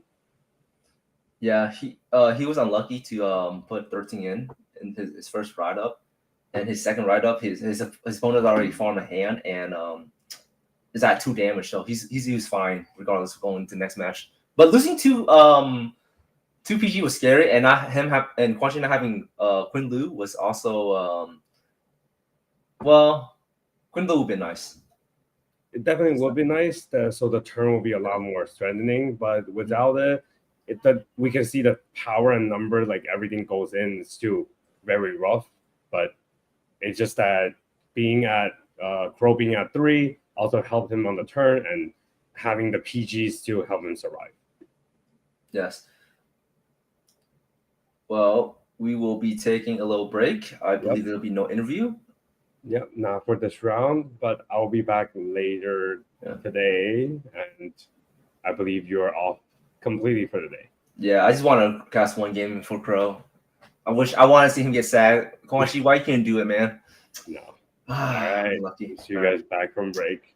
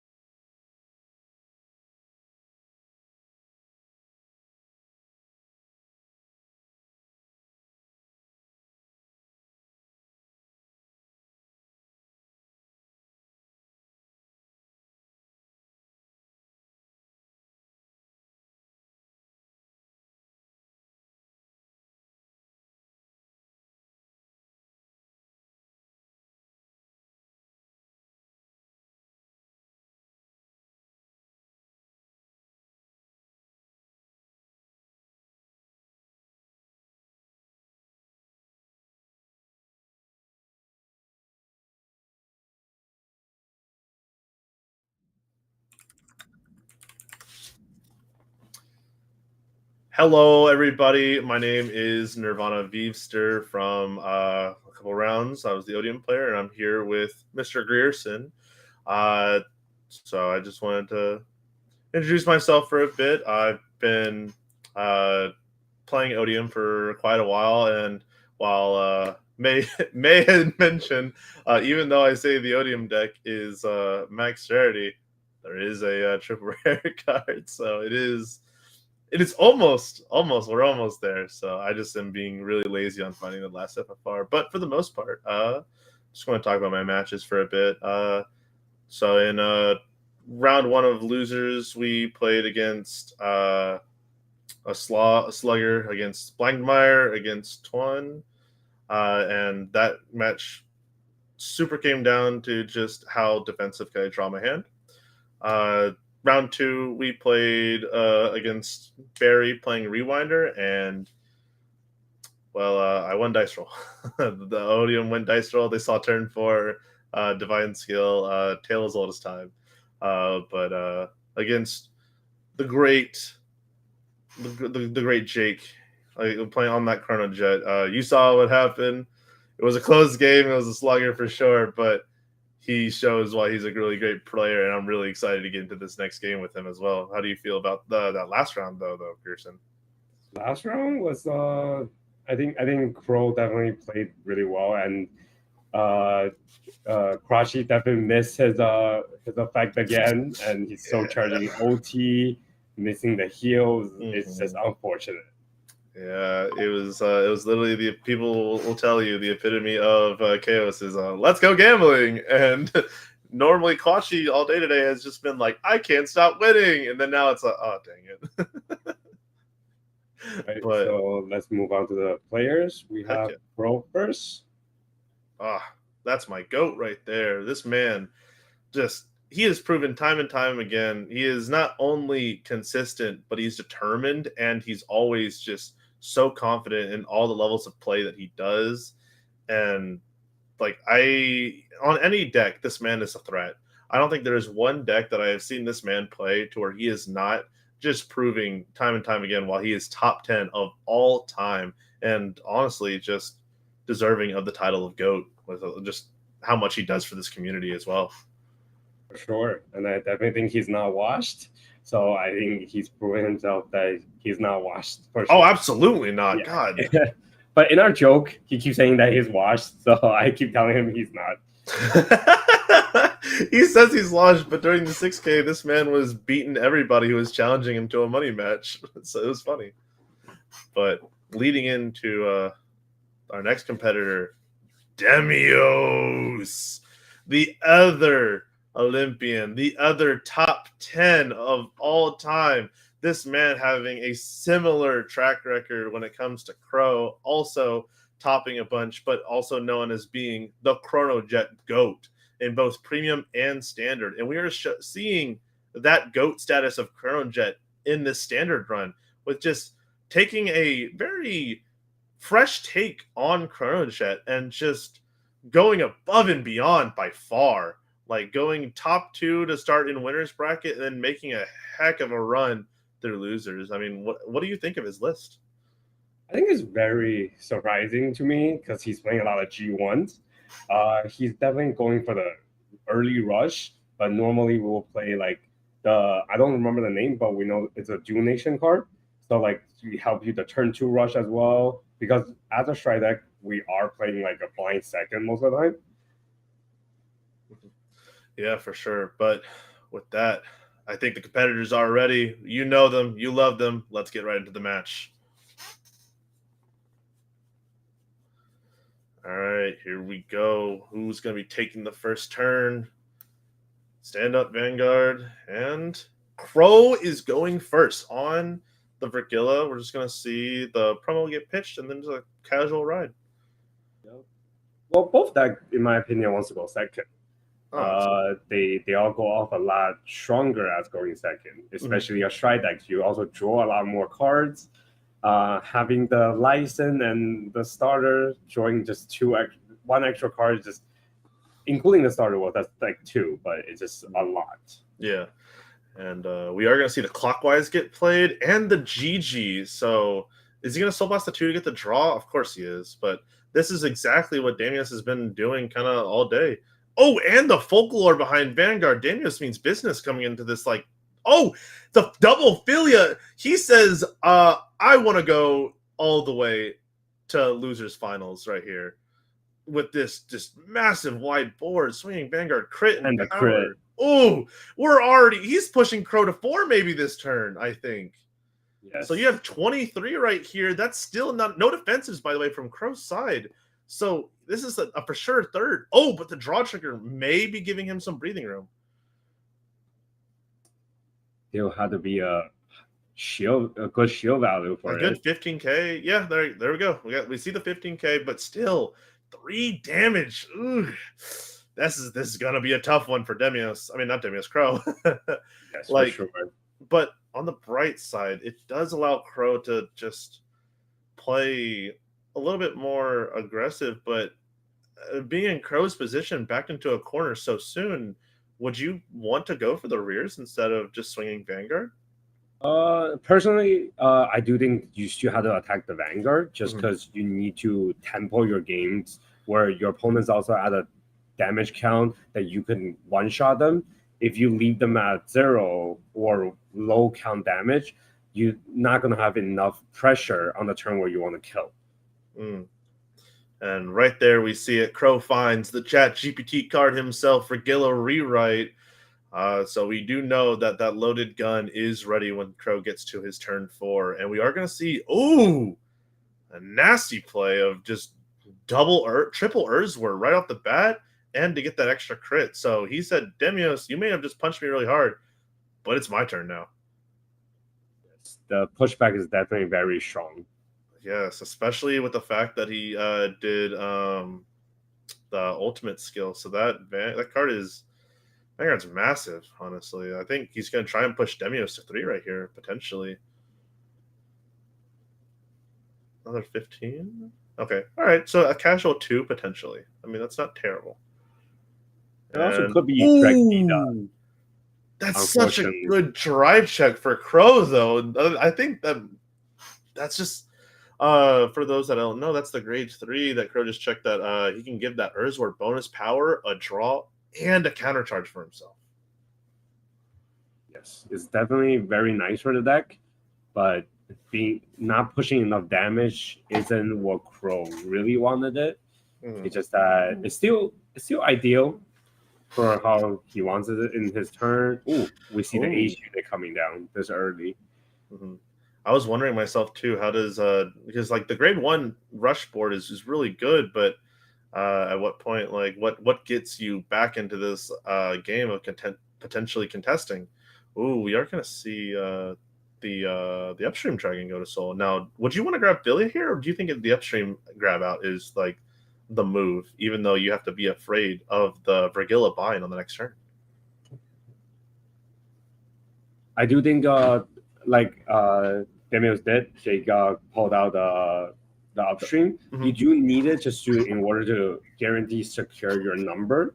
Yeah. Because if you call Philia or any other card out, they're not giving enough pressure, or I would say they're not hitting hard enough. No, for sure. We are going to see a heal trigger. Unfortunately, it does not resolve, but we are going to be getting some more damage on the board for him right here. And that folklore is going to proc too. Okay, simple Urzwur intercept right there. It's pretty good numbers. And this is a casual 18. Crow is just going to go to 5 to not risk Demios just healing out and potentially killing him right here and now before even the stride happens. I mean, let's just see how big this pop-off turn is for Crow. Rewrite.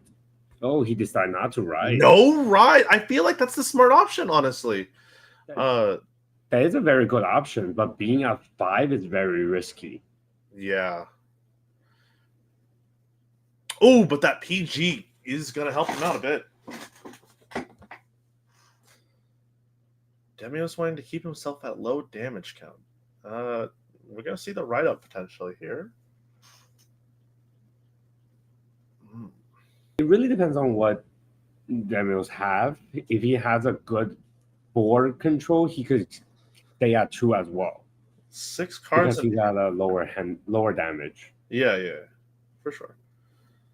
6 cards in hand for Crow that he just showed. Demios is debating on what he's gonna do here. Oh, he's not gonna ride up. He's just gonna energy blast 7. Okay. Ooh, another Folklore. So that, because he energy blast 7, that Folklore is alive. So essentially is a free just booster 1 for 1.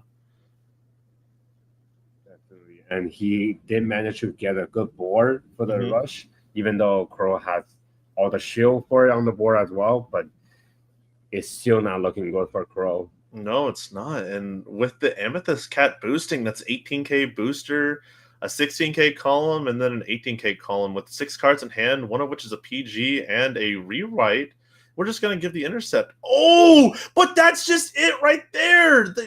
The game is over. Crow just doing a 1 to pass, and then the critical trigger just off of like the pure. His hand was all grade 3s. That was his only shield value. Yeah. Wow. That has to be the fastest match of the day. I feel like it's definitely fast. But I do think potential not right up is 50-50 because being able to twin drive might get yourself a chance for the heal trigger. But since the deck did not shuffle, nothing was changed. We see that there's no heal trigger on the 6 no matter what happens. Yeah, because the not riding up, like we saw that he ended up like he had the grade 3 that allows him to draw a card and to make his Urzwers big. So, and he could have also been on Vergilla to bind the upstream dragon to potentially not have to have that go back into the deck and be a later thing. And like you brought up, the twin drive could have really came in clutch because I mean we saw like him drive check the PG, but also the draw from the grade 3, and I can't remember his name off for the life of me, but it is still just a card that like it's a dead card that has the potential to draw you another card, as well as you have like you already have rewrite in hand, so it's kind of a toss up of like what you want to be looking for. Definitely, but I think Crow's making the decision where he needs Jake to ride up first because he wants to basically have the full combo on rewrite in order to get the maximum value. I do understand the triple drive is huge, but being at 5 is where it puts you at a spot where ride up or not ride up is also it's always a tough situation. Right. And I can understand where Crow is coming from with the fact that he said for a 1 to pass, because Jake did reveal not only triggers and damage early, but also guarding with a bunch of triggers early as well.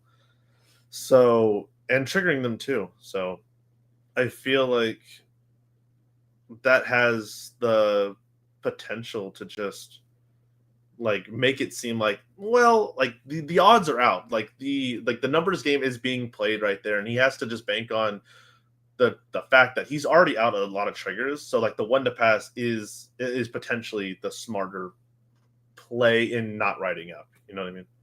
Yes. Also, after the game is over, we see the hand that Crow have. It's like the 1 to pass is his only option.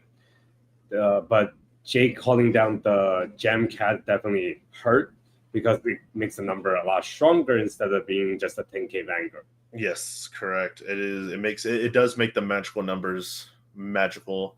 And like especially with Jake calling the Gem Cat down, it brings a sort of saying like, I don't need it for the defensive. I'm trying to potentially kill you right here and now.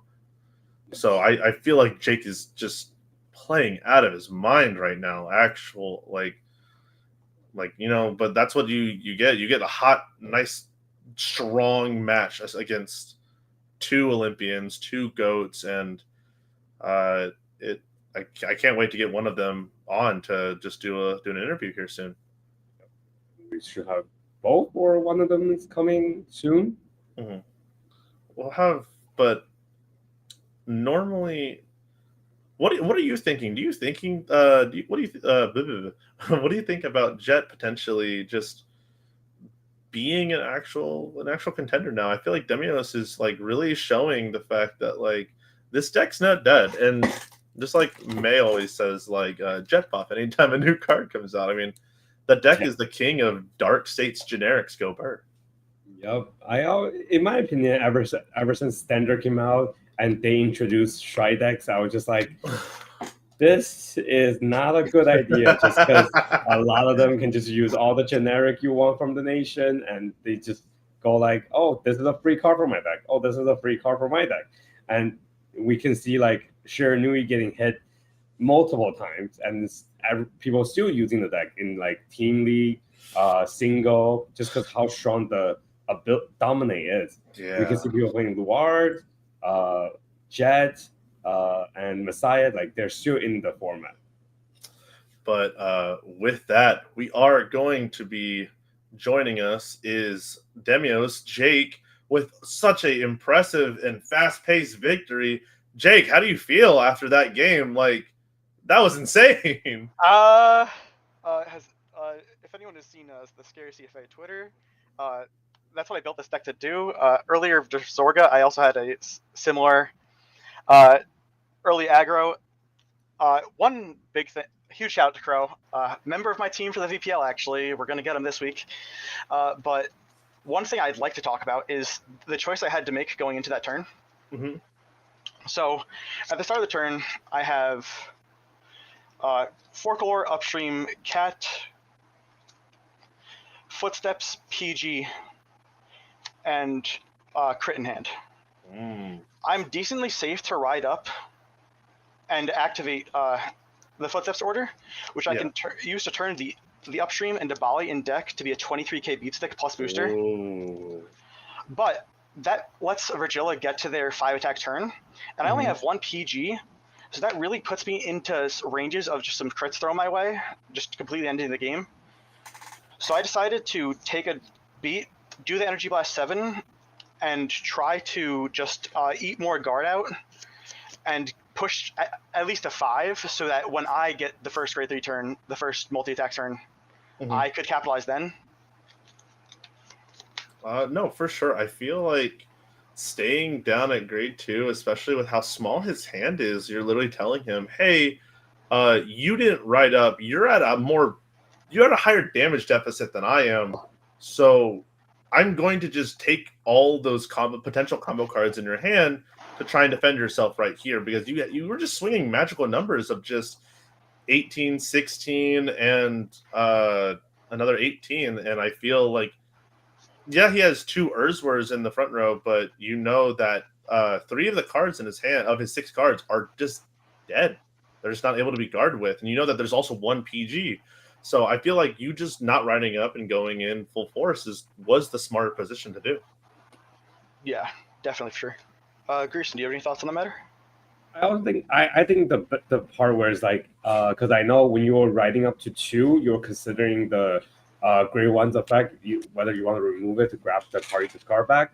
But I saw you caught the Ace unit instead, and then you make the board the way you wanted it. So I know like you're pushing for the number that you want to see, and by not riding up, if you didn't call the cat, there is actually a chance for Crow to survive. So the cat is definitely necessary for the turn.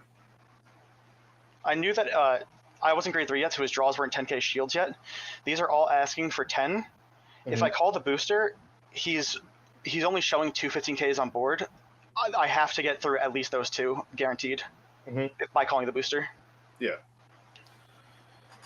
And I feel like it just paid off in the end, because as you can see, like that was the fastest game of the day, Jake. Like you absolutely just are pushing your way to winners finals now, I believe. Losers finals. Losers finals. Yeah. Who do you think is going to be your opponent going to this next round? Well, it could be Impaldio or Bao Sagra. Which one are you wanting, though? Not for any matchup reasons, I want the run back into Kenzio, who we played round 1. He made me go first, and then defensively checked OT on my second stride, first damage. So I would like to see how that matchup plays out between us. Okay. Now, what if it's your what if it's your main man, Oot Man, Alec? Who's gonna take it then? He will not draw the Persona skill couplers. He will whiff Vanguard skill. He will see 5 triggers.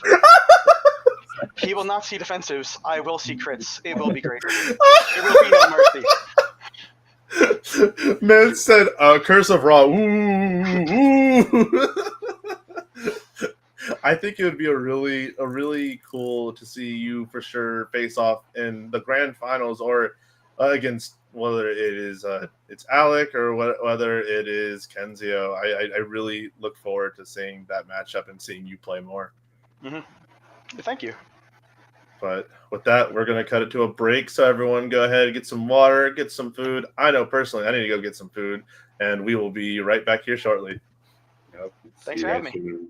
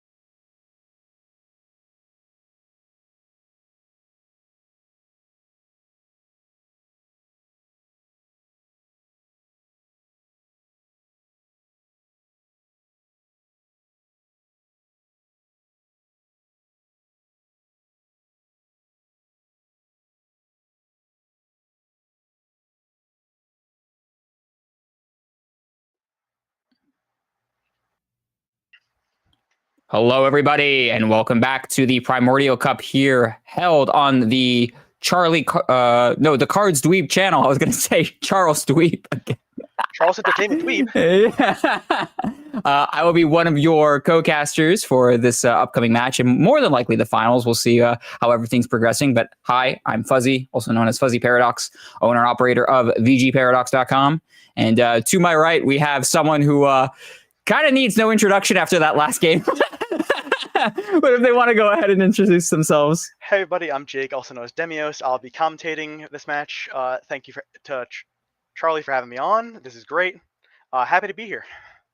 He's happy to be here and happy to be able to have spent the roundup so quickly with that last game. But yeah, with that being said, though, it was still, it's still a really, really good match, all things considered. And both of you are playing, to the best of your abilities with, honestly, I think some really, really fun decks. You on Chronojet and Crow with Virgila. So, both of you playing some really, really awesome decks anyway. So it's just the nature of Vanguard at the end of the day. And you just love to see that sort of funny stuff every now and then. It's fun to talk about. Yeah, my deck log will go out sometime after the event, but I'm playing 19 non-sentinel grade 1s, so that's what the deck does at this point. I will put down some grade 1s, and I will attack. But I'm sure people are actually very curious to see the brackets that are going to be updating as the tournament has progressed. So let's go ahead and take a look at that. Yep. So as we could see here in the winners side first, we can go over that real quick. We have Kenzio going against Ootman, which we will be partaking in to see who you will be going against, Jake, as you are now in the losers finals, but means you have, I believe, one last shot at redemption to try and take the title. And I'm sure you're going to be very excited to see who you're going against. If you don't mind me asking, right? So you have Kenzio on one side, and then you have Ootman on the other side. Who do you feel more confident in? Because here's the thing, right? It's like, okay, one of them is playing the best deck in the format, right? Which is Bob Sagra. But then another one, I feel like you definitely have played and have more kind of like knowledge back and forth with everybody. So my question, I guess, would be, would you rather play against the high meta deck, or would you rather play against someone that kind of, you both can read each other very, very well? Well, I was able to win this matchup at Vanguard Day 2 days ago, so maybe for the sake of variety, I'll want to go into Kenzio. But the Impaldio matchup is really interesting. But I could also get back from round 1 of this bracket. If you look at the left side, Kenzio is the one who sent me to losers, so I'm really looking forward to this. All right, so then will it be a redemption match, or will it be a Gotham City Games finals? There's only one way to find out, as we have our match for y'all ready to go. So let's go ahead and transition it over to the winner's side of the finals for here in the Primordial Cup. Let's get it. Alrighty, so on the left, we have Kenzio playing the Tried, the Trued, the Bob Sagara. And on the right, we have Mr. Ootman23 playing his, I want to say one of his favorite Brancade decks, which is Impaldio. But, it's just up there, it's just a hunch. Robot looking Messiah, I could only guess as much. I know one of the main concerns Alec has when he's playing Impaldio is to find a Persona Shield Cycler for discard turn 1, so that if he gets crit by the Vanguard, he has 2 cards in drop. That's fair, because then it can help set up for his gauge. Oh, nice. All right, so we're already off to a good start. And Kenzio also, we're speaking of being able to search out the shield. And I mean, it's just proper boss setup. But I mean, I'm definitely a fan of when it comes to either choosing the sword or the shield. Going first, I personally like also choosing the shield, because that means if I'm going to ride up first, I'm trying to prioritize draw power instead of prioritizing front row power. Reason I like to take shield is you like to cycle shield more than you like to cycle sword. So if you damage one shield, you can no longer spam draws during your turn. But if you lose one sword, you only need one sword for the triple drive. Yeah, that's true. Now the question is, do we choose to go heavy aggro here if we're on Alec's side of the board? We already see a grade 1 booster coming down. I mean, that's kind of the bread and butter play, though. What if I'm trying to remember here specifically with Impaldio, because the grade 1 itself has an on-hit effect. Ooh, defensive OT. As I say that, that's both a good thing and a bad thing, right? Like, honestly, I mean, you're very happy to have that out early, because one of the things you have to manage into Bob Sagra is, sure, you have increased defenses and you have all these big shields, you have the Blitz Order that brings back 2 grade 2s, but what you can't account for is Drag Veda just saying, haha, restand the Vanguard. So I think you're definitely okay with not having to worry about that. Yeah, not only that, but like seeing it so early in the game also means that they don't have the potential to draw it and use the Defensing Roar. As we know, Kenzio does play, I believe, one copy of Defensing Roar in their deck. So that's just a, not a bad sign. And also kind of pseudo damage deny play, even though I personally don't think that matters. Unless we choose, okay, sorry, speaking hypothetically here, right? Because Kenzio is still technically at no damage, we can damage deny them for one more turn, offer them no counterblast, so that way when they ride up to Boss Sagra, they can't use the Grade 2 effect. Yeah, because of that OT, it disincentivizes Kenzio from having called a card to rear, because then you definitely damage deny. So in a way, it also helped Alec not get rushed. Yeah, so it's a very interesting first damage check. Who would have thought? All right, another Persona shield ticket. All right, so we're just farming up shield. I mean, I guess that this matchup, though, that is definitely the name of the game. It's like, what is it? Empoleon is a very defensive deck, being able to accumulate so much shield and be so tanky. But Bob Sagra being just such a heavy aggression deck doesn't matter, right? You're just going to want as much shield as you possibly can in this matchup. Yeah. All right, so we're seeing the Grade 1 come down, and I believe he's choosing what exactly he wants to. Okay, I was going to say, I think he's searching for the one that we just saw on the previous turn, so that way we could be able to set up on his Grade 3 play. But I don't know, because this also tells me that he might potentially just start swinging in aggro and just not damage deny altogether. If this Vanguard swing comes out first, basically what Alec is saying is, cool, if you want damage, you're going to have to deal with multiple swings. Yeah. You can't guard my Vanguard because then I just won't swing the rear. You can't avoid the crit. There's a trigger happening one way or another. Oh, man. We'll see if that's the case, though. I mean, you could potentially also just call down. Yeah, okay. Yeah, all right. I was going to say, you could potentially just go down for the heavy aggro here and just not care about the damage deny altogether, because if you're going to try and push in for a high amount of damage anyway, you're already setting yourself up with those Persona shield tickets. So it's just a matter of how much you want to commit into the board and how much you're willing to sacrifice, knowing what's going to potentially be happening next turn. I will say the one thing Alec will not have to worry about on Kenzio's side of the board would be something like the triple drive, right? Because I believe the additional drive check only happens when you are also at Grade 3. So we will see, and we're seeing just a full tri-lane attack pattern happening here. And we'll see if that's going to be enough to try and push Kenzio here to a high amount of damage. After a deck then 2 from Alex, so who knows? A very scary Elder Breath could come out here, because we're 1 OT down in this match. And if we see another, no, we don't see anything just yet. I believe that was a blank. We see a defensive crit here coming down from Kenzio. That is the best you could have asked for. Yeah, for real. We're going to proc the Grade 1 effect. Let's see what we're going to grab here. Ooh, all right. Another big shield. Yeah. Big shields are definitely what you want to see. 100%. Now, the question is, if I'm in Kenzio's position, right, I have that defensive. He's still potentially going to be swinging. Oh, no, he can't. My apologies. I was thinking that there was going to be a few more attacks coming in, but these are just blank swings to try and get the Grade 1 effect live. There is the Soul Blast 1 attack effect to give 5k, but I don't know if that's live yet. Or it might be. So I think we're just going to be working. I think we're just going to be working with the 1 counterblast here. Yeah. Yeah, as we pass it back to Kenzio now. Oh, that defensive crit really helping him here. The 1 counterblast, I don't think, being on 1 counterblast definitely doesn't hurt if you're Boss Sagra, because, you're going to use it anyway to use the Grade 2 to try and get the 2 armed cards, and then you're more than likely going to be able to countercharge it anyway off of your Trick Moon. So it's not the end of the world for Kenzio. Yeah. And I think Kenzio's in an amazing position right now. Yeah, I agree. And I think being able to potentially wipe out Alec's front board is potentially detrimental. But I mean, looking at the rearguards that he has, I think he also strategically chose to place cards that don't have a high amount of shield value, like the what was it, the Grade 2 that was checked earlier. I think if anything in this particular matchup, you want to try and maybe keep it in your hand. Yeah, definitely Persona Shield Cycler just swing for 15 here in this kind of matchup, because those big shields just too much at handy. Because Bob's has such a good grind game, you as the Empoleon grind game player have to acknowledge that you need to time your damage correctly, because usually you're just eating, building up your gauge. But into Bob's, you really have to take your time and really get the tempo swings that you need. Yeah, I think the question is, in this particular position, right? Do you farm withdrawals off of shield, or are you going to try and go heavy aggression off of sword? Each sword does get counteracted by the damage, so even if you do get the damage through, we're gonna go hammer because we're gonna go hammer. We're gonna wipe the backboard. Okay, so we're just going for a board clear then. I mean, that's fine too.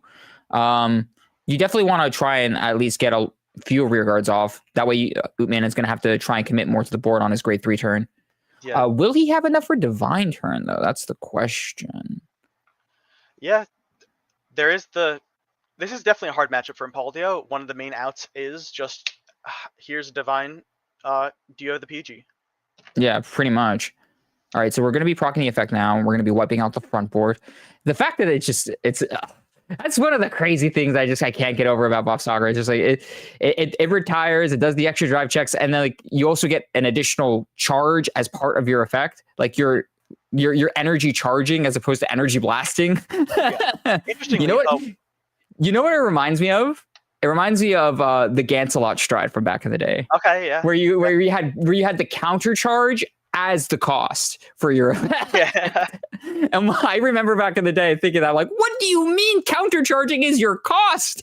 Are you aware if the hammer came from hand or from deck off of right line? I believe the hammer came from hand. Okay, so even if Alec had damage denied, that still would have gotten punished. Yeah. And then if he does damage deny, obviously he's not calling rears, so the Soul S2 then draws another card for Kenzio, so he made the right call. I think so too. I think being able to try and at least read what your opponent does is a very key thing in Vanguard, right? And I think just reading the situation and at least anticipating, what is going to be happening. You're knowing that your opponent's going to be going on grade 3 first, and you kind of know what the deck does. So the question is like how you are trying to mitigate and how you're trying to anticipate these sorts of moves. We do see the counter charge happening here now from the Trick Moon. We see the grade 1, the Cindy also now on Kenzio's side of the board. I don't see a never mind. I was gonna say I don't see a Verilor, and right as I say that, it's always there. It's always there. I was gonna say, okay, maybe he's gonna use the Cindy to try and fetch off the Verilor to try and get it from drop zone, blah blah blah. No, he just had it. But we are gonna use the counterblast effect more than likely. I don't see the sword in the drop zone, so more than likely, I think we're just gonna try and grab the shield here. I think you just shield and leave the hammer on to die and grab the sword. I think because with the sword, you're going to only get the additional drive if your opponent's at grade 3. There's no point in equipping it now. So might as well just get the value off of drawing with the shield, right? Yeah. Ooh, and we're seeing the Fire Regalis also get procced now. I don't know if there's a regard you're looking for here. Oh, it's just a base Apalra. So what that is telling me is Kenzio's only attacking unit in hand is Yukmashad because he doesn't want to drop those down to hand. Yeah. I feel like calling down a Yukmashad in the early game definitely is telling. So Aparla won't get the effect off either, right? Because that is an on place from hand, if I remember that correctly. Yeah, it's from hand. Yeah, it is. Okay. But what will be going off is this Verilor dress boost ability. So we're going to be getting plus 10k to the entire front board because we have 2 arms equipped onto Bafsagra here. And let's see how Ootman chooses to guard it. Keep in mind, the crit is active. Ooh! We see the OT come down, but it's all right? It's at least a safe shield. We don't see. Oh, we see a heal happening. Oh my goodness. Putting Kenzio to 0 damage. She is a 0 damage gamer right now. Oh my goodness. So that's going to be a lot more for Ootman to try and come back with. And then we see the Aparla also happening over here. More than likely also getting that trigger power. So that Aparla is probably swinging in for at least 30k here. Not having to worry about. Sorry, I was going to say, what's your thoughts now that Kenzio is at 0 damage here? 0 damage with Elbow Breath out. There's going to be no surprise because right? 4 drives with base 2 crit. Elbow Breath is one of the scariest things. Having it hidden is just so scary. What that tells me is that Alex doesn't even have a PG because you wouldn't want to show that Elbow Breath. It forces incorrect guarding. Yeah, it's it's a very tough spot for sure. It's a very tough spot for sure. Is at 2 damage. Bob's is at 0. He's likely out of PGs. He has no OT in deck, and he's got an empty board in a deck that retires his board pretty often, and he has no recurrence. He's got a lot of work to do. For sure. I mean, who's to say that we can't just divine turn and check a couple crits here and there? But even then, yeah, being at 0 damage, this is going to be a very tough spot for Alec here. As we do crack it back to his turn now, we get into the Impaldio, and I believe I'm counting 3 here on the auto mod gauge, so we're very close to setup here. But the question is, what exactly Alec has in his hand to be able to combat what is potentially going to be a Persona Ride turn coming down from Kenzio. I did forget to mention that we did see the Persona Ride being checked off of Kenzio as well. So we have a very scary turn. If we give him those counterblasts, we do expect, like you were telling us earlier, Jake, that those Yukma shots that they were keeping in their hand could potentially come down to the board to try and push Jake here over the edge. No, sorry, right. To Alec over the edge. Oh my goodness. Yeah, I think you may have been right. Maybe it wasn't Glare. Kenzio did not retire the hammer to grab back sword, so I don't know if there is a sword. Oh, okay. So if there's no sword, it's less scary. Also, the mace should be gone. You have to pay a cost to do that. Okay, all right. Very good. So, sword. It's either 2 swords in deck or hand. If their Yukma shot is in hand, that's probably why he held on to it. And here we see one of the real reasons where I was talking with Alec earlier on yesterday's stream. The real reason he's choosing to play Impaldio here is because all of that Bulba Mine Korokoro reprint there. The silly little penguin guy. That Ube guy really loves that penguin. I mean, it is just Bulba Mine, but man, is that a silly little guy right there?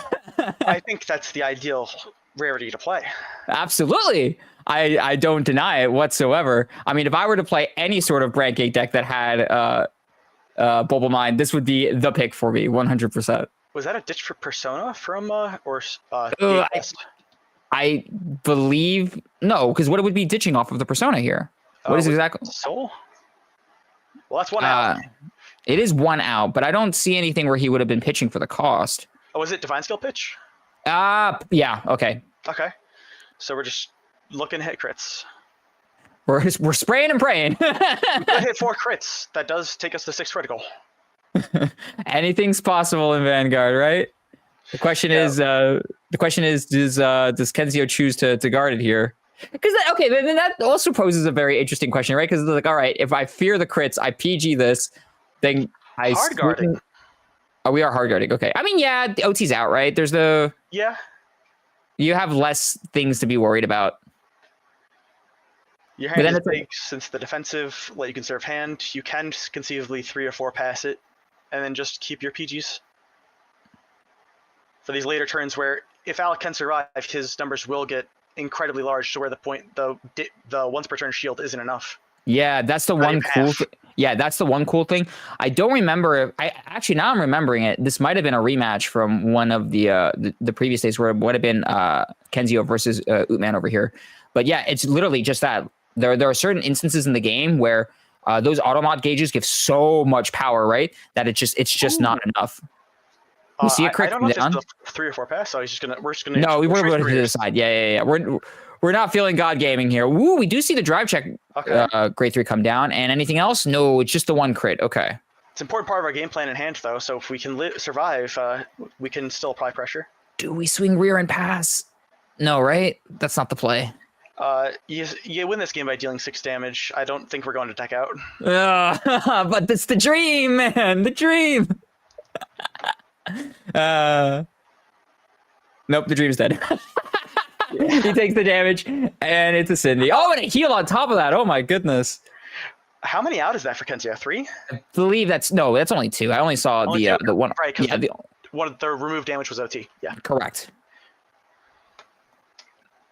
All right, and now we only have the 1 drive check off the divine turn, and we're working here with. I mean, that's still okay, right? Because we have still auto mod gauges to be potentially set up here for Alex. So there is a possibility where if he checks defensives and checks a trigger on top of it, since he's already been checking only non-triggers, it just makes his Impaldio really, really big. Yeah, if he can stay higher damage and heal out these Persona turns, then he can potentially stabilize. Yeah. Being low damage for the first Persona turn is very important because that lets you get those auto mod activations, but I am very curious to see how many Yukma shots Kenzio has. Because if there's 2, it might be cooked. I agree with you, especially on a Persona Ride turn. I mean, you're doing that plus the Verlord skills, and I believe I just saw the sword go to hand. Yeah. So there's a lot about to happen on Kenzio's side of the board. We're going to be seeing restand. I mean, with also 2 we have to also keep in mind there's also 2 counterblasts open, so it could be 2 potential restanding Yukma shots plus the Verlord power plus the additional drive check plus the additional crit on top of that, all on a Persona Ride turn on top of that. That's just making for a bad time if I'm in Alex's position. Yeah, it really is. If I'm Kenzio here, if I'm committing the second Yuku shot, I am definitely activating multiple swords instead of multiple shields. So that's not possible unless he has another sword. So we may only see the one Yukam shot to kind of space those out for good value should defenses happen. It is possible. We do see the Wafsakura's ability being used now to equip from the drop zone, and we are equipping the sword. So that's 1 sword already. So now his front board with that Persona Ride turn is going to be having plus 15k. And we see him calling down the Trick Moon, so that means there's potentially another Verlord already being set up here. So, we could try and call down another Apollo if he has it to try and fish for another sword if there's another one in drop zone potentially to try and do the plus 20. But I mean, plus 15 is still very powerful. And the name of Vanguard, right? You really don't want to try and overcommit when it comes to certain plays. I mean, yeah, it could look. Yeah, it's the second Yupa shot. He's grabbing an arm. And Okay. he placed the Trick Moon behind the empty rear guard circle. Yeah. Yep. Okay, there it is. And then we're going to be probably pitching the mace here. Oh, no, we're not. We did, I believe. We did pitch the mace? Okay. Yeah. Actually, do we have the energy? No, we don't have the energy. So then we wouldn't pitch it, yeah. Then we keep it in hand. All right. So we're looking at double restand Yukma shot turn off of plus 15k with double Trick Moons as well as a Verlord. That is beefy. All right. We do see the automod gauge now being active for Ootman, I believe. So that means is it a 15k base or is it only a 5k? 18. We're going to 18. We're going to 18, yeah, because we only checked a non-trigger here. Notably, the Verlord is stuck behind Vanguard circle. We didn't overcall it and then grab it back with Cindy. So, yeah, that's fair. So it makes the Yukma shots a little easier to guard on the first swings. It's this crackback swing. It's when they restand is that where it's really going to get dicey. Now the Ootman's guard last turn with Eldareth. I don't know if he has the PG. So yeah, that's really telling. Exactly right. Because you would want to try and save as much shield as you can for this turn here in specific, right? So like you said earlier, Jake, that OT was pretty telling. And I mean, if I'm in Ootman's position too, I'm looking at my hand. I would have put a PG down here. He says no guard. Another heal coming down for Kenzio here. These now heals just love this man. Absolutely. I mean, it's like this guy likes now or something. I mean, it's kind of crazy. Oh, a crit on top of it. That's going to be 3 damage. No, it's another crit. That's 4 damage. 4 damage now happening for Ootman. So let's see. Do we see a miracle heal happening? We see a blank. We see the Bubble Mine reprint. All these automods go higher base. The Penguins need to save him. Alec, can you get the heal here? I think that's a crit in automod, but we got to resolve the effect before it does damage. And yeah, it looks like it. And that is the game, ladies and gentlemen. Heartbreaker. However, that means that Jake over here is going to be having the run back as you are going to be seeing Kenzio versus Demios in no, the you're not. That's going to be your grand finals because I'm going to kick Ootman's butt. Okay, fair enough. That is fair enough. We got one more shot. That's true. All right. But with that being said, there's only one way to find out who's going to be taking it, right? And that's by coming back after this break as we get everything set up for the next round for y'all. So don't go anywhere, everybody. We'll see y'all in a bit. Peace.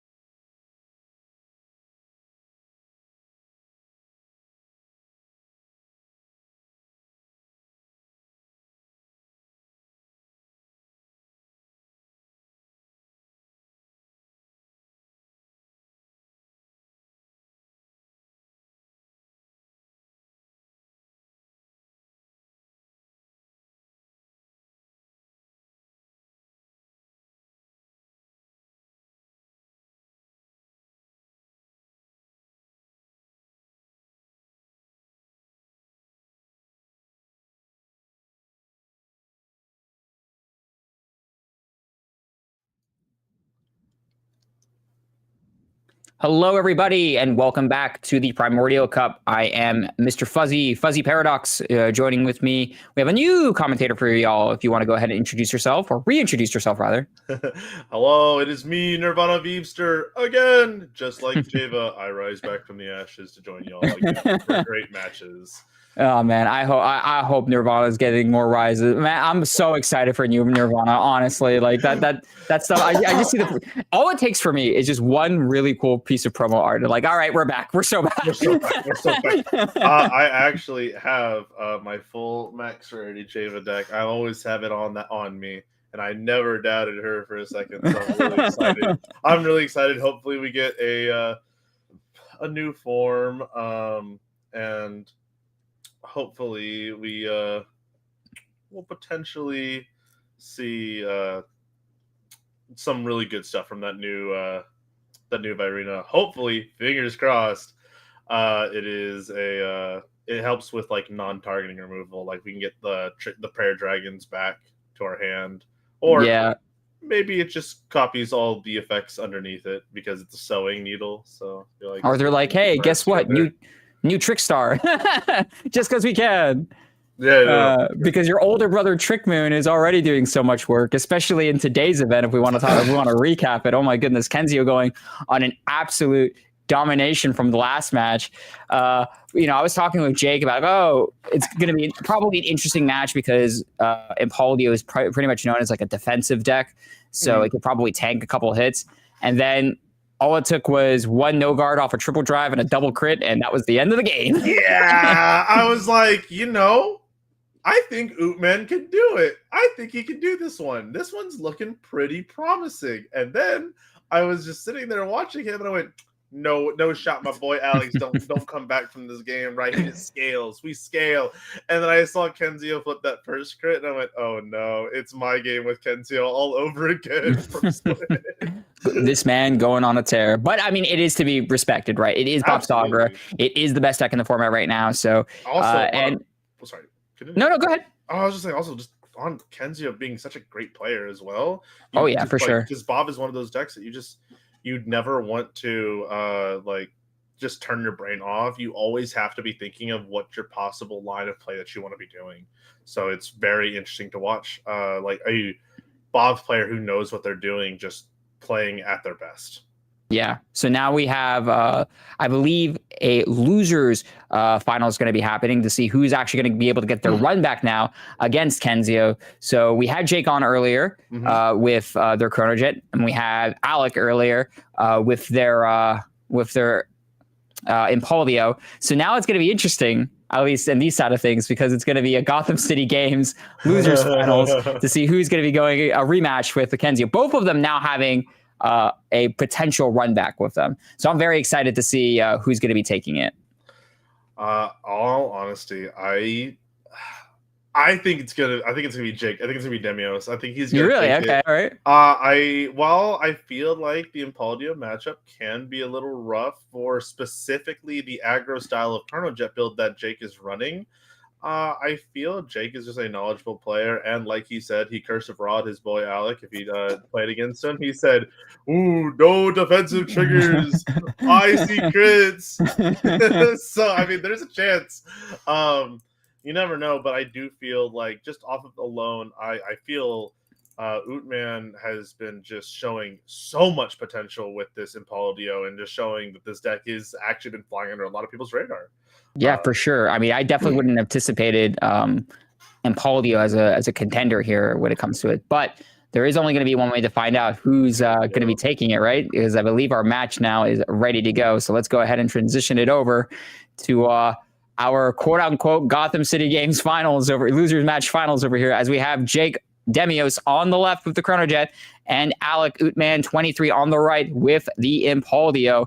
And both of them rocking the G starters, but one of them not so much. It's really funny because these guys are like best friends, so it is really cute that they both have the G starters going on right now. Messiah and Chronojet, both with Ibuki and Chrono. Very, very little thing they got going on. Yeah, it is actually. That's a really interesting point, a little tidbit. I will also agree. I don't think I've ever gone to an event and not seen them both together. So the fact that they probably play against each other all the time too. So this is probably if anyone were to know these matchups, it would be them. Probably each other, right? Because they probably play against each other all the time as testing partners. So I'm in Jake's position over here going second, and we see what he's been doing this entire tournament, right? Absolutely. He is calling down a whole bunch of grade 1s, going to go right to the face and try and do a heavy amount of aggression. I'm personally not against this idea because in the early stages of the game, the auto mod gauge isn't properly set up. So you want to try and push for a high amount of damage while the auto mod gauges are low. Ooh. And right off the bat, this is going to be a 10. And then we're also going to be seeing an 18 and then another 18 column.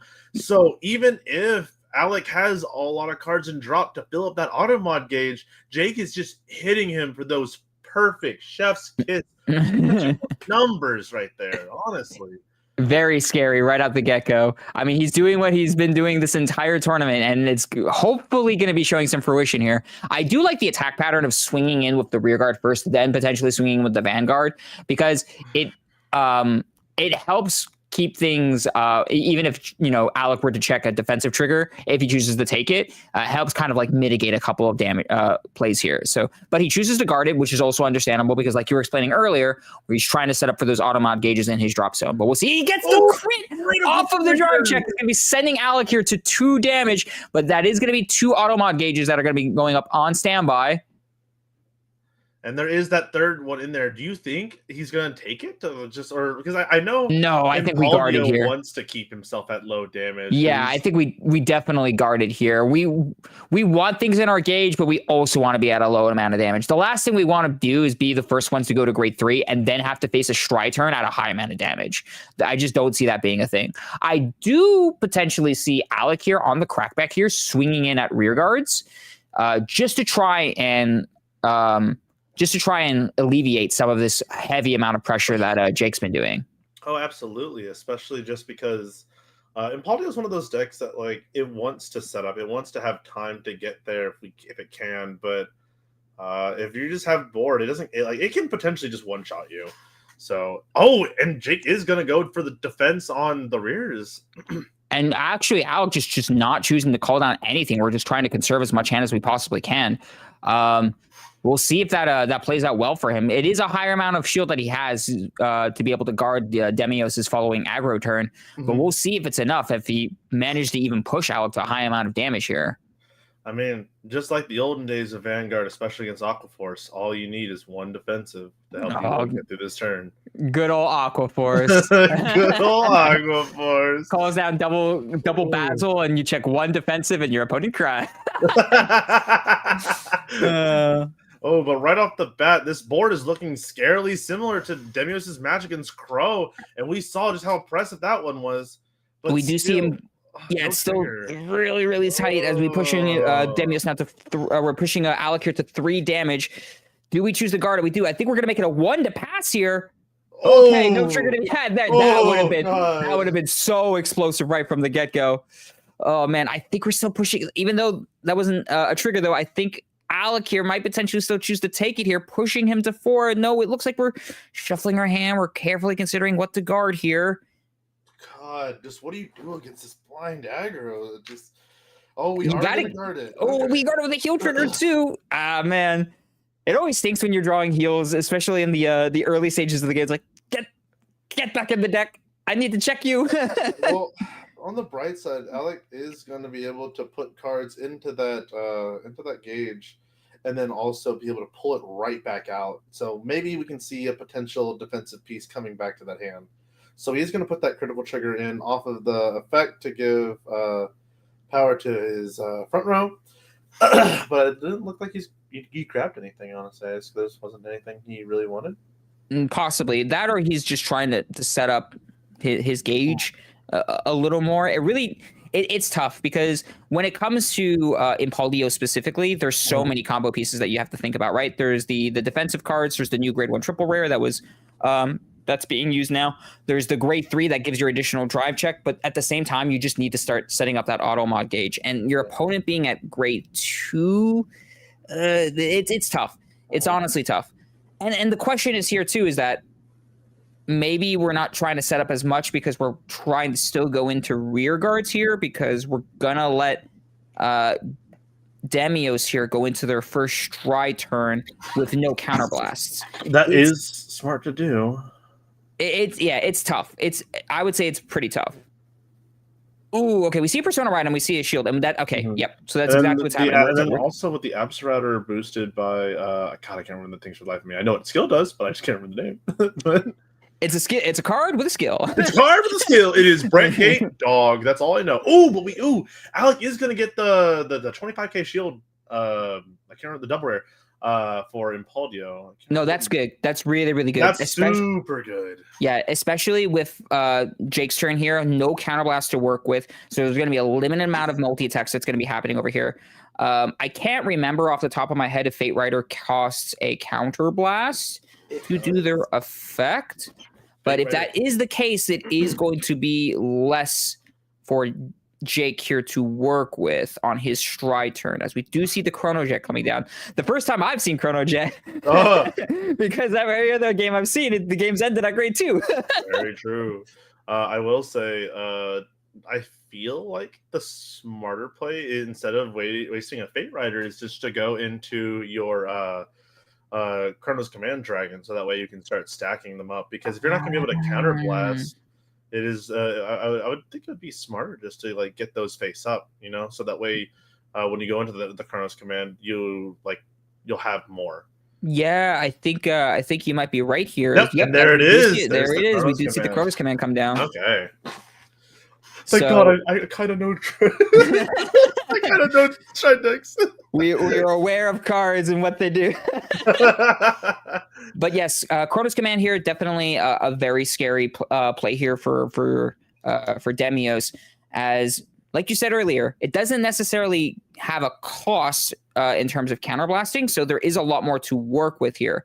And we're at no counterblasts as well. We're at no damage as well, so we do have a little bit of flexibility and try to push out as many cards as we possibly can, or potentially farm a hand if we really, really wanted to. That could be another play that we can do if we're on Jake's side, right? Because we know what's going to be happening on Alex's following turn, right?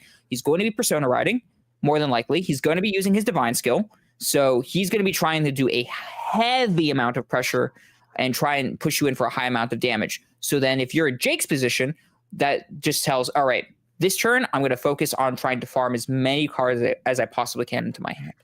Oh, no, absolutely. And with both of these decks being decks that want to, they want to see those, they really want to see those like late game stat lines. And especially with Jake playing a Stride deck, I mean, the later the game goes, the stronger it gets for him. And then same thing with Impaldio, the later it goes. But at what point is this going to come down to either a deck out or whose sword is bigger than whose sword?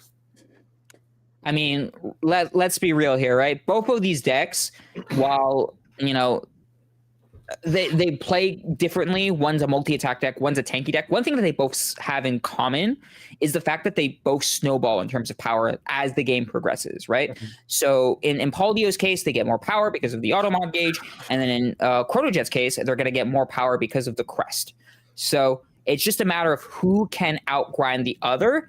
And I know like the damage is really differential at the moment, but just because Impaldio itself is such a tanky deck at the moment, I would give it to Impaldio in that sense. However, I mean, I say that Alec here going to 5 damage completely nullifies what I'm even saying here, man. I mean, right now because Alec is at such high damage, we can potentially see him try and go for this divine skill and to just hopefully heal down as much as possible. And if he can, oh god, those automod gauges are going to go live. They are. I think we already saw 1 or 2 heals already out though from Alec here. So that's going to be it's going to be tight. It's going to be very, very tight. Because we're at 5-0 here. 5-0 is crazy. That is true. We can also potentially see Alec also on the offense, if Jake no guards the Impaldio swing, just see a bunch of crits and the game's just over just like that. You're very right. It's they're counting dex size, I guess, because they both. We're at that point. We're at that point of the game already. They both are. It's like, hey, what would cards in deck? OT out for you. OT out for me. Maybe. Oh God, OT here. Oh, would be pretty terrifying. But is Alec on the purple OT, or are we all going to see the infamous Eldo Breath? Oh, we're on Brand Gate 100%. Oh, 100%. You saw it? I saw him guard with it last round, and if he checks it on an Impaldio turn, that's really scary. We don't see the Great 3 here coming down though. That's the only unfortunate part. The one that gives him the drive check. Yeah. 1, 2 blanks. Oh, there's the first crit. We see one crit. Gonna putting it on to the side. Oh, double blow mine. We love that art, but we see late, like during this turn. Yeah, we love that art, but we don't like drive checking it when we need to be checking triggers here. That is very unfortunate. 3 blanks on 4 drives. Oh. It's the name of the game, though. You know, sometimes you gamble and you check a whole bunch of critical triggers and you feel good. Other days, you're just checking blanks, and it's the gambling nature, I guess, of Vanguard in that case. Yeah. Yeah. I will say, with Alec calling his big shield card, I think it's Abza Router. I think that's what the card's name is. But it is just free fodder for Chronojet to spin that boy to the bottom of the deck on this next turn, because Alec. Jake is going to just gladly go to 5 here and then get ready for the clapback. Absolutely. Do we see the next stage happen? Do we see the Fate Rider happening? There's a whole bunch of options we have here, but if I'm in Jake's position here, I think we're good to go for a next stage turn here. Next stage. We're about to see the stride fodder. What is being pitched for cost? It is the Chronojet. He is saying, "Show me the future I desire." He's going for the gold right here, Fuzzy. He's saying, "I want my." Do you think Jake, whenever he strides at the next stage, he has like the little Chrono theme playing in the back of his head? 100%, man. Especially in my game with him, when I said too fast, that man said, "This is not the future I have done yet." And like, this man is Chronojet's #1 GOAT through and through, without a contest. All right, and we're gonna see if it's enough to punch through here. We do see a fair amount of cards from Alec in his hand, but one thing we need to keep in mind is that there were a couple Bulba Mines checked, there were a couple grade 1s, and once we go back into that grade 3 jet, those cards he will not be able to guard with on the Vanguard swing. Absolutely. So it's going to be a very, very tough situation here for Alec, as Demios here is going to try and push his way to the finals. Especially will it be enough? Volley on the board. This turn's going to be massive. Ooh. I haven't seen Alec been triggering too many triggers, so I think that hand has a good chance of potentially being dead for the most part on this chat. It could be, but then on the polar opposite thought is, okay, maybe there's a lot of triggers still in my deck, so maybe I have a chance of checking a heal, which might be what he has to bank on here. But we're gonna see here as Jake here is still trying to properly plan out the attack. I'm only seeing 5 attacks here, if I'm counting this all correct. No, 1, 2, 3, 4 attacks here. Yeah, only 4 attacks here if I'm counting this all correctly, because we don't have anything that's going to be time leaping, anything in specific. We do see the upstream dragon come down. That's for that extra numbers. Yeah, it's just going to be an extra number coming in. I don't think anything here in terms of time leaping, but I mean, this is still fine. 4 attacks on a restanding, basically a restanding Vanguard with guard restrict is still really powerful, no matter how you spin it, right? And we have we also have the fact that the G Zone Crest is going to be having at least 3 cards face up in the G Zone here, so already big numbers on top of that. So it's one.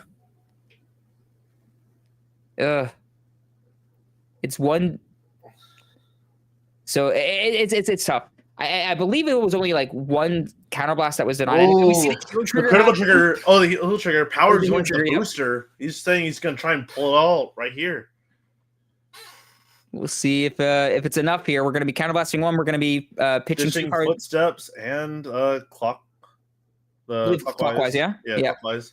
We have the clockwise. We have the footsteps coming in. We're going to be going back into the Chrono Jet, the OG, the man, the myth, the legend. Show him the future, Chrono Jet. Is this the rematch we want to see? It's the Generation Break 2. It is live. That guard restrict. If Alec has any sorts of sentinel, if any sort of PGs, he cannot use them.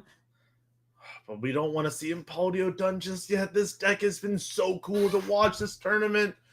Oh, from both sides, this is just such crazy rogue decks to be played right now, and I love my rogue decks. Yeah, I mean, no matter how you spin it, right, it's still going to be really cool to see either one of these decks win, because it's going to be a rogue deck in the finals, which is so exciting.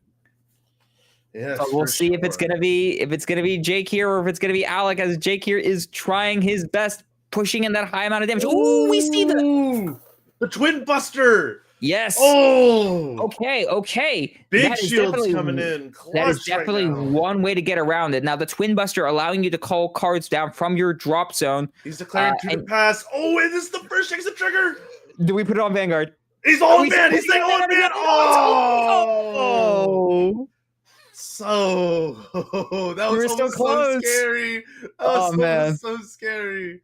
But in retrospect, that is the nature. Sometimes the Vanguard giveth, the Vanguard taketh, and that gamble, unfortunately, just didn't pay off there. But is it still enough for Alec here? We'd still not enough. That is the 6 damage. It's true. Look at all those cards. It's just 5Ks and a couple of shield values. But wow, oh my goodness! My God. We thought like the worst of it was over. It was still not enough. Yeah, I thought potentially Alec there was going to be able to live it, because he called down that order. He made it the 2 to pass there, and he was like, all right, and I was thinking like, okay, he was examining the cards in his hand. He's like, all right, then I'll have maybe a PG here and something here defensively. But no, it was not enough. And ladies and gentlemen, with that match now concluded, we have ourselves a finals. We will be having Demios playing Chrono Jet versus Kenzio with Bob Sagara. So we have a rogue deck versus basically, and I mean, I don't think it's a surprise of no one, the best deck in the format. But man, oh man, is that going to be an exciting match. I mean, what do you think is going to take it? I feel like after the one game that Demios had against Kenzio, it was really rough, him hitting defensive OT on that first stride turn. I feel he's all fired up. I feel making the miracle run through the losers bracket after so early on in the tournament. I feel like my man's pumped. I feel like he has much more that he's going to be fighting for, and he's wanting to make it known that Jet buff, as they say. Bet Juff real. Bet Juff real. But there's only going to be one way to find out about that, right? And that's by tuning in for the finals, as we are going to be going on a bit of a break. And once that concludes, we've got some really hype Vanguard action happening for y'all. So don't go anywhere, as the finals will be happening just in a moment. So we'll see y'all in a bit. Bye-bye.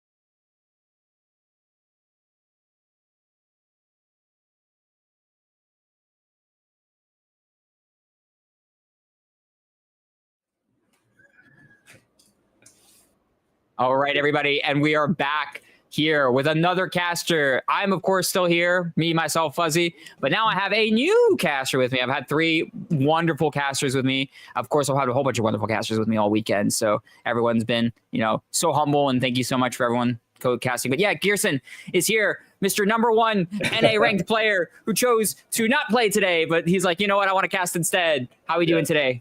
Doing okay. It's been a long day, but yeah, we're still doing this. We've got one last push to do. We've got the finals going on. We have a rogue deck versus, in my opinion at least, potentially like the best deck in the format, which is Bavsagra versus Chronojet. Now, did you anticipate Chronojet at all in the finals? Actually, originally, no. But after seeing Jake's list, I think it has the potential for, especially, I did cast 2 of his game, and then one of them he just killed on turn 2, which shows how strong the deck is. So I think that's why he's here.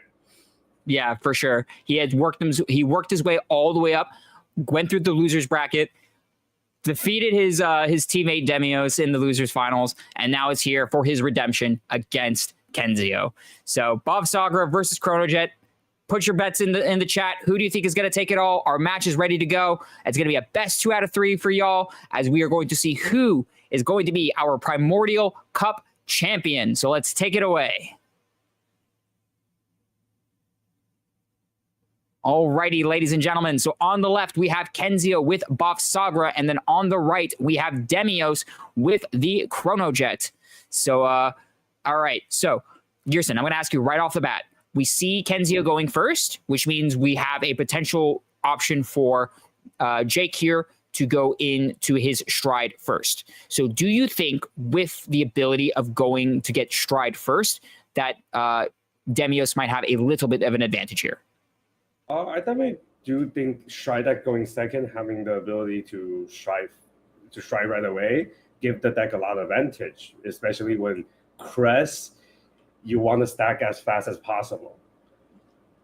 Absolutely. I think like the ability to try and flip up as much as you can to get your front row really, really big would be key in something here like Bavsagra, especially if you're thinking how, scary the Persona Ride turns as well as like the double Yukmishon turn could potentially be. Another question that I wanted to ask, of course, as well, is we've been seeing Jake go heavy aggression this entire tournament, right? Right from the get-go, as soon as he is at grade 1, he calls down basically almost a full board, and then he goes heavy aggression. Do you think with this strategy, it would is a good strategy against something like Bavsagra? Because the way I think about it, right, the more counterblast you give Bavsagra, the more they could potentially do on their first turn. So they could do like a lot of sword plays. They could potentially do, double Verlord if they really wanted to. So it's a bit of a risk in my opinion, but I can see why he would still choose to do it. But what do you think? I definitely think rushing is really good because Bav is a deck that early in the game, they have no shield value because you kind of know their hand by what they're adding, and then they don't gain a lot of value until their turn 3. And playing against Chronojet, you need to be careful what you put down, just because Chronos Command can send back the entire board, so it runs over resist. Yeah, that definitely, yeah. I think so too, because yeah, it's risky. Just in my opinion, it's risky, but I can see the reason why you would do it. As we see Jake here going in for the sheer amount of aggression. This is the second time. This is the second time I've seen this. Yes, I think so too. The third time I'm being told. That is insane. The amount of defensive Kenzio has gotten. The power of Dragon Empire really is on his side today. Absolutely insane. All right, we're going to be seeing a grade 2 turn here happening down for Kenzio. Now, would you respond here with a heavy amount of aggression here on Kenzio's side of the board? Because you have the ability to call down those Yukmashods if you really wanted to, or those Aparlas, like the ones he's calling down right now. You could try and call down a whole bunch of them and try and swing in for heavy aggression. But I feel like it's a bit of a risk, right? Because if he does, then he might have the potential to get damage denied, as we saw with now there being no damage with that defensive OT. So What do you think? He would go swinging rear guards here, or what do you think? I definitely think he should, like, if he already committed to a rear guard, he should commit a second one just for the trialing to go back.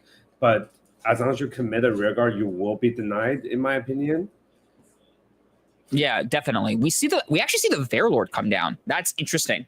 And that kind of makes me tells me that like he might want Jake to swing into that Verlord so he could put it into the drop zone and potentially set it up for his overdress turn.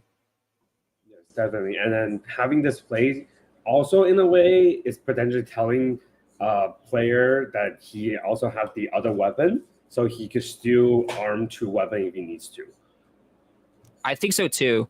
It's a very interesting scenario here because we're working with no counterblast here, but we still want to try and put ourselves to a heavy amount of aggression because we know what might be happening on the next turn, right? I think Jake is just going to keep on doing what he just has been doing, right? He's going to be calling down more cards on the board, and I think he's just not going to fall for the bait. I think he's just going to swing all in on Vanguard. I think he's going to try and push for as much aggression as he possibly can. So that way, when he gets to his Chronojet turn, he strides up, goes into something like Fate Rider or his Chronos command, and maybe tries to spin key pieces on the board. Maybe like a Yugma shot if Kenzio chooses to call it next turn. But it's interesting, to say the least. Ooh. I believe we saw a heal trigger come down. No, that was a crit trigger. No, it was a heal trigger. It was a heal trigger. Okay. So we see a heal trigger. So now Jake is the one going to 0 damage. Ooh, we see a Trick Star going into the damage zone. You definitely don't want to see in the damage. If you're the buff Sagra player, you want to see your Trick Stars, your Trick Moons rather, in the drop zone. Sure. We see the Vanguard here coming in. We still choose to attack Vanguard here, right? Yes, I feel like if you already give the damage, you would just commit everything. Yeah, I agree. I think you just go full commit. We're not trying to back off on our plan here. So we're choosing to guard it here, and then we're going to swing in once again at Vanguard. And we choose to take it. Oh, wow! Second Trick Moon. A second Trick Moon. Oh my goodness. I mean, if I'm in Jake's position, that's really, really good for me. But Kenzio, unfortunately, that's something we don't like to see. Jake's already also at a very good spot because his front row triggers also in the drop zone. So he's having unit that he can afford to get rid of. Yeah, definitely. Now the question is, how does Kenzio set up from here, right? I don't know if I see a Trick Moon in the drop zone. And with 2 already in the damage zone, it's going to be really, really tough. There is still a way. There's still ways to potentially search for the Trick Moon, though, right? Yes, but it's whether he has it in his hand or not. Yeah. And he also had to overdress right away because if he doesn't, he will get sent back by the Strike skill. That's true. Because, yeah, that's so true. He'd have to actually, because then he gets it spun back. Unless the Trick Moon has resist? I can't remember if the Trick Moon has resist. No, I don't think Trick Moon has resist. I think it's the Verlord specifically that has the resist. Yeah, so you are right, Gerson. You are absolutely right. He'd have to immediately overdress it, less risking it to get spun. Then, with already 2 in damage zone, he has to do that. That's crazy. That's insane. All right, so now we're going to have to try and figure out exactly how we're going to be going about our attack patterns here. Okay, another question for you, since we're already in this position. If we don't have enough to do the Trick Moon play, do we choose instead to do things like multiple shield equips? Because if we choose to do multiple shield equips, we could try and draw a lot of cards here. Because we can't obviously do the sword. Because if we do sword here, we're not getting the additional drive check, so there's less value. The only value we get from doing multiple swords is we get the power. Well, I do think drawing has also have a downside. It's because you want to check heal trigger, and if you actually drew the heal, it's not ideal for you. True. I do feel like you definitely need a double weapon just so your Vanguard has a crit, unless Kenzio decide to damage deny this turn, which is not ideal either, because no matter denying the damage or not, second strike, Jake will have the ability going to Chronos Command because of a GB2. I keep forgetting about the Chronos Command. The fact of the matter is that you're looking at a potential like an AoE board wipe, which is actually kind of crazy, right? I mean, let me double check on Chronos Command real quick, but I don't think it targets. So I think you might be going for I think that might be the play here, is that if we're going to be going for that, then we might be a potential going for the full tuck here. Let's see here. Chronos Command, baby. Counterblast 1, your opponent puts all of their rear guards to the bottom of their deck. Yeah. So that would be one way to actually get around the Verlord, because they're not targetable, sure, but you're not targeting them. You're tucking everything to the bottom. Wow, that's crazy. That's actually like a counter to it. Who would have thought? All right, so we do see the no guard. We see the crit happening, a double heal happening over here, pushing Jake here to 2 damage, and then we see the Aparla column. We see the unequipped. Okay, we're not giving him the extra counterblast to work. Oh no, it's not enough because it would have been the heal trigger defensive. Okay. That is fair enough. All right, we're going to be now going back to Jake's turn over here as we see the Chronojet turn possibly happening over here. All right, do we see the Chronos Command come down here? No, right? Because I think that's a Generation Break 3 skill, if I remember correctly. Well, I think the way they word it now is not really like a GB effect. It's more like how many you have faced up, right? Yeah, something like that. But even then, I think to do the full Chronos Command, like tucking everything to the bottom, right? They still need to be at 3 face up. Yes. So you wouldn't be able to commit here. I think your first try is always the same. That's never the same Fate change. Rider? Mm-hmm. Yeah, okay. That's fair. Yeah. Go ahead. I just think it's whether how much damage you can push in this turn for next follow-up to depend if it's Chronos Command or next stage. Yeah. I would say I think the play here is to try and farm, right? You want to try and get a whole bunch of cards into your hand, as many as you possibly can, because you already committed so much to these aggression turns that now you need to anticipate what Kenzio is going to be doing on his following turn, whether that be a double Yugmashad with a Persona Ride, or that be just even one Yugmashad with a Verlord boosting. So with that in mind, you want to try and draw as many cards as you possibly can. And I think Fate Rider will be able to get them there, especially with the things like GG into upstream, good old classic combos. I can't like not think of Chronogen anymore and not think of just, upstream into GG, swinging in with the Fate Rider, counterblasting 1, putting it back. It's like, they're so simple plays, but they're like plays that are just, I don't know, they just feel good. I mean, it feels really good. I do feel like the deck wants TikTok Melum. Oh my goodness, yes. I can already hear the Chronojet mains screaming for Melum, for good old TikTok Melum. That would be something, but that's not what we're working with over here. Oh, as we see the I believe that's the Festival is that the card that came out in Festival Collection for Chronojet? Yes. I don't exactly remember 100% what it does here. Let me see if I can find it for the fine people. I believe it lets you extend an extra booster, if I'm not mistaken, but not fully sure. Let's see here. We have... I think you're right. I think it is an extender, because the way the attack pattern was happening over there. Yeah, it's on play spot deck plus 5k, and then when you bottom deck itself, it's CB1 to EB, or you could CB or EB1 to draw 1 and get plus 5k to something. So yeah, it's an extender, and it's some critical triggers here too happening. Oh, calm down! Oh my god, I thought we were about to see a triple crit happening on Jake's side of the board over there. Holy moly! But this double crit pushing Kenzio to 5, that potentially means next turn could be next stage instead of Chronos Command. Yeah, you're right. Because at 5 damage, yeah, that would just push Kenzio completely over the edge. Even with that shield, it wouldn't be enough. Wow. Jake just showing why it is that Chronojet just absolutely loves him, right? Just being able to put up sheer amounts of aggression and then a really powerful stride turn on top of that, pushing Kenzio to 5 damage here. Man, this is a very, very tight game. Although, one thing I do want to ask you, Gearson, is that do you think, even though with all of this, Kenzio could potentially have a huge pushback turn if he were to do like something like a double Verlord into a Yukmashad?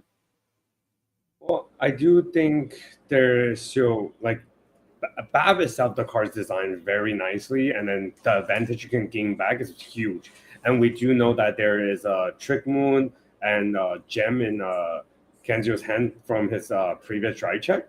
Right. So he's definitely going to have some pieces he needs. Whether it's double Yugno-Sha or not, that's where it decides, I feel like, especially the triple drive as well. But having OT out already, you're not giving your opponent enough pressure because your opponent knows there's never going to be an OT being checked.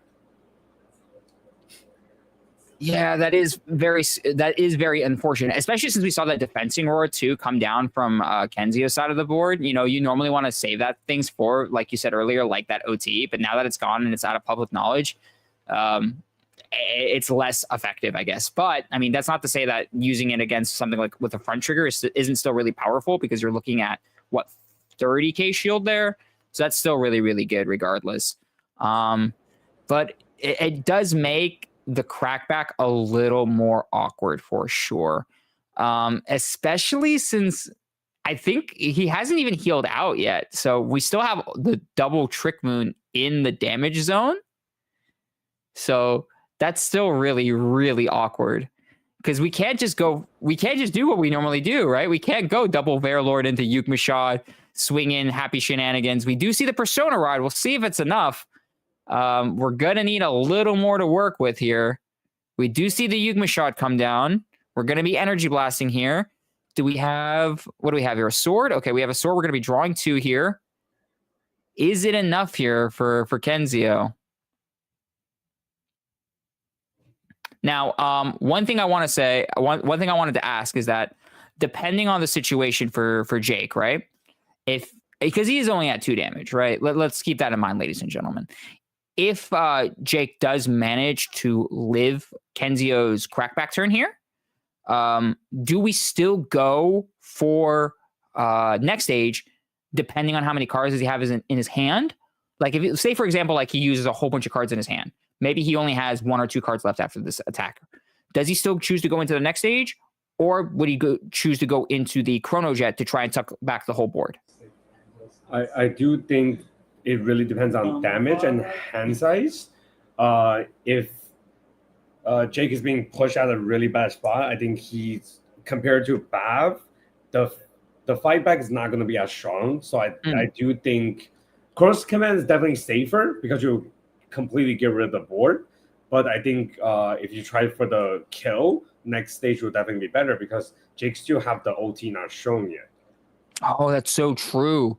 I keep forgetting because it's like I already saw Kenzio so early that I'm internally thinking like, oh yeah, OTs are gone since this is already checked. But you're right, Jake still has his still left in the deck, so that might potentially be a factor here in this game. We do see Kenzio setting up with the Verlord, so that means we probably do have the Trick Moon already in our hand. Yep, okay, so we're going to be doing that, and probably going to be doing the Overdress and getting the equip happening.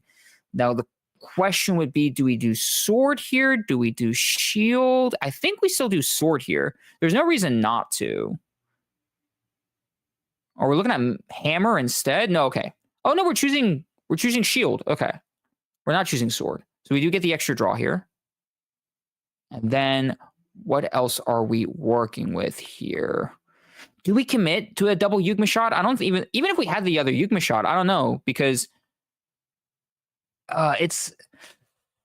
it would be how confident do you feel in killing, right? Because if you have a double Yugma shot, Demios is still only at 2 damage, so it might not even be enough. So maybe just hold off, right?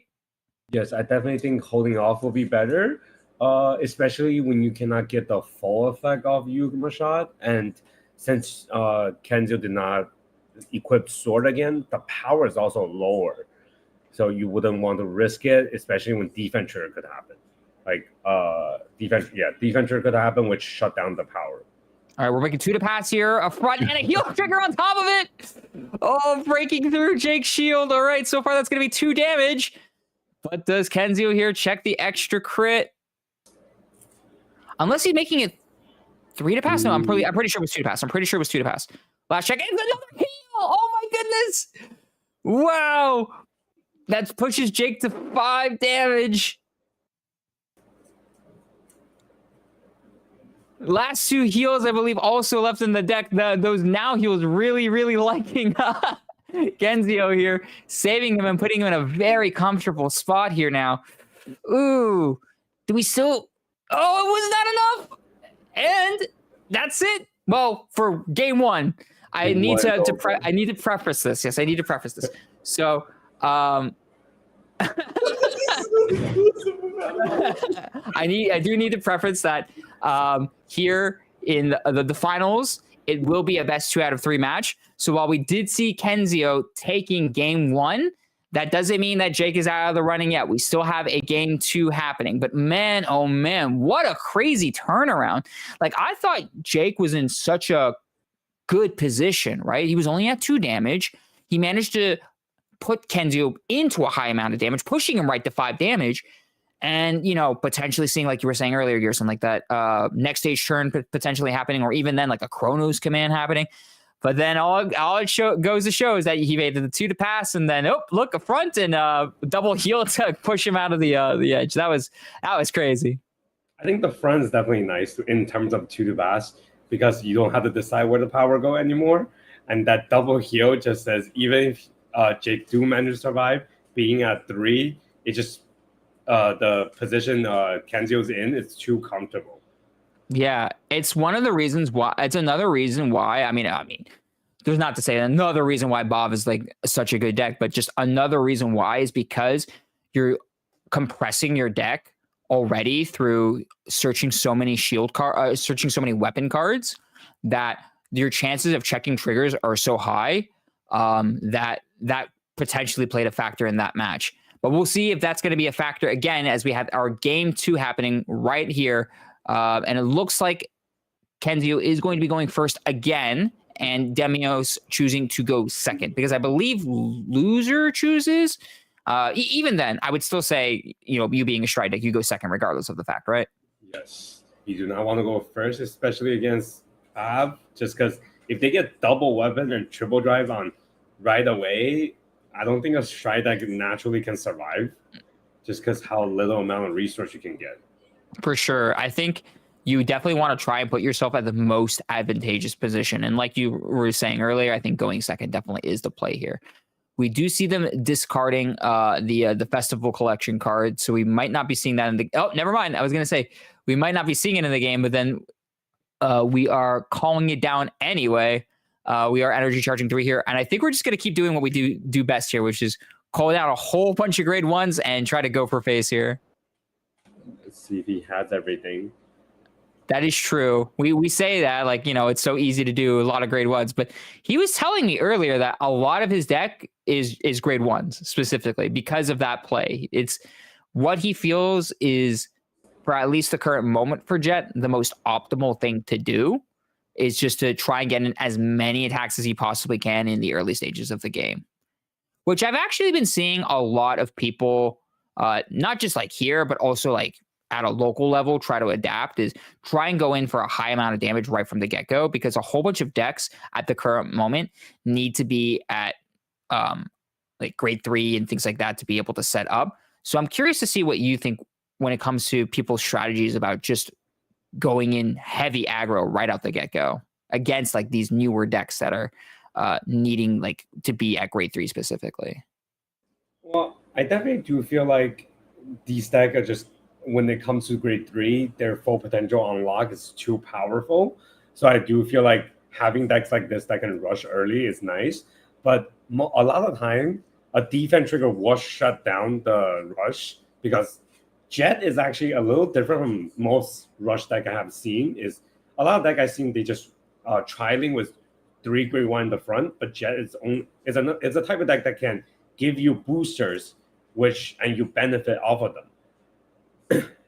Yeah, absolutely. It's one of the reasons why Jet has become so well known for just having a whole bunch of Dark Stage generic cards in its toolbox, just having that ability to be able to use them to such a high extent, right? And I feel like if there's any deck to do it well in Dark States, it is Chrono Jet specifically, just because of all the utility that it can do. I do agree with you, though. It is a bit of a risk because you are still committing a lot of your hand in the early stages of the game, and it's a matter of how you can recoup it. And against something like Bafsagra, it's a lot easier said than done. But the strategy has been paying off for him pretty well all the way up till finals. One thing I forgot to mention, though, is we already saw 2 triggers come down from Kenzio's side of the board, and we see another heal already gone. And once again, he responds aggro with aggro. We do see a defensive happening here for Jake, which is really, really good. And we'll see if I was going to say if he chooses to attack Vanguard, and he doesn't. He chooses to attack Rearguard. And I kind of agree with this, right? I think if I'm in Kenzio's position specifically, right, I've been seeing Jake call down all these grade 1s so early all the time that my response should now be, okay, I'm just going to attack into your Rearguards now. I do think if it's not for the crit, I think Kenzio will swing at Vanguard again.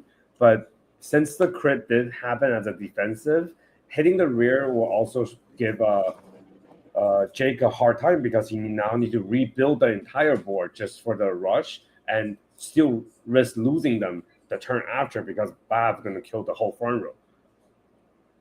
Yeah, that is true. Because that's a very, very good point. Because you would think that, damage denying would be the play, but you're right. Bafsagra just has natural front row retire. You wouldn't care about swinging into the rear guards because by the time you get to grade 3 anyway, they're already going to be gone. So that is an interesting point, and I do like that. And I think you're right. I think because of that defensive crit, it definitely played a key factor there. But we'll see here as we think I see the ace unit now come down from Jake's side of the board. But I don't think we're going to be proccing the skill here. We're just going to be going in for a heavy amount of aggression. Oh, no, we did proc the skill because he's only at 3 energy here. Okay, that makes sense. And we're already pushing Kenzio here to 3 damage. Oh, my goodness. We're already such a high damage threshold. We haven't even gotten. He's no guarding it, too. Does he check a crit? No, it's an upstream dragon pushing himself to 4 damage, though. Oh, we see a Persona Ride coming down here. Swinging into Vanguard, doing what we've been doing this entire time. Oh, we guard with the Verlord, okay. The Verlord guard is nice. I personally like that because we're going to already be putting it into drop zone anyway, so why not just guard with it? Yes. I definitely feel like Bab is a really very nice deck when it comes to discard for write-ups and for guard. A lot of cards you want in drop zone to begin with. This is some of the problem I have playing standards. When you play a deck that's very nicely built, and then you look at your hand and be like, I don't want to lose any of these cards, so I don't want to discard any of them, but I need to write. Yeah. And Bab is just a deck that says, oh, you have like about 10 to 12 cards that you can just freely discard, and they come back in value. Yeah. You want to discard your weapons because they come back. You want to discard your Trick Moons because they come back. You want to discard your Verlords because you can get them back. You want to discard your Cindy's because guess what? They can come back. Like, it has so many options that it just makes discarding a non-factor, which, again, another reason why this deck is just so powerful and so dominating. And I think we're going to have that double equip that you were explaining earlier here, Gearson, happen. And that heavy amount of aggression that was just happening on Jake's side of the board, it could potentially just go away right now. The question is then, will he have enough on the crackback? Again, only at 1 damage. It is not as scary right now. No triple drive. But it will still have the crit, right? I believe Bafsagra still has the crit regardless. Yes, it will gain the crit as long as Soul Blast 2 with double weapon. So we Soul Blast the 2. We get the double weapon. We get the plus 10-2 off of the hammer. So at the current moment, Bafsagra is swinging in for 23k with a crit. And we'll see how much more Kenzio here wants to commit onto the board to really try and push Jake here over the edge. We do see the ace unit come down here. That's interesting. Choosing to do it now so we just get the draw. You would think he'd want to try and conserve it, though, to try and retire a rear guard, though, wouldn't you? I guess he just values the draw that much. I think it's also because his hand size is too low, and being at 4 damage, he needs to regain his hand while try to hit heal trigger if possible. Oh, okay. Yeah, you are right there. Because at the end of the day, it's still just an extra body on board. Will get the power because of the skill regardless. And it does draw them a card. It basically just reads EB3, draw 1, which is still really good. And there's not necessarily anything that you want to keep it in your hand to spot remove when it comes to Chronojet, because the way I see that ace unit in particularly played is you kind of want to hold it if you have it, because you want to try and wait for like a key piece on your opponent's board to retire in any sort of matchup. But I guess against something like Chronojet, where everything is kind of like generic, that might not necessarily be the case. Yes, for sure. And ace unit, I actually, when I first read the unit, I thought it has a shield value. So I always thought the card was good. And then when I was intercepting for one of my testing, and then Kay actually told me this one has no shield value. I was like, yeah. Oh. Yeah, something similar happened to me too. I was playtesting with Virgila, and I was playing with the ace unit, and the same thing happened. I'm like, oh, okay, I'm gonna have to intercept with it, and then I'll play my defensing roar to bounce it back to my hand. So I'm like, all right, this is 15 shield, and they're like, no, that's 10 shield. That has no shield value. I'm like, what do you mean it has intercept? What do you mean it has intercept? It's supposed to have shield. It's so hilarious to me. So I do think committing is good because it converts a non-shield card to an actual shield value. We do see Jake here try to go for the hard guard here. We see a critical trigger coming down here for Kenzio. We put it on the ace unit. I believe the parlay here is only the 15. Yes. And then I think we might be taking 2 damage here. I believe it's 25. And I'm being told that Jake guarded with 3 heal triggers. That is rough. That is something that, against Bafsagra specifically, you want to try and keep it. But I guess that just wasn't the case here. We do get into the Chronojet. We do grab the Grade 3 Dragon, which is nice because we're going to be able to pitch it at least to get a free draw off of the Stride turn. And I think we're still going for Fate Rider here. If it ain't broke, don't fix it. Can we tuck the Trick Moon, though? That's the question. Do we tuck the Trick Moon? I think Jake should, just so it minimizes the number that he's gonna receive for the next turn, and especially when Kenzio missed on the Grade 2 search previously, that shows that I believe that's the only Trick Moon on the board other than the one already being overdressed. Yeah, because at least with that you have a potential, Verlord out of the way. And one less thing to worry about, right? And I man, it's going to be really, really tough here for Jake. I'm not going to sugarcoat it, but at the very least, one strategy that he can at least try and go for is try and farm as many possible cards as he can into his hand to try and live Kenzio's crackback turn. Because he is Kenzio is at 4 damage, so there is a possibility that he can push them over the edge with something like an OT, but you just can't take that into account. For sure, but the number is always nice in this turn, just very consistent. However, with shield as an extra guard, it is going to be tough to break through the hand, especially how much Kenzio drew. All right, we see the upstream coming down. More than likely going to grab the GG here at the very least. Yep, good old GG. We're going to be... Oh, nope, we might be not. It might be the Festival Grade 1. Oh, that's true. We could try and go for that one. Folklore, maybe? There's a whole bunch of options. That's the thing with Chronojet. There's so much. Okay, we're going with GG. Yeah, because like you could choose GG, you could choose Folklore, you could choose the Festival, the Cycle cards if you really want it. Like there's so many options. But yeah, I think GG is still the right play here because at the very least you're getting your draw, and you want to try and draw as many cards as you can against something like Bafsagra. Now, what do we get here off the triple drive? This is the $1 million question here. I think Kenzio should have enough to guard it. I'm looking at it. He hasn't procced his shield yet. And it looks like he has a fair amount of cards in his hand too. So there's also a chance he no guard this, just because one of the rear are going to be powered up by Fey Rider. Oh, potentially, yeah. But it wouldn't get that big of a buff, right? Because there's only one face-up card in the G zone off the Fate Rider skill. We do see a PG. Triple blank. Oh, no.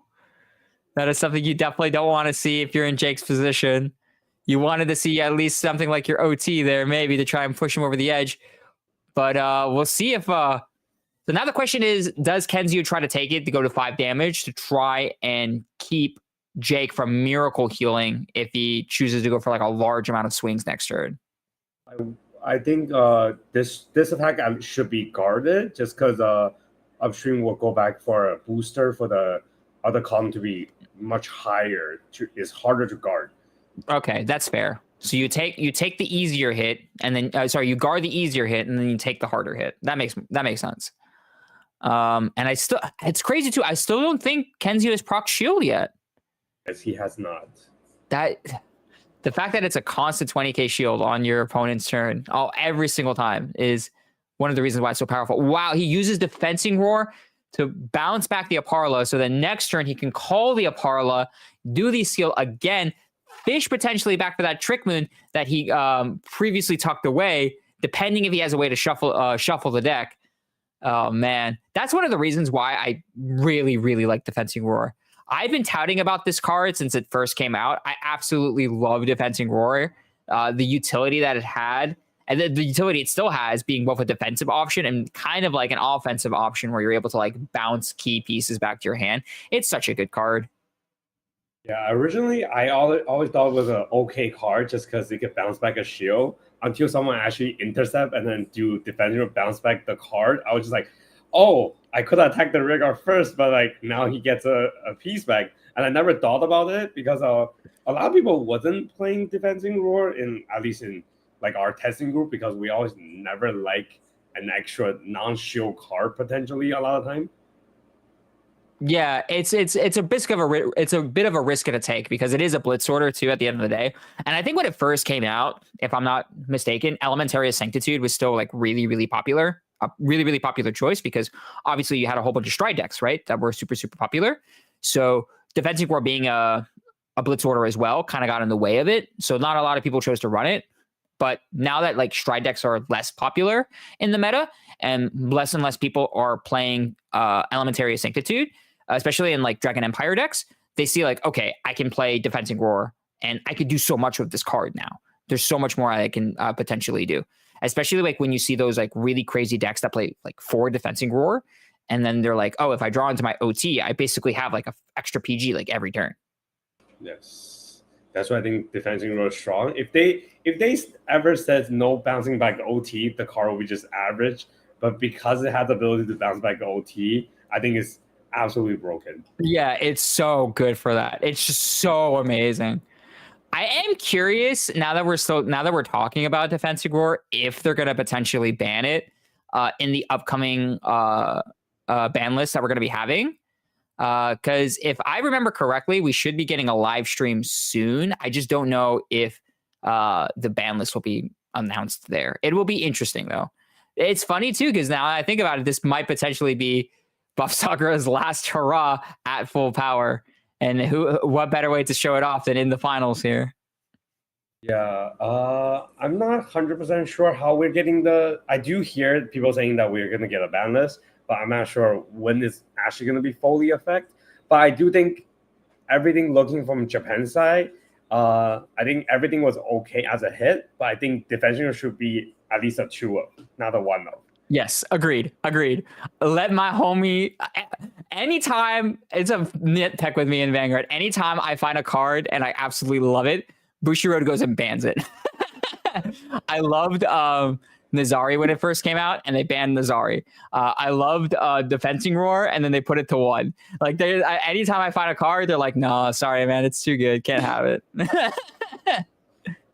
But we'll see if this play over here from Kenzio is going to be good as we go back to his turn. I believe on a Persona Ride turn as well. Nonetheless, we see a double Verlord already active, if I'm not mistaken, because those were there from the previous turn.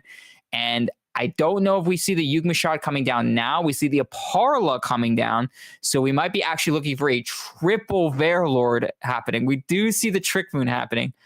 How would you feel about a triple Verlord here, Gearson, but no Yugma shot, the restander? If he just did like triple Verlord, do you still think that might potentially kill Jake? I still think it would, just because Bab is still going to get a triple drive, having the critical inherited already. So it does give a lot of pressure, and the 3 attack will make every time you swing is an extra 10k harvest. Potentially, basically, you're hitting a trigger, and you do not want that. That's why I think this card should not exist in the deck at all right now. Yeah, I don't think they properly planned out play tested it. They just didn't think about Verlord at 3. They're like, no, it's fine. You only have the 1. What's the worst that could happen? And a full back row of Verlords. And like, oh no. And we don't see the Yugma shot come down. Oh, we see the OT though for Jake come down. So now that they know it's out, that's very telling as well. We have less to worry about if we're on Kenzio's side of the board. We're making it 3 to pass here from Jake. We see a blank here. We see a critical trigger come down. More than likely on the Aparla? No, maybe on the Ace unit. So you could put more pressure. I do think it should be on the other side, just because you want to swing with the Violor first, so the Apollo gains another 10k. But if it's going for 2 damage, there's potential 2 chances for 2 defense trigger, and then that knocks out the Violor's power. Okay, that's fair. So then, yeah, we would put it on the side there. Maybe we do power on the Ace unit, critical on the Aparla, on the Aparla, because it's already pretty big. Yes, that could also work. Ooh, is that a double crit? Yeah, double crit. Oh my goodness, that might be the potential lethal swing here. Then it's 80k 3 crit, depending on how they boost, right? Because if they choose not to boost, oh no, we're taking it. It's 3 damage. We need a miracle hero. Will this be it? Will Kenzio take it? He doesn't. He doesn't. There's a heal trigger. The last heal too. Yeah, it was a miracle heal on top of it. I was about to say, and that is it, but no, it's not. It's a miracle heal. The last heal in Jake's deck. He is fighting for his life over here by the skin of his teeth. Just manages to outlive the turn here. Holy moly. And I think we might potentially be seeing a Chronos command turn happening now, as we're going to go and try to bottom deck those Bear Lords to Kenzio's deck. Holy cow. The last heal in his deck. That is insane. I do think discarding Jet will be next stage. Yes. Oh, we're going for next stage instead. Okay. That's fair. We have no more options, right? We're out of our OTs. We're out of our heals. We just got to go for game here. Sure. And I can't see properly Kenzio's hand, but it looks low enough where it might potentially get Jake there. It really depends on drive checks here. I'm going to be honest. Oh, man, this became so tight so fast. I think if I'm in Jake's position here, right, I just go full commit. No way to sugarcoat it. We're just going to try and go for game here. Definitely, you need every unit possible to gain power and to hit for as much power as possible, and he has everything. We see the Upstream Dragon as well as the Bali come down. We see Chronojet coming in. I think that's got to be a PG that Kenzio is thinking with, because more than likely what's going to be happening is that he's saving the shield for the Chronojet restand turn, because that shield is going to be able to get around the guard restrict. Oh, but what might potentially also lay a factor, now I think about it, Gearson, is the ace unit not having shield. That might actually be something here. That 5k might actually matter. There's 4 crits out for Jake that I believe that are in public knowledge. So that means that are potentially another 4 crits still in the deck that might push Kenzio over the edge over here. I do think if Kenzio only has 1 PG, he might have to risk this attack just because his rear guard is higher than the Vanguard. This next stage is probably the lowest attack, but he's guarding with PG. What are the tribe checks here? Oh, it's a triple blank. Oh my goodness. The deck wanted Jake to live, but then refuted with, you just don't get any triggers on the following turn. That is unfortunate, but maybe not, as we see the Chrono Jet coming in for another attack here. Guard Restrict is live. Oh, we have our OT. We actually have our OT. We didn't check it this time. We have a critical trigger coming in at the side. It's an upstream dragon. That upstream dragon is pretty big now. We get a plus 5k from the effect. Then we get the additional crest power plus the additional 10k. So I believe that's over 40, 46, 48k. Oh, but we have oh man. We just have the double shield, the double defensive plus the shield on top of it. So that would be just enough for Kenzio to live it. 1 card left in his hand. We're going to be spinning with the upstream dragon.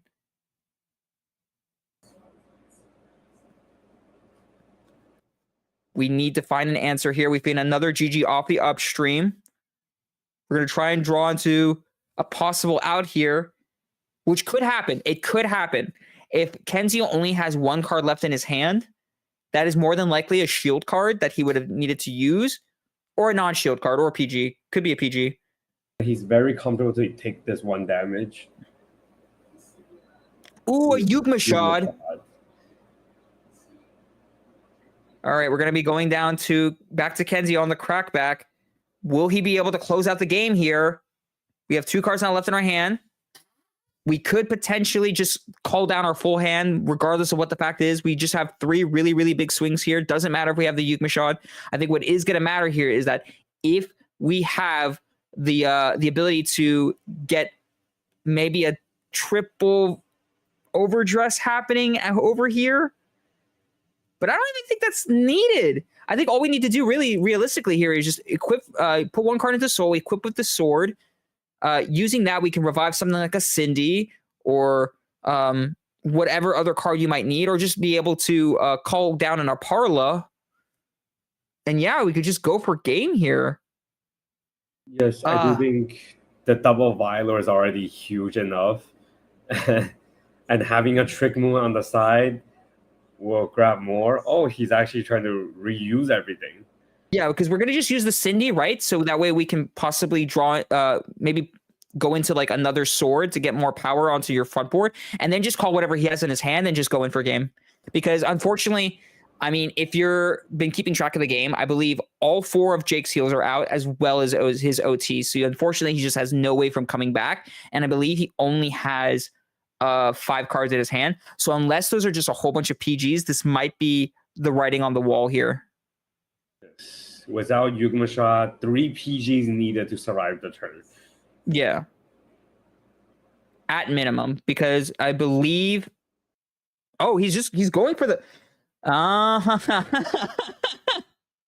Okay. I was going to say he was going to go for just a double Verlord and swing, but he's actually just setting up for another Verlord, counterblasting 1, getting the sword equipped now so he can get the front row power buff. Anyway, and then calling down to get the Verlord, then swinging with Ace Unit, then swinging with Trick Moon to just make everything huge. Absolutely ginormous. Yep, and just calls down the trigger because that's all you need. So we have the triple drive action happening here with the additional power, with the additional dress boost on top of it. Ladies and gentlemen, I believe we're going to have ourselves a Primordial Cup champion here, as Demios is trying his best here to guard with whatever he possibly can with, but with 3 very, very large swings, it might not potentially be enough. Another heel trigger coming down for Kenzio here. As we check that, it's going to be 2 damage, and unfortunately with no heals left in the deck, not even an OT, that is it. And Kenzio will be taking it with Bob Sagara. Ladies and gentlemen, your Primordial Cup Grand Champion. Holy moly. That one pass has to be the now heel trigger. It had to be. It had to be the now heel trigger, of course. I mean, for those who want a little bit of context, right? Kenzio loves himself some now. Okay? He is a now fan through and through. So just like the icing on the cake, to break the shield with the check it was, of course, the now. It's kind of poetic in a way. Unfortunately, though, on going into Jake's side, it was a really, really good game played by him. Just playing to his outs as best as he can, but checking no triggers on his drive checks, as well as the fact that he had all of his heals pop out as well as his OT already. So right from that point in the game, we all kind of saw the writing on the wall. But honestly, kudos to him. Played it very, very well. The amount of aggression that he was doing in the early game, putting Kenzio to such a high amount of damage right from the get-go, I honestly thought he was going to be taking it. Yes. And I think on the last turn, if he was able to check another crit, he would have also got the game or push out every single card out of Kenzio's hand. I do think that also mattered it because only 4 critical trigger being shown. But it's just unfortunate when something like this happens. Yeah. But I mean, still being able to take second place is still nothing to scoff at, right? That's still a very, very good, amazing accomplishment, especially since this entire tournament, you haven't just been playing against a whole bunch of nobodies, right? You've been playing against some really seasoned players here. And so to say that you've been able to get to such a high level is something that really should be commended to both of them, to honestly everyone that been playing all weekend. Having the ability to play with such high-level players throughout the entire bracket has been such a delight to see. I definitely also see a lot of unique decks that I haven't been seeing around, because I'm more taking on a break. At regional, I've been playing Bat, and I'm just I don't know what my opponent's doing, but I'm just playing this deck. But yeah. Bat is definitely one of those decks where it's all right, well, I guess I'm going to be playing solitaire for a little bit. And if I manage to hit my things, well, you're probably dead here. Yeah, but so, I've also been delighted to see everyone just playing decks that they feel comfortable with and decks that they personally just admire so much, whether that be Demios on Chronojet, Alec on Impaldio, I believe, what else? We saw Peter on Direful Dolls, just a whole bunch of these random Quachi on Chaos, so many little picks that you wouldn't expect to see that end up just making some very interesting matches to watch. Yes, I definitely like some deck I've seen, Vagella, Coro, the wind deck. I don't remember the full name, but Rewinder, yeah. Rewinder. It definitely surprised me how what these type of deck can do. Is instead of people just saying, "Oh, this is nothing, you shouldn't be playing the deck," but it definitely shows that they have potential and they're not just a deck that Bushido just decide to make and then no one will play it. Yeah, for sure. I've been a very, very big fan of Virgila with the new support. It's been such a delight to play, and I'm actually very excited. I want to take it to a BSF so bad. You have no idea, but I've been slotted as the Buff Sagara player, so they're forcing me to play Buff Sagara. So I'm but please let me play a fun deck. I want to have fun. Same thing. That's why I cannot play anything else other than Bat. Or else I'll be playing MLB, Alfred, things like this, just to enjoy myself. Would you, if you were to participate today, do you think you would have been playing with Alfred? Because obviously you've been seeing everyone play. I mean, Bob Saga aside, right? You see all these people playing with decks that they either have personally think it's a lot of fun or they just enjoy greatly. Do you think you would have played with Alfred if you were to have participated? I think I will play MLB over Alfred. MLB, you're still the MLB guy. Yes. Still the MLB guy. Hey man, 18K, 15, 18K. You just gotta love having a big defensive. So yeah. Now we're going to 20, so it's very nice on That's defensive. right. That's right. Blaster Blade the Vanguard. I keep forgetting about Blaster Blade the Vanguard. That's insane. Gotta respect yourself some BBTV. Man. Just that Alfred is also nice, but I tried it, and then when you play against any retire deck, it just feels really bad because they didn't make enough cards to rebuild the board in a faster tempo, and then you can have double row Paladin in the front row, which that's the problem that he always has. That's true. You have so many things that retire in this meta too, whether that be, Buff Sagara's front row wipe, or now even like Virgila's energy blast to bind cards. Bat can also do it too. They could just randomly bind your stuff out of nowhere. And then one of the more popular ones, at least in my area, has also been like Leonorn specifically, like the mask version that can also retire as well. So yeah, I definitely agree. There's a lot of like retiring decks, and that would have been, that would have been no bueno. If it were me though, like I don't know why, if I would have gotten invited, I would just have probably played something like Dragonic Overlord. That would have been me. So it would have been you on MLB and then me on Dragonic Overlord. So we would have just been a whole bunch of old heads. Played the classic ones. Yeah, absolutely. But I mean, that's just us talking about our decks, right? I think we have someone else who would want to talk about their deck, as we have our Primordial Cup Grand Champion here for a interview. So let's go ahead and shift it over as we have Kenzio here, our champion. Hello. Hello. Hi there. Hi, Kenzio. Oh, and we have Jake also off camera. I did not know that. I was not aware of that. But welcome, both of you. I guess we'll start with you. Kenzio, how do you feel the Primordial Cup champion, the first of its kind? I feel great, of course, other than like sleepy as hell, because I haven't slept for like, it's like morning here, 8 a.m. Yeah, I guess some context for the people watching. So we did primarily try to make this like a North American stream with a whole bunch of North American players, but Kenzio is not in North America right now. Well, because I was supposed to be in North American like before, like Charlie planned to make the tournament, and I got invited, and everything should be fine. And then suddenly my plan changed, and I have to go back home for like temporarily. And there was a VSF like yesterday, so I've been playing Vanguard for like 16 hours straight. Just like choosing not to go to the BSF, and you went to did you go to the BSF and then also you've been to both? Wow. Okay, you have been nonstop Vanguard mode. Holy moly. Yeah, well, I mean, it's been very much appreciated, and also such a delight to see you play your games, playing Buff Saga to such a high extent. I guess that's one of the questions I would like to ask you is, you've seen all of the people chose to not play Buff Saga today, but you just said, you know what, I'm going to play Buff Saga anyway. What was your reasoning behind it?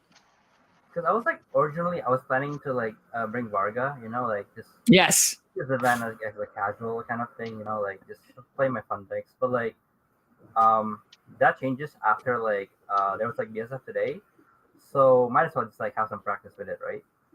Because like of course like try like new stuff with like we have the new cards coming out, like the Ace unit. Mm-hmm. So I think it's like a good event to like test it out, like see if it's like good or like if the changes are like not worth it. So yeah. I guess a follow-up question I would have is, so you basically ran through the entire bracket facing, I would say, like a majority of the players. Was there any one particular matchup that you were kind of scared to go against? Because I know that Buff Saga in itself is, arguably the best deck in the format, right? But, you being the Buff Saga player would kind of be like the boogeyman in this scenario, right? The deck to beat. Would you think, looking at the bracket, there would be like maybe one particular deck that you'd be scared of going against? I think like the deck that I've always like scared of is always bad, because like it's basically I can't rely on myself. Like it's basically like depends on them. If they open like well, I just die, right? And then second probably would be like Saga Mirror, because like that's like a lot of like like a lot of decision making, right? Like a lot of scenario, you damage denial, and then like like when to pass, when to commit, those kind of thing. It's like kind of tricky, right? It's like PG check, how many recenter you find and like how many heals you check. But other than that, it's like it's like the decks are pretty fine. I think one of the decks that I like first time play against, like against Virgila earlier, it was against Pro. That's like the deck just got like a new edition to support the Alt Knight, and in Japan it's like pretty like topping pretty consistently. So yeah, I was like scared a little bit because like I didn't like know a lot too much about the deck, but like after I did some reading, it's like, oh yeah, this is like what the deck does. And after I got some games earlier against Pro, it's it's still pretty good, I think. Definitely. And I think even though there is a potential restriction on the horizon for us as well, I think the data goes ahead and shows that Buff Saga is still a high contender regardless of that fact. And even with that in mind, I still think that, Buff Saga is such a strong choice. So do you potentially see yourself running with Buff Saga in like future events, even with like the restrictions happening? Like let's say, for example, like a future BCS. Do you think you see yourself still playing with Buff Saga? I think I can still see myself playing the deck because like even after the post ban list, like the Valor to 1, the deck, well, technically the deck changed a little bit. Like you can't really like bullshit your way of like triple Valor to the back and just like kill your opponent or something, right? Yeah. But Trick Moon is still strong. Like having 3 Trick Moons, like still like big numbers, and then the deck still have everything, shield value, like a lot of draw trigger, and a lot of like deck pins. And then even after the Dark Beta hit, like even like Blue OT is still like very, very impactful.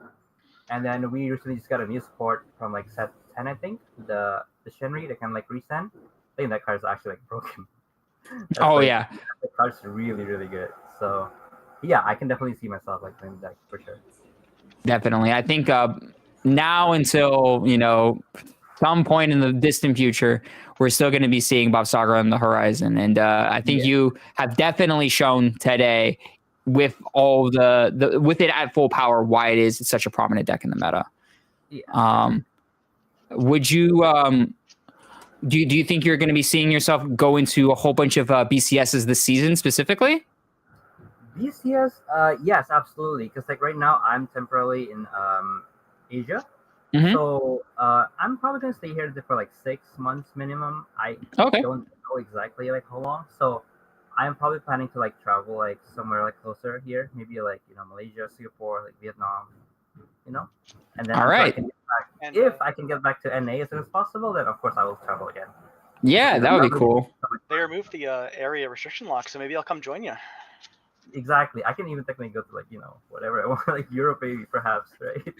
You heard it here first. See Kenzie over at BCS Netherlands, everybody. Random place. Run it. All right. So I guess my last question would be, would there be anybody you'd like to shout out? Anybody that you'd like to give their flowers to as we wrap things up with the interview with you? And maybe I should actually also pass it off to Gearson afterwards if he wants to ask you any questions. Yeah, I think shout outs definitely like number one, of course, like like my girlfriend, support system, like the one I played like the most. And yeah, so I gotta like do well, right? Because like she doesn't want me like scrubbing. She hates it. And also like I have like a lot of like friends, a lot of like people that I learn a lot from.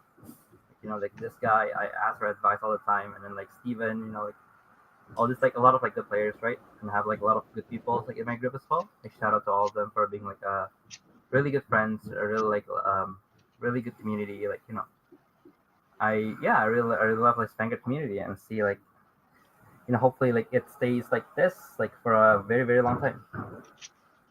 Definitely. If there's one thing I love about this game is while the triggers might be sacky, the community makes up for it in spades with lots of love. Yeah, for sure, absolutely. All right. Gearson, was there anything you want to potentially ask Kenzie before we pass it on over to Demios? Personally, I think we can move on to Demios because how much I talk to him. No, we're gonna talk after the game, basically later on. He's gonna like ask you like I don't know, maybe 100 questions. Like, why you do this? Why you do this? Yeah, I always do that off the camera. That's fair. Yeah. All right, Jake. So you are not in the caster booth. You're actually in the second place finals. Still a really good accomplishment. And I just want to personally say congratulations to both of you, of course. Kenzie, of course, being our champion. But, being second place is still nothing to scoff off. That is a huge accomplishment. How are you feeling right now? Pretty good. The game, both games, just all first game damage 2 PGs. Game 2, all 4 PGs within the last 14 cards of deck. It's like there's nothing you can really do there. I played to my outs. I played to the next stage out, just sacking triggers. I did what I could. I think I played well. I'm happy with how I did. Yeah, you definitely had a really, really powerful aggression in both of your games right from the get-go. And like I was talking to Gearson about this earlier, like that's such a strong move to do against something like Bafsagra. It's a bit of a risk and a take, right? Because you are giving them more counterblasts to work with. Of course. In their Bafsagra, like as soon as they ride up to grade 3, but you're also just pushing them to a high amount of damage. So I definitely think like the strategy that you were playing was really, really cool. Yeah, if I manage to draw my PGs, giving them the damage encourages them to drop the Yugam shots, drop both of them, just to build their board, and it just like says, okay, here's all of the fuel you need. I can go into Chronos Command and just take away your board. I will make that bet. Gearson was telling me about that. It's like, yeah, one potential move he could do is go into his Chronos Command. I'm like, oh my goodness, you're so right, because it tucks away, it doesn't target the Verlords. It's AoE, so that would have been insane. Just seeing a full back row of Verlords and then just seeing them all instantly just go away to time. Yeah, with 6 cards in hand, I felt even if I drive checked 3 of the PGs, I'm out of heals in OT, so like I'd have to see all 4, and then even then I just had to try to win that turn. Yeah, but I mean, obviously it goes without saying, both of you played exceptionally well. Very entertaining match to watch. But one thing I wanted to ask you in particular, Jake, was, you see Bafsagra, right? You see this being such a strong pick this meta. Do you still feel comfortable bringing something like Chronojet to like a BCS? No. No. Okay. You can only go to so many events. If I'm not playing something I think will win the event, like I think Chronojet could win the event, but if I'm not giving myself the potential to win the event, likely win the event, if I have to do more work than the deck, I'm spending $200-300 at least to get here. I have to give myself the best chance I can. Or, just be a really, really cool guy, pulled your, your secret Liel from the raffle, then buy yourself just another ticket and just try it again. So that's your Chrono Spin right there. I tend to play whatever best deck I like. I won't play a deck I don't like to play. That's fair. That is fair. And I think that's been an ongoing theme for everyone in this tournament, right? It was like, at the end of the day, just play a deck that you like. I will play the best deck that I happen to like. That's fair. Do you see yourself competing in a lot of BCSs this season? BSF, no. BCS, yeah. Maybe if a BCS season was right now, maybe I'd bring Chronojet if they hit Bav right now. But like, I don't see that being a possibility. The deck is really good. You should try it. The deck will still go out. All right, hear me out. Yeah. Buddy fight's gonna be happening. Oh yeah, I'm so ready for Jack. Let's go. That's right. You and me on Jack, baby. Jack all the way. I'm also ready for Jack. Yes! Let's go. You heard it here first, everybody. Jackknife Bros. All right. I guess with that being said, was there any last minute shout outs or anybody you wanted to give their flowers to before me and Gearson sign off? My flowers to my family. They've been cool. They've been not coming to my room. I really appreciate that. They've been having a fun day. Shout out to them. Shout out to Kenzio, my opponent, for just being so cool. We had a really good time talking during the game. And happy to be here. Thanks for having me. Rosie, I forgot something. Can I add something a little bit? Yeah, for sure. I want to shout out to Charlie as a PO of this event. I think it's always great to have someone who put a lot of time and effort to make this event happening, to for the community to gather. And also, shout out to all the sponsors 50 Cards, Dual Spec, and Triple Rare, to make it this event more eventful.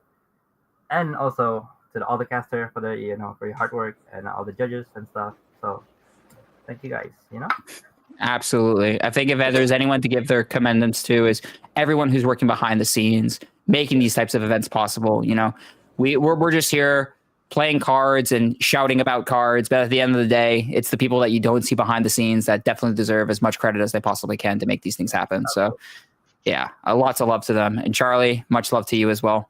But much love to both of you as well. Congratulations once again. Gearson, did you want to say anything to these guys before we sign off? Well, I do think congrats to both. And then, it's been a very fun weekend, I would say.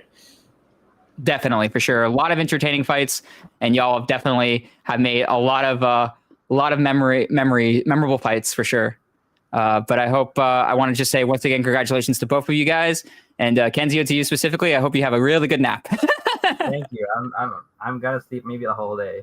Yeah, let's go. And then this guy's gonna call me like, in 2 hours. They're trying to read my sleep.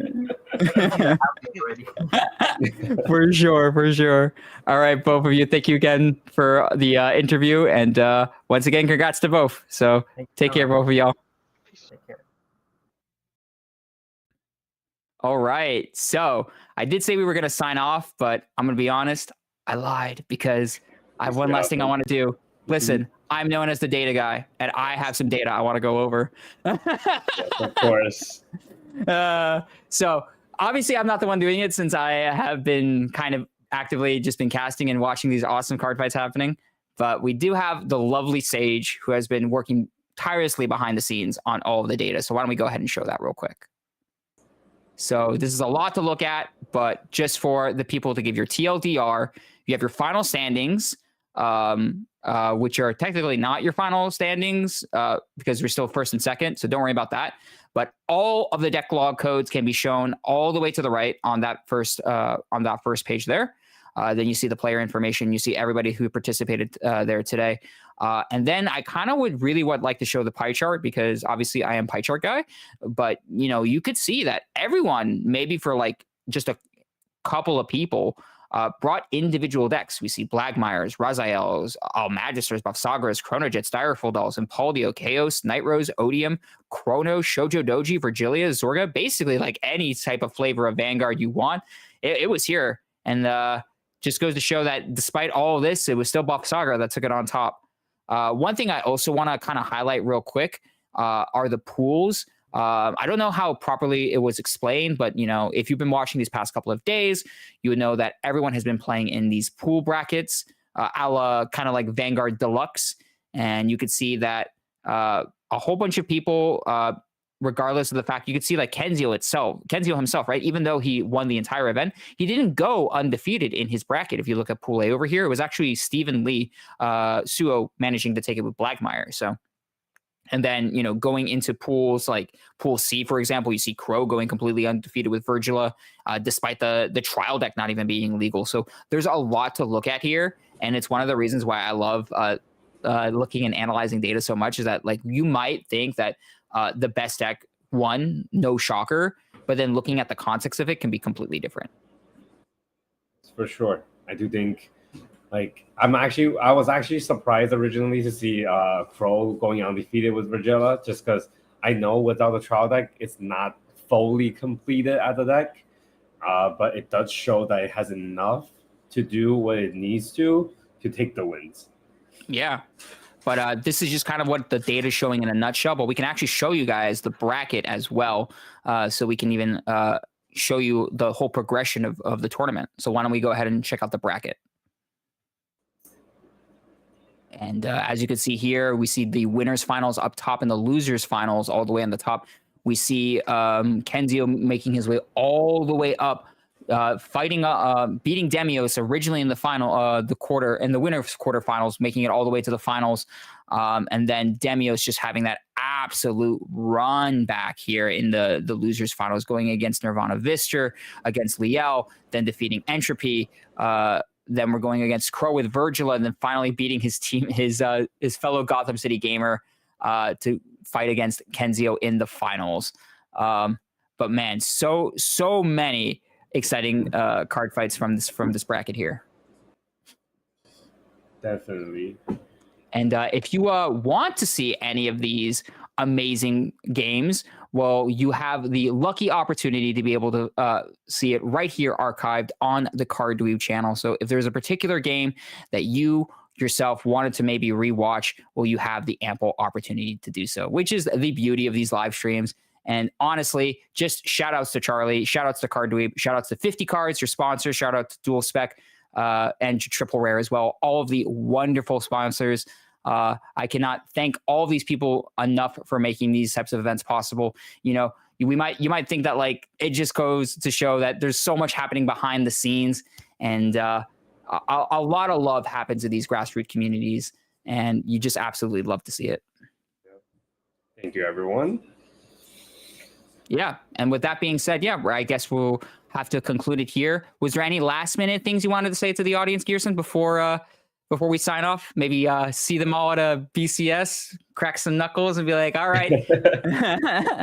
I don't think I'll be going that many, even if I am. Probably I'm playing MLB, Alfred, Jack. Let's go. That's right. That's right.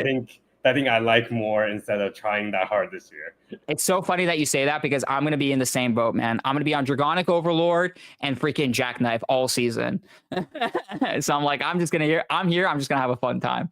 So yeah, we'll see you guys next time somewhere on the internet. But until then, everyone, hope you all have a wonderful rest of your day, evening, wherever it is that you're watching from. But yeah, thank you all so much for watching, and we will see you guys next time.